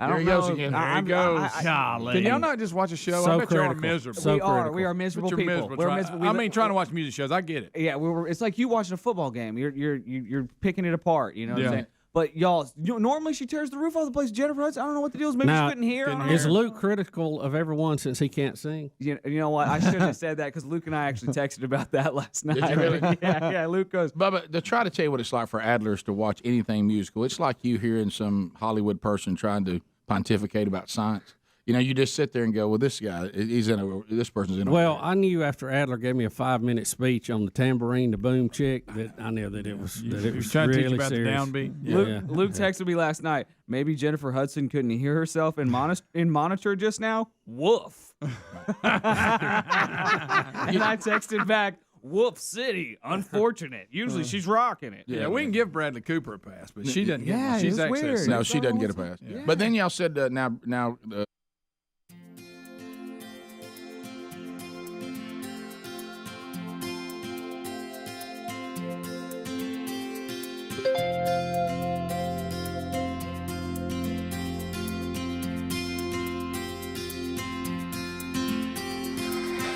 Six minutes past the hour. From Sweet Home Alabama to the world, it's another hour of the Rick and Bubba Show. Thank you for being with us. As you heard, the gang is all here today. A couple of headlines, and then we'll play another bizarre video of things that just aren't true. Bubba, you won't believe this. Senator Dianne Feinstein briefly hospitalized after another fall in San Francisco. How much longer are we going to let her? We're just going. What are we doing? Are we just going to let this continue? She's fallen and is hurt again and can't get up. So there you go. Bubba, you know that we're now in post pandemic. Even though I know COVID's still out there and there's a strain right now that people are getting, and we even know some people there. I mean, they're doing fine or whatever. But as far as the pandemic and all that, and looking back on the vaccines, that's really popular now. We've had several guests. There's all kinds of people getting all kinds of medical treatments for long COVID and for vaccine injuries and all this. So Big Pharma, Bubba. Big Pharma. Big Pharma. Big Pharma. So we keep hearing from Big Pharma when now this when the vaccine started to be unable to do what they kept saying it would do, and the main thing, remember, they promised, and everybody was saying it. We got 2 minutes worth of people saying it. Is that if you just take this vaccine, you're fine. I mean, you're not going to get it, and you're not going to transmit it. Nope. And Big Pharma keeps telling us that I don't know, is this that old thing that how propaganda works? If you just keep saying something over and over again, if you have the media to back you up and that they'll echo anything you say because wink, wink, we're with you. You can. In the past, you've been able to get away with it. Big Pharma and politicians. Y'all did tell us that. You can go ahead and say we were wrong, but stop acting like you didn't say it. You said it. And so here's the video. Here we go. Not just protecting themselves, but reducing their transmission to other people and allowing society to get back to normal. We can kind of almost see the end. We're vaccinating so very fast. Our data from the CDC today suggests, that vaccinated people do not carry the virus, don't get sick. Getting vaccinated and getting a booster shot when eligible can save your life and protect you and your family and friends from getting seriously ill and spreading infection. What do you think the probability is? 80%? Personally, I think it's 100%. I think that there's a reduction in transmission. Right. COVID, if you have these vaccinations. We have all the vaccines we need. We just need our people to take it. A, for their own protection, for the protection of their family, but also to break the chain of transmission. You want to be a dead end to the virus. So when the virus gets to you, you stop it. You don't allow it to use you as the stepping stone to the next person. Now we know that the vaccines work well enough that the virus stops. with every vaccinated person. A vaccinated person gets exposed to the virus. The virus does not infect them. The virus cannot then use that person to go anywhere else. It cannot use a vaccinated person as a host to go get more people. Yeah. That means the vaccines will get us to the end of this. Rachel, thank you for your condescending, arrogant, wrong. I mean, and the way she talks down to you. Oh, yeah. Rick, she doesn't know any better. She's just repeating what But it's somebody told her. wrong. She ain't got a clue. Now, all these doctors with all these PhDs on the wall, guys, look, we got to everybody up right here. Everybody okay? up. You either lied to us intentionally, okay, and tried to mislead us because you were being paid by Big Pharma, or you just ain't that smart. Okay, and I'm sorry, it's one or the other because you were wrong. I'll go this far, Bubba.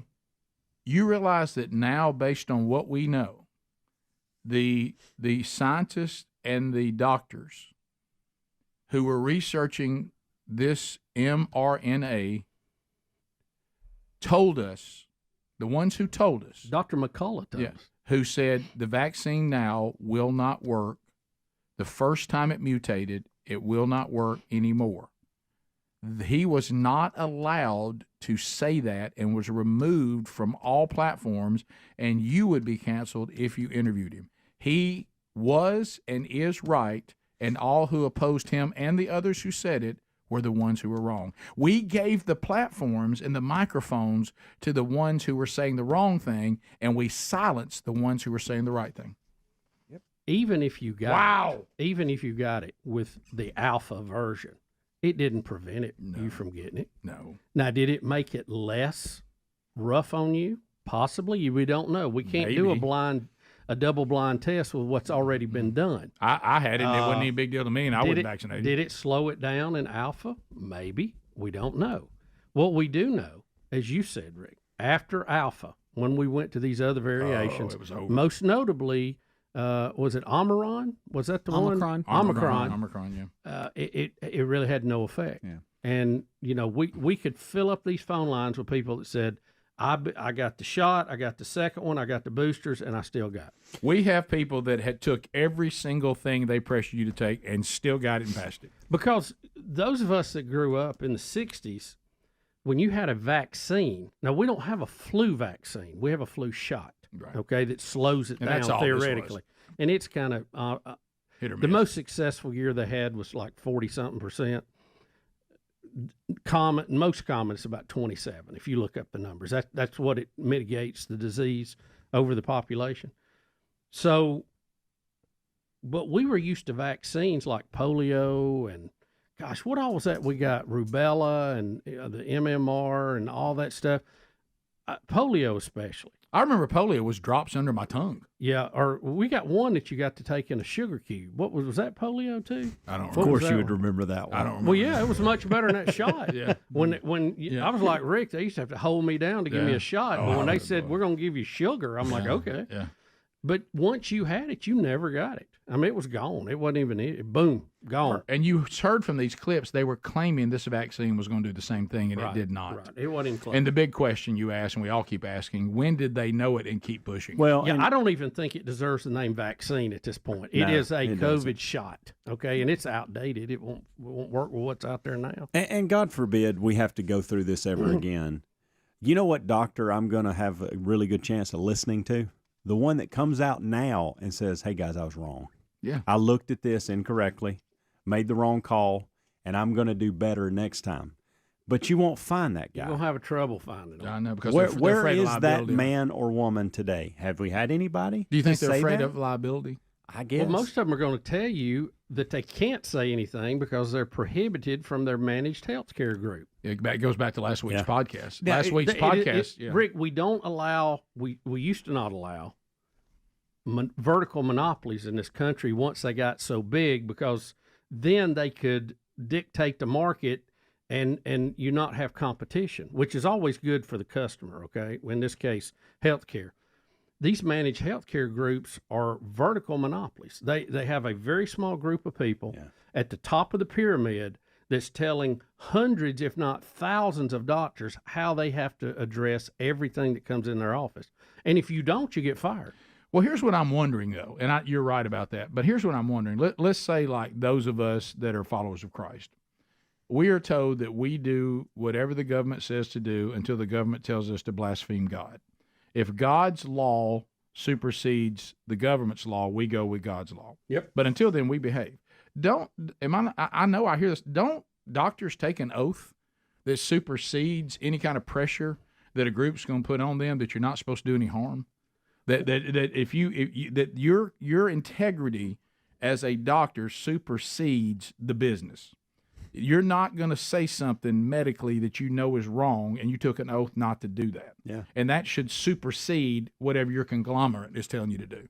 Yeah, it should. But Rick, they will for, say we don't know that we were hurting people. Right. There was a lot of unknowns, blah, blah, blah. Yeah. And when it gets down to it, though, if I have a mortgage and I have a wife and I have kids and they're in college and whatever, I can't lose that income. I got a responsibility. So I can't go out on the limb for something that it's kind of a gray. But even though I still got my nice house and I still got my car and I'm still paying for my kids' college, how do you sleep? Yeah. Well, a lot of people apparently can sleep right through it. But there's several of them in that clip right there. My integrity is worth something too, and I can find another way to make a living.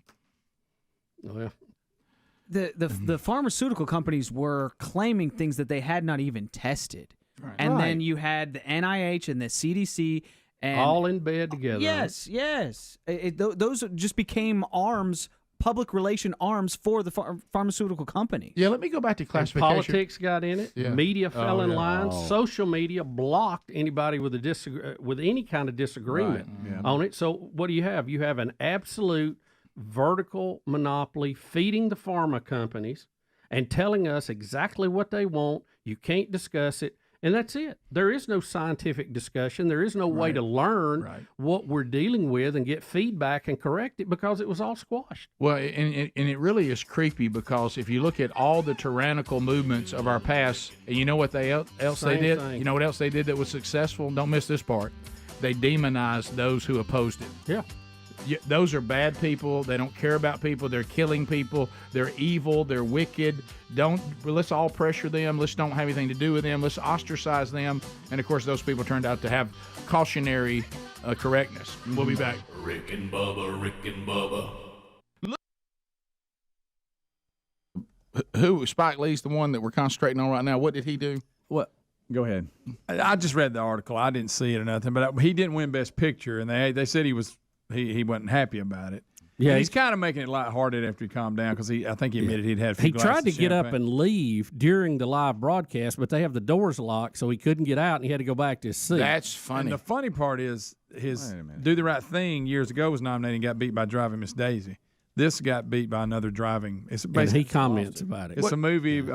It's set back in the back in civil rights days. And this guy's is he a pianist? I don't know if it's. I know what you're talking about. And the guy drives him. The white guy's driving around this very talented black musician. Exactly. Yes, that's called Green something. Green something. Yeah. Card Green something. I want to see that movie. I haven't seen it. I do too. But anyway, he said he lost to another driving movie. And it was funny. That's funny. His but quote I do was think funny. that initially he wasn't very happy about it. He said it was like a ref making a bad call when he said at the Garden. Yeah, he said when you turn your back. I think we've got the soundbite of him saying that. Speaking, you got it. Yeah, it just jumped ahead on me. I'm trying to find it. But you said that he also went back and said, "Look, I've had a few glasses of champagne. Sorry about that." I think. He's drinking while he says it. Yeah, they said. I was just reading the article again. I don't know the details. Oh man, it just jumped ahead. He's doing one of those, the after interviews where he's in front of the banner and he's got his champagne or wine, whatever it is. Hold on, just a second. Rick, let me stop this little booger. And he went on some weird acceptance speech. They won something. He got up there and went on and got talking about pick love over hate during the election. He had to do all that. Here's the question. Well, you knew all that was coming. Here's with backstage. purple glasses on. Does that mean love people who beat you for Best Picture? No.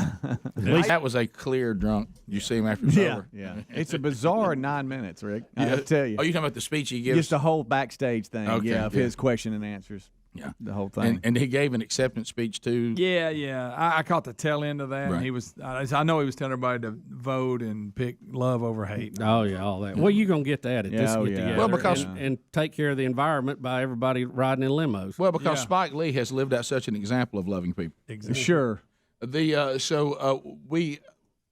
this no host thing. So what was the format? I don't know. I don't know. Different people would stand there and announce. And just had each segment or whatever. The part, and I didn't get to see a lot of it. It didn't seem a big deal to me at all. There was no host? Yeah, it didn't seem, you didn't really notice it. Yeah, so it was one of those things where when you realize in the night you had and the what I was doing, and then one point when I saw Babylon B making fun of it, I thought, oh, tonight was the Oscars, and that was about the extent of my thinking about it. You're just going, oh, last night was the Oscars. Then you have that one thought where you go, maybe somebody said something that'll be funny on the show tomorrow, and that's about the concern. And I think the thing that we all agree on is that I think, and we've talked about it before, even including any of us in the entertainment business, I think sometimes, especially if you're given any kind of wealth or people out like you have some sort of prestige because of what you do for a living like these actors, that you foolishly start thinking that people care about what you have to say about things more than they really do. Yeah. Because really the extent of their fun with you is just they're trying to escape their lives and go to something that's entertaining. And really you're just an expensive circus clown. That comes out, tries to give everybody a laugh, maybe even gives everybody something to think about, maybe even moves somebody to tears with your abilities. But, when it gets to the point where they think, well, tonight's the night, we got to straighten out the country, that's when everybody's kind of like, we don't really care about it that much. Yeah. We appreciate, when you pretend you're something, but so how? Let me ask we didn't really ask for you to give how you think the world should run. Exactly. Especially when everything you're saying contradicts the way you actually live. Just pretend to be people. I enjoy it. How was the opening scene with Queen? How did that go? I didn't see it. I will say this: the lady that won Best Actress, I don't know who she is or what the movie is. I'm the worst person to report on this. But she, you see people get up there and you can tell they're fake and they didn't think they were going to win. You could tell she really didn't think she was going to win, and it was pretty good. It really was. But you could tell she had no idea she was going to win. Right. Donald Trump.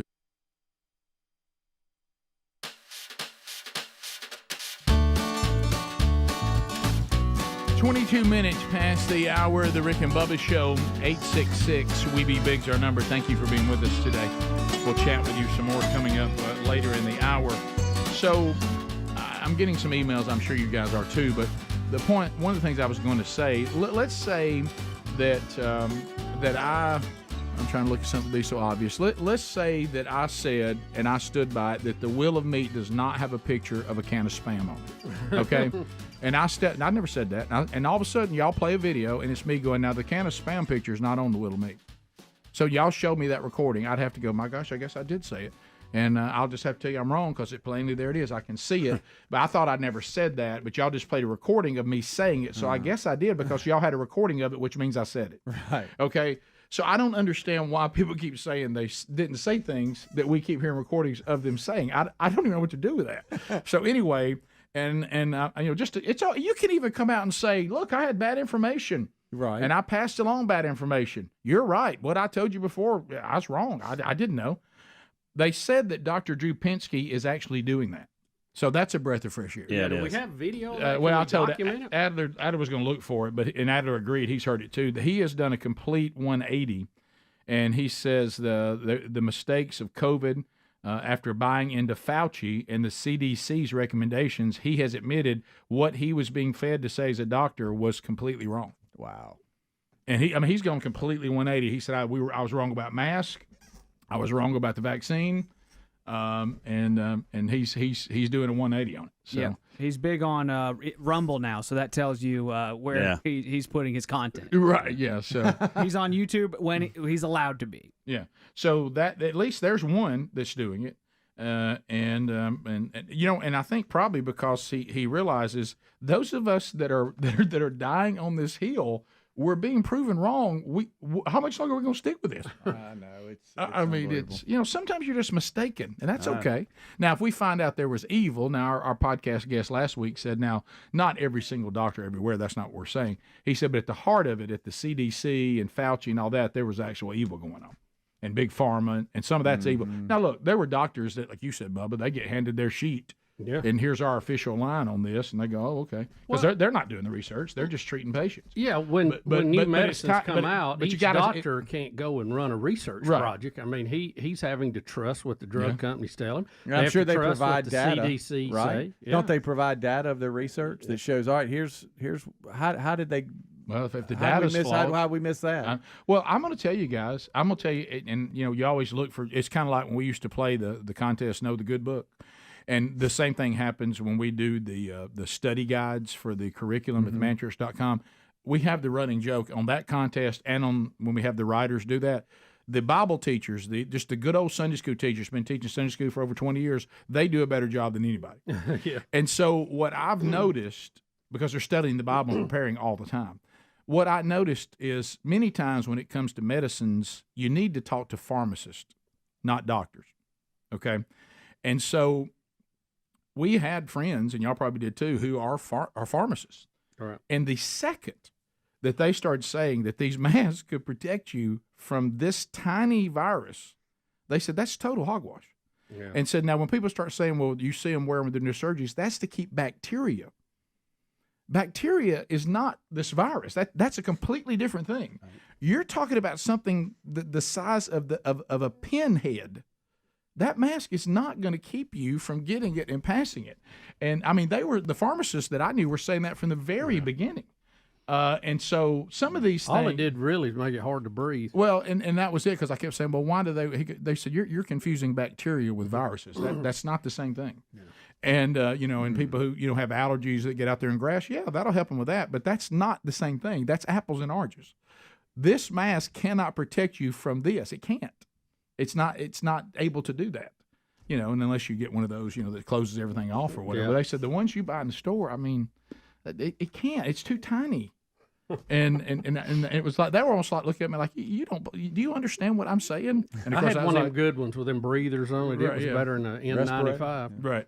So I'm glad to hear that because there comes a point where you're just like, I can't.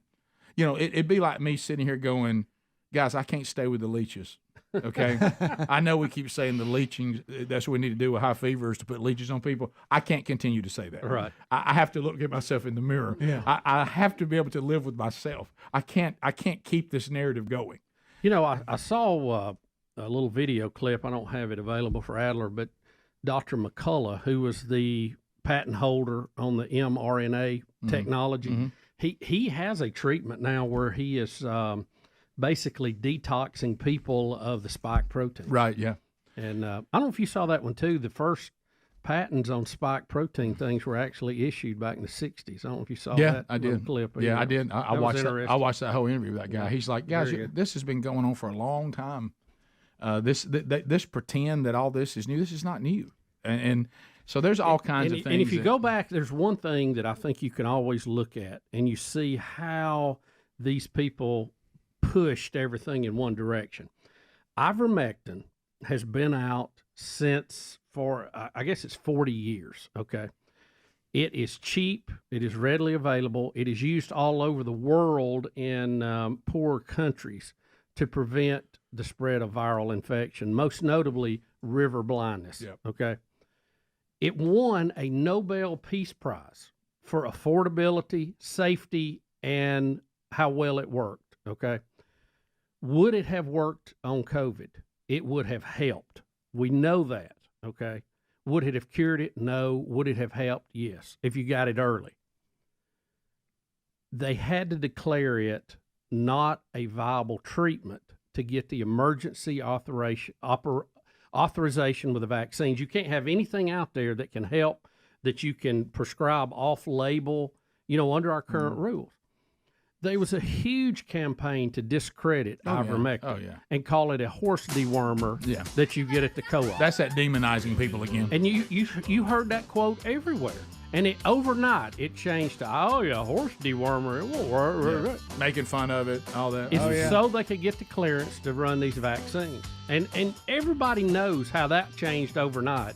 And there was a sinister effort to do that so they could get that clearance. We'll be right back. Rick and Bubba, Rick and Bubba.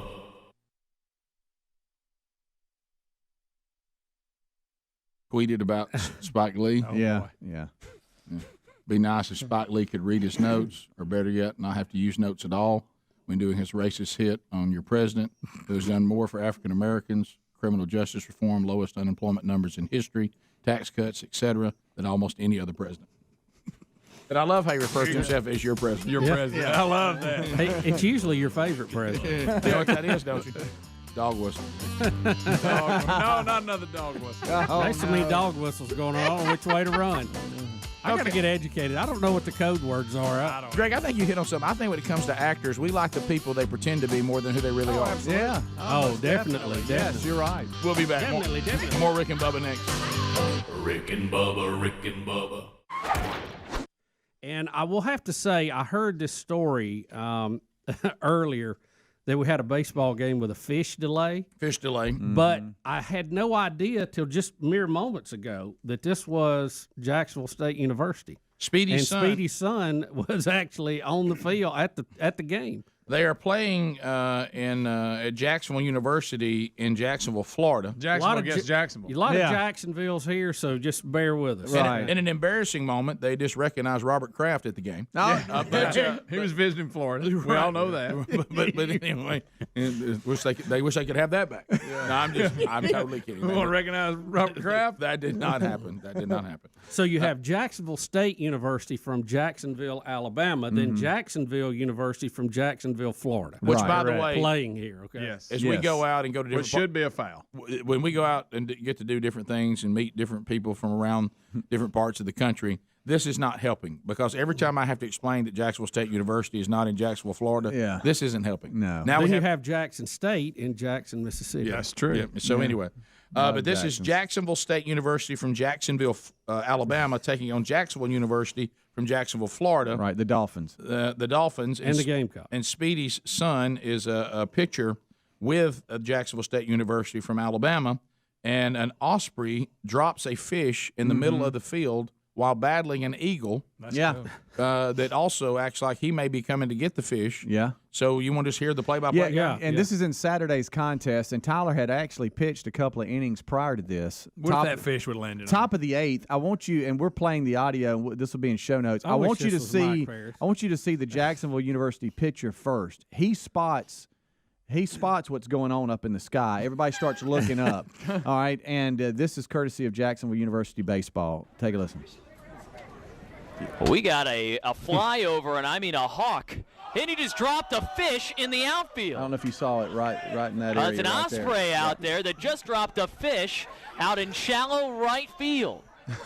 And now a bald eagle has entered the scene, and everything has come to a halt.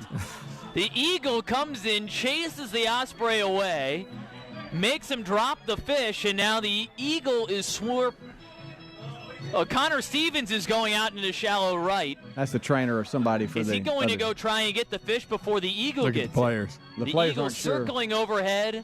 Stevens has the fish wrapped up in a towel, and he makes his way back over to the home dugout. Fish delay, official delay. But if I you'll don't think see I've ever seen that. I've seen squirrels, seen dogs, cats. Guys, the organ playing behind it made it that much better. Yeah. If you'll see, you see the picture here for Jacksonville University. He is looking up. He sees something is coming because the osprey has a fish. The eagle is chasing it. Flyover, and I mean a hawk. Watch it. Get and ready. He just dropped a fish there. in the outfield. Did you hear the crowd? Right there. I want you to see it fall again. We got a flyover, and I mean a hawk. And he just dropped a fish in the outfield. See it bouncing. It's an osprey out My there. favorite is what we just talked about. Is you got the center fielder, the right fielder that have walked in, and the second baseman that's gone back, and everybody's like, "Are you going to get it? I'm not going to get it," because everybody's looking up. That eagle is low. Y'all, eagles are big. If you've never been up close to one, they're really big. So the eagle went after the osprey because he had a fish, and then the osprey dropped it. Just said, I'm out. And then everybody's scared to go after the fish because I think the eagle will now come get it. Yes. So we have a lazy eagle to let the osprey do all the work. And then he was going to get his fish. Right. And so there just happened to be a baseball game going on below him. Have I told you, and surely we've talked about this, a friend of ours, one of his sons, was sitting on a green field hunting one year, and he swears this story took place. That he's sitting there, so all these does come out. Well, the yearlings are coming out. A yearling means it is exactly what the name says. Youngin. A very small fawn that is lost its spots, but it's not. They're still pretty small. Simply so.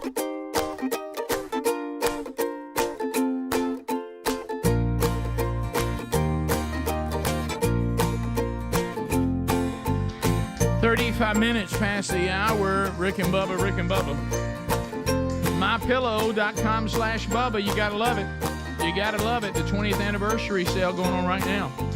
Limited edition MyPillow sale. Get a queen for only $19.98, or you can get a king for only $10 more. Either way you go, you're saving $50 on the MyPillow purchase. How about that? You can also get 50% off on My Coffee and get a Go Anywhere MyPillow. That's the travel size for free. So look for these and many other specials during the 20th anniversary sale, and you'll find everything on sale at MyPillow.com/Bubba, all their products. And also find that link at rickandbubba.com under the sponsors button. So, Bubba, you know the all-loving, all-caring Bernie Sanders. You know, he just hates capitalism, and he thinks that, you know, that we need to just, the government should provide everything for everyone. And, you know, he's the voice of the downtrodden, the voice of the poor. Thank you, Rick, for noticing that. Yes, thank you, Bernie. Well, apparently, if you donated to Bernie Sanders' campaign, it's possible that you did not know this, but you also gave cash to Bernie's wife and stepson's nonprofit institute. We have records now revealing that all-loving, all-caring Bernie, with how many houses does Bernie have now? How many you got, Bernie? At least 2 that we know of. Okay, and that we know of. Yeah, that Bernie funneled $200,000 in campaign cash from you, those of you that donated, to his wife and stepson's nonprofit. Now, you thought you were giving to bring socialism to America, and really what you were doing was funding a nonprofit that his wife and stepson run. I've noticed a lot of these people who are the champions of evil rich people, tax people into oblivion, you know, the workers' paradise, good old run-of-the-mill socialist, are some of the capitalistic people we know behind the scenes. Yep. Isn't that funny? Mm-hmm. Don't you think that's a little odd?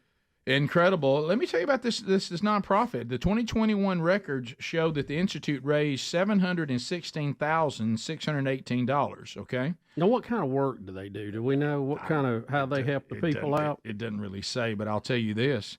Can I tell you what? You know how much of it went to payment for somebody's salary? For his stepson and his wife, how much? $257,000. Well, so that's a good socialist. Yep, there we go. Full of nepotism, right? That's you know the nonprofit with that kind of percentage going to salaries. That's now, it can't be a lot getting out there to the people. Hey, what about that? The LA Times put out a breakdown of the people that actually donated to the Sanders campaign, and almost 30% of the donors that gave to the Sanders campaign don't have jobs. And there you go. They're not working people. So they took a government check, gave it to Bernie, who gave it to his wife and stepson, and they're a nonprofit. And I use the word nonprofit loosely here. Profit for Bernie's family. Right. There we go. Thanks, Rick, for bringing that up. Bernie, well done. The Institute thanks you. You're welcome. As does your wife and stepson. Sure. On the other end of the spectrum, Bernie Sanders would not be happy with Nick Saban. You talk about wealthy. He would not be. And look, you have to ask yourself a question when you see this purchase. Does this mean Saban signaling that he's getting toward the end? Well, I'm not. What we can have another home. Well, it's a big one. I thought you were talking about his jet. A $17 million one? 17.5. So Alabama head coach Nick Saban has purchased a home among the PGA Tour stars. Of course, you know, now that some of them will get a live check, they can buy even more now. Oh, yeah. But anyway, so Jupiter, Florida, Nick Saban, 6,200 square foot house. He will live among golf royalty, $17.5 million for 1.6 acres in the house. Goodness. 17.5. Some neighbors, Rick Fowler, Tiger Woods, Patrick Cantley. Did Rick Fowler officially? Ricky. Okay, I was going to say he may be going by Rick now. Is he but dropping the Ricky? He's getting older. He's got quite the brand, Ricky Fowler. Yeah. That's a nice house, though. Wow. That's a retirement house right there. Well, he's 71, guys. He's 71. Yeah, he is. Of course, he got an 8-year extension for 93.6 millerinos. Right. 93.6. What a great country. Yeah, what a great country. I guess that explains why he's smiling so much. And let me be perfectly clear. Owns a car dealership. Worth every dime. Yes, Sure. Of course. Sure. The Gotta go greatest buy a house. college football coach there's ever been. Yes. No, I mean, it is unbelievable what he has been able to accomplish year to year with the competitive limits that are in place now that was not in place when a lot of the other legendary coaches were coaching. Well, as Lane Kiffin said in one of his press conferences this year, or I think it was this year. They're showing it like it was this year. It may not be. I don't know when it was done. He said, "Can you imagine Saban if he could have had 150 scholarships? Oh my gosh, like the old days? What he would do? What kind of team he built on that? So yeah, he's done it when everybody's got players, scholarship limitations. He has." I mean, you throw COVID at him, he puts one of the best football teams on the field he's ever put on the field. Yeah. Now, I will tell you, COVID played to the Knicks' world. He wished we'd stay in COVID because then he didn't have a bunch of people running around getting out of hand. Yep. He's got them all right there under his authority. Yep.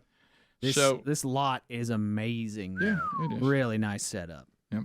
Look at that. Yeah, he works Good so for much. him. To y'all's point, he won't be down there till he retires. He just went ahead and got it. This is for Mama. That's it. And the grandkids. Yeah. Yes. That's what that's about. I mean, at 71, when you look on the calendar, I mean, even if you have going to live a long time, it's not long. No. I mean, it's not really. I mean, you're in the fourth quarter. Yes, you are. For sure. There's a pretty nice boat dock over there with a boat on it. looks like. Yeah. Look, Bubba, that's what your house used to look like. And if somebody asks him to move his boat, he will move it. He will. Right, He will. Yeah. And keep his shirt How many on. hurricanes do they have there? In Jupiter, I That's a don't know. question you have to ask nowadays. Bubba, can you imagine and I know that the kind of jack that Saban has earned, by the way, it hadn't been given to him. He's earned it. But just imagine being in this world where somebody says, well, you know, it's 17.5. He said, that sounds good. Sounds good to me. 17.5 sounds good. I'll take it. You know, it was funny during the Johnny Manziel Untold documentary series on Netflix. But we We've all now seen refer to it a lot. I think we're going to see a lot of references back to that. Yeah, because we've all seen it now. Except for Greg. They were talking to athletic departments, and they said that everything feeds through the athletic department. 100%, and mainly through the football team. Yeah, and they were talking about professors. You think it's hard to get a professor to come to Texas A&M now? I mean, look at this and what he helped build he's worth every dime. and brand. You know, I mean, think about the stadium, all the facility, the coaches' careers that coached for him and oversaw him. Sumlin getting his big extension, offensive coordinator, moving on to the NFL. Well, NIL moved forward because of that story. Yeah, it really did. Because Emmert sat there, the commissioner or the NCAA president, whatever it is. I don't think it's called Commissioner Helms, but it's the president. It's the president. He sat there in the documentary, and we all remember this when he said, "No, under my watch, we will never pay these athletes." Right. And he said that. Yeah, right to the Supreme Court said, "Yeah, you will." Yeah, you will. So, but this documentary reveals real numbers. Right. Yes, it does. So you could look at this. Let's say Nick Saban, and we look at Johnny Manziel. So he's got an 8-year, $93 million contract. Right. Over 8 years. Okay. Well, we know that when Johnny Manziel played at Texas A&M, now we're not even into jersey sales. Right. We're just Which talking about, was remarkable last night when I heard that number. We're not even in. Couldn't believe that. We're not even in jersey sales. All we're talking about is donations that came into the school. Yes. Mm-hmm. Johnny Manziel was worth $300 million. Yeah. Okay. More than what they normally would. Correct. Raise. Yes. So $300 million difference he made. Yes. You think 93 is a big number? No. You think it's a good investment? Yeah, is what that is. But you know, it's not even a big number. You got to look at both sides of it too. A&M gave him a chance to showcase what he could do in front of an audience that would help him out too. So really, you also have to balance that against contracts he made, money he made signing things and all that too. I mean, it is a two-way street. And I've always said the players needed to be paid. No question. And the NIL thing may have swung the pendulum too far one way. It'll all balance out in the end. They're working on that now. But look, it's good for everybody. I don't think that anybody should be unhappy about it. But when he was signing all those things for the school and not getting paid, that would have made me mad too. Yeah. Look what I'm doing here, and I'm not getting anything out of this. Because they would take him and have him say, I know he gets the showcase. And really, my point was more Nick Saban than Manziel. And that was mine too. I was referring what to I was saying is it shows you. These two changed the business, right, period. That Nick Saban, the money he brings to Alabama far exceeds what they pay. Correct. Yes. Yeah. To all the people, he's won over 93. No. He's worth every dime. Look at what he's brought in. He's worth every I'll make dime. that deal today. And that was really He's interesting. a deal. The ADs that were saying everything is fed through the athletic department. And mainly only the football team. Yep. Yeah. It is the front porch of the university. If you've got a good football program, everybody wins. Yep. Everybody wins. I know Kamala Harris doesn't believe in that, but she's just wrong. Yep. Phone calls to wrap up the hour, 866 We Be Big. What am I saying? She believes it. She just knows she's supposed to say that to get votes. 866 We Be Big is the number. We'll take your phone calls on any topic when we come back. Rick and Bubba, Rick and Bubba.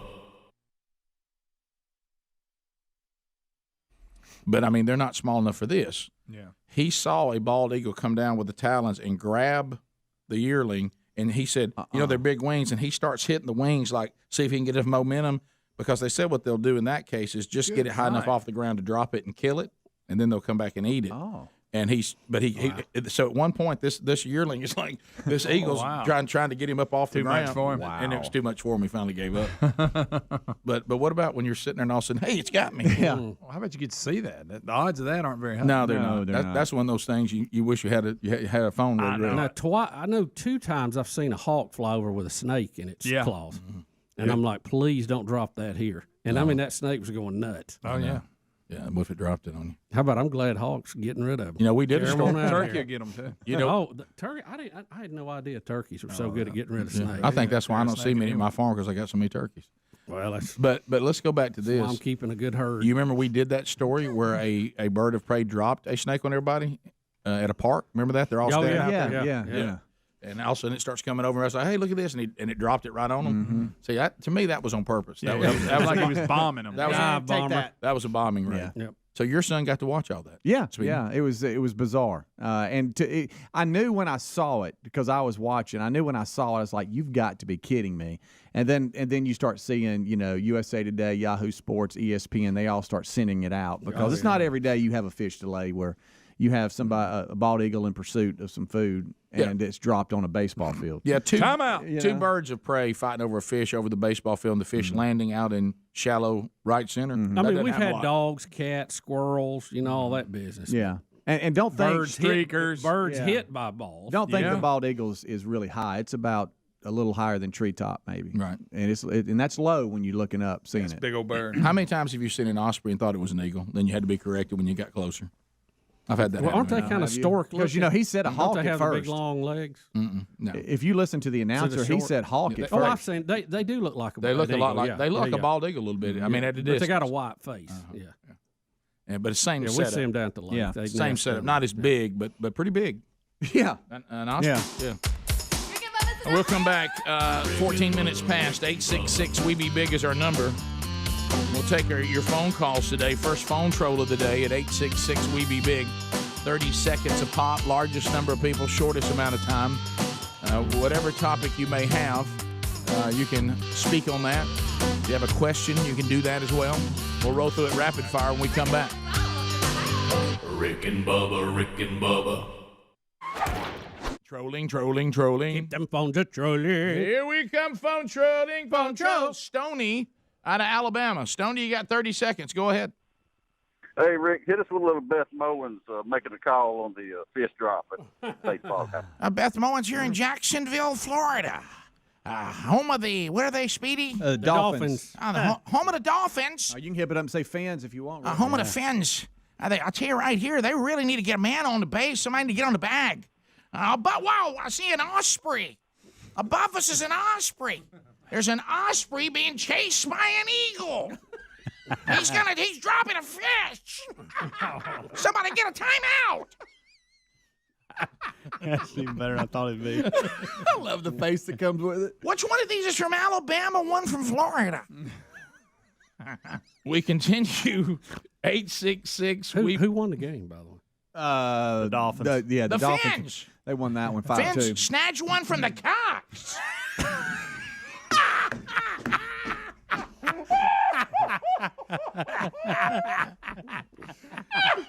Made my day. For a minute there, I forgot my face was red. Does it hurt when you're laughing? No cock chop today, Bubba. No. No cock chop today. Okay. No. Is When? that even a thing? I don't think it is. Hey, you know what rhymes with Finn? When? All right, we continue. Oh, good gracious. Rick, I'm gonna have to move. Helmsley is clearly in red face. I don't. Native Americans are not going to be happy about it. I think you should suspend him till the end of the week. I tell you, we'll have no red face in here, Helms. He's clearly in red face. Hey, note to self: if hot You sauce take a is, trail of tears back to your office. if hot sauce is on your napkin, and y'all say something real funny, and I go to cry, don't wipe your eyes. Okay, That's kind of spicy, isn't it, Speedy? Yeah, it is. That hot sauce is spicy. Rick, who won that game? I had to be the Finns over the Cox. Patrick in Tennessee. Patrick, go ahead. Yes, sir. Hey, two things right quick. Rick, I'm headed to Nicaragua in a month. Wanted some tips, any kind. 10 minutes to the top of the hour. Phone calls coming in at 866 We Be Big as we wrap up the hour. And thank you for being with us today. Don't forget, if you missed any part of the show today, you can always catch the archives.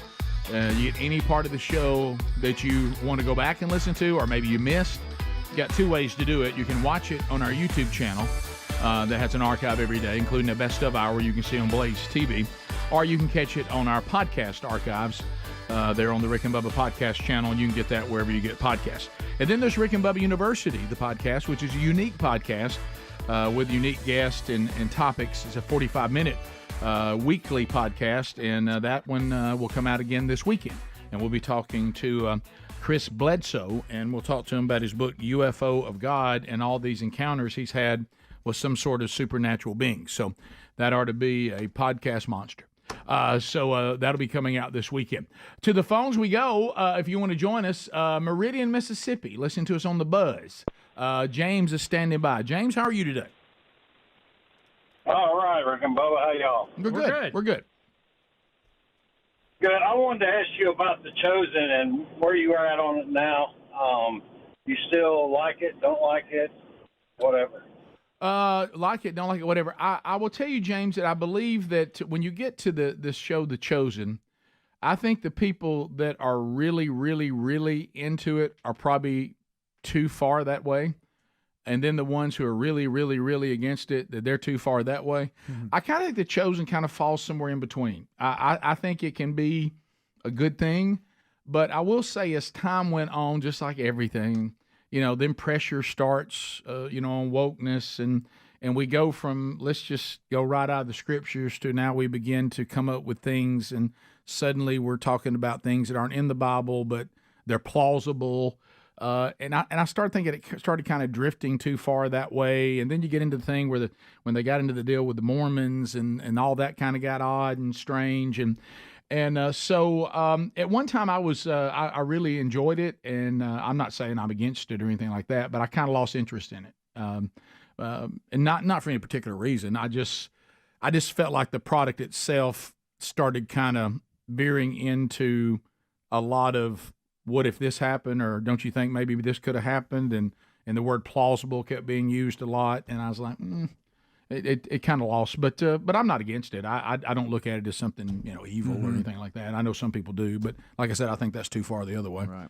It's probably somewhere in between. But I myself have kind of lost interest in it. But that doesn't mean everybody else should. I just Matt in Munford. If you want to join us, 866 We Be Big. Matt, welcome to the Rick and Bubba Show. Go ahead. Hey, thanks, guys. Huge fan. Love your show. Thank you. Hey, couple quick things. I have only lived in Alabama about 5 years. I grew up near Jupiter, down there where Saban bought that house, and my word, is it nice down there. Unbelievable town. I bet. The other thing I want to talk about is you guys talking about the vaccine and how they silence certain information. That is scary to me, very scary, but even just as scary to me, equally, is people's ability to forget those things. The more that time goes on, it seems like they'll forget. Right. Yeah. That's scary to me. You just have to kind of pay attention because, you can never get anybody to admit that the vaccine could not do what they said it would do. And then instead of ever acknowledging that and saying, okay, that's probably outdated now and not really a benefit, they've just stopped talking about it.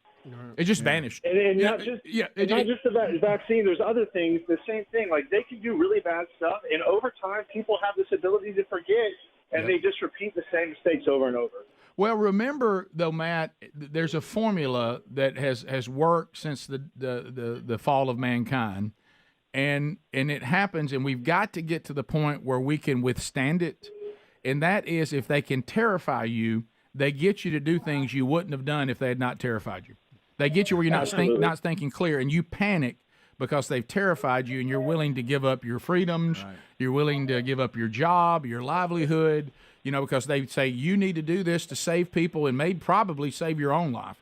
And you remember the time you were going, well, even though it's not good and we don't like seeing all these people die, none of us did, even people that we know and love, but there was a point where your common sense said the overwhelming majority of people are still living.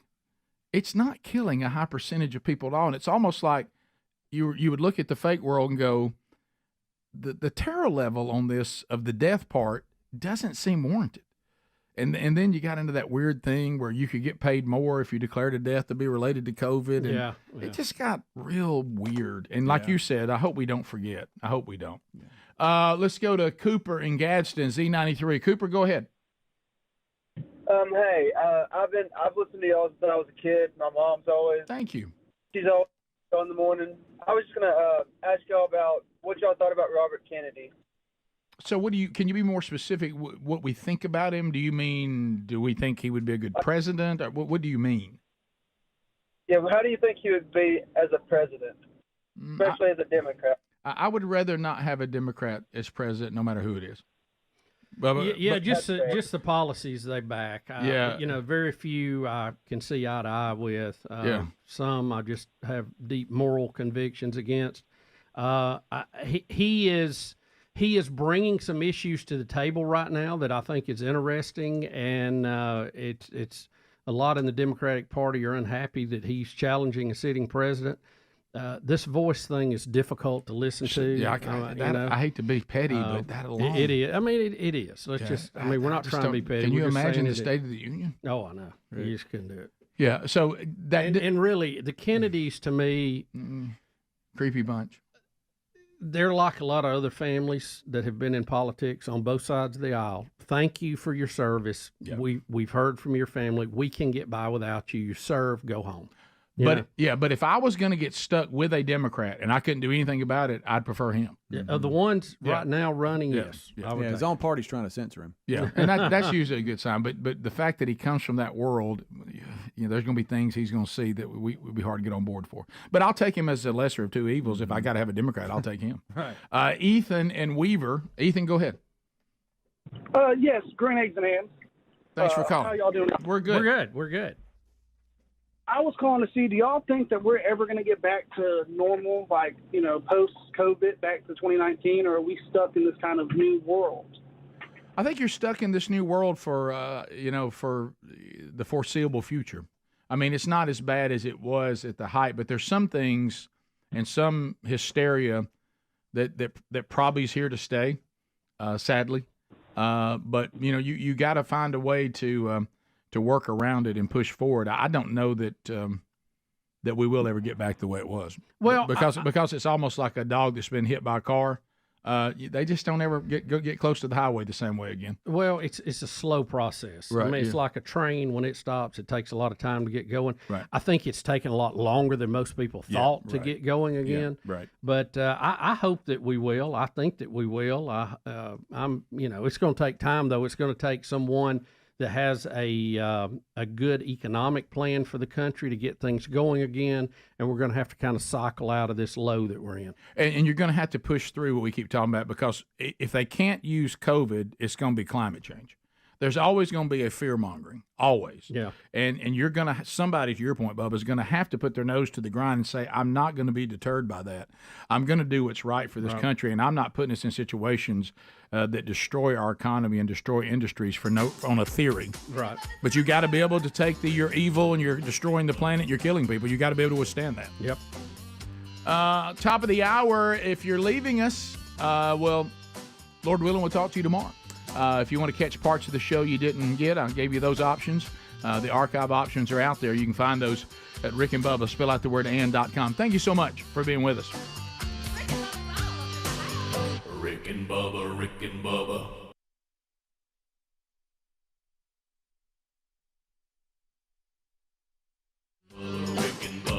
This is the Rick and Bubba Show. Watch more at blazetv.com/Rick and Bubba.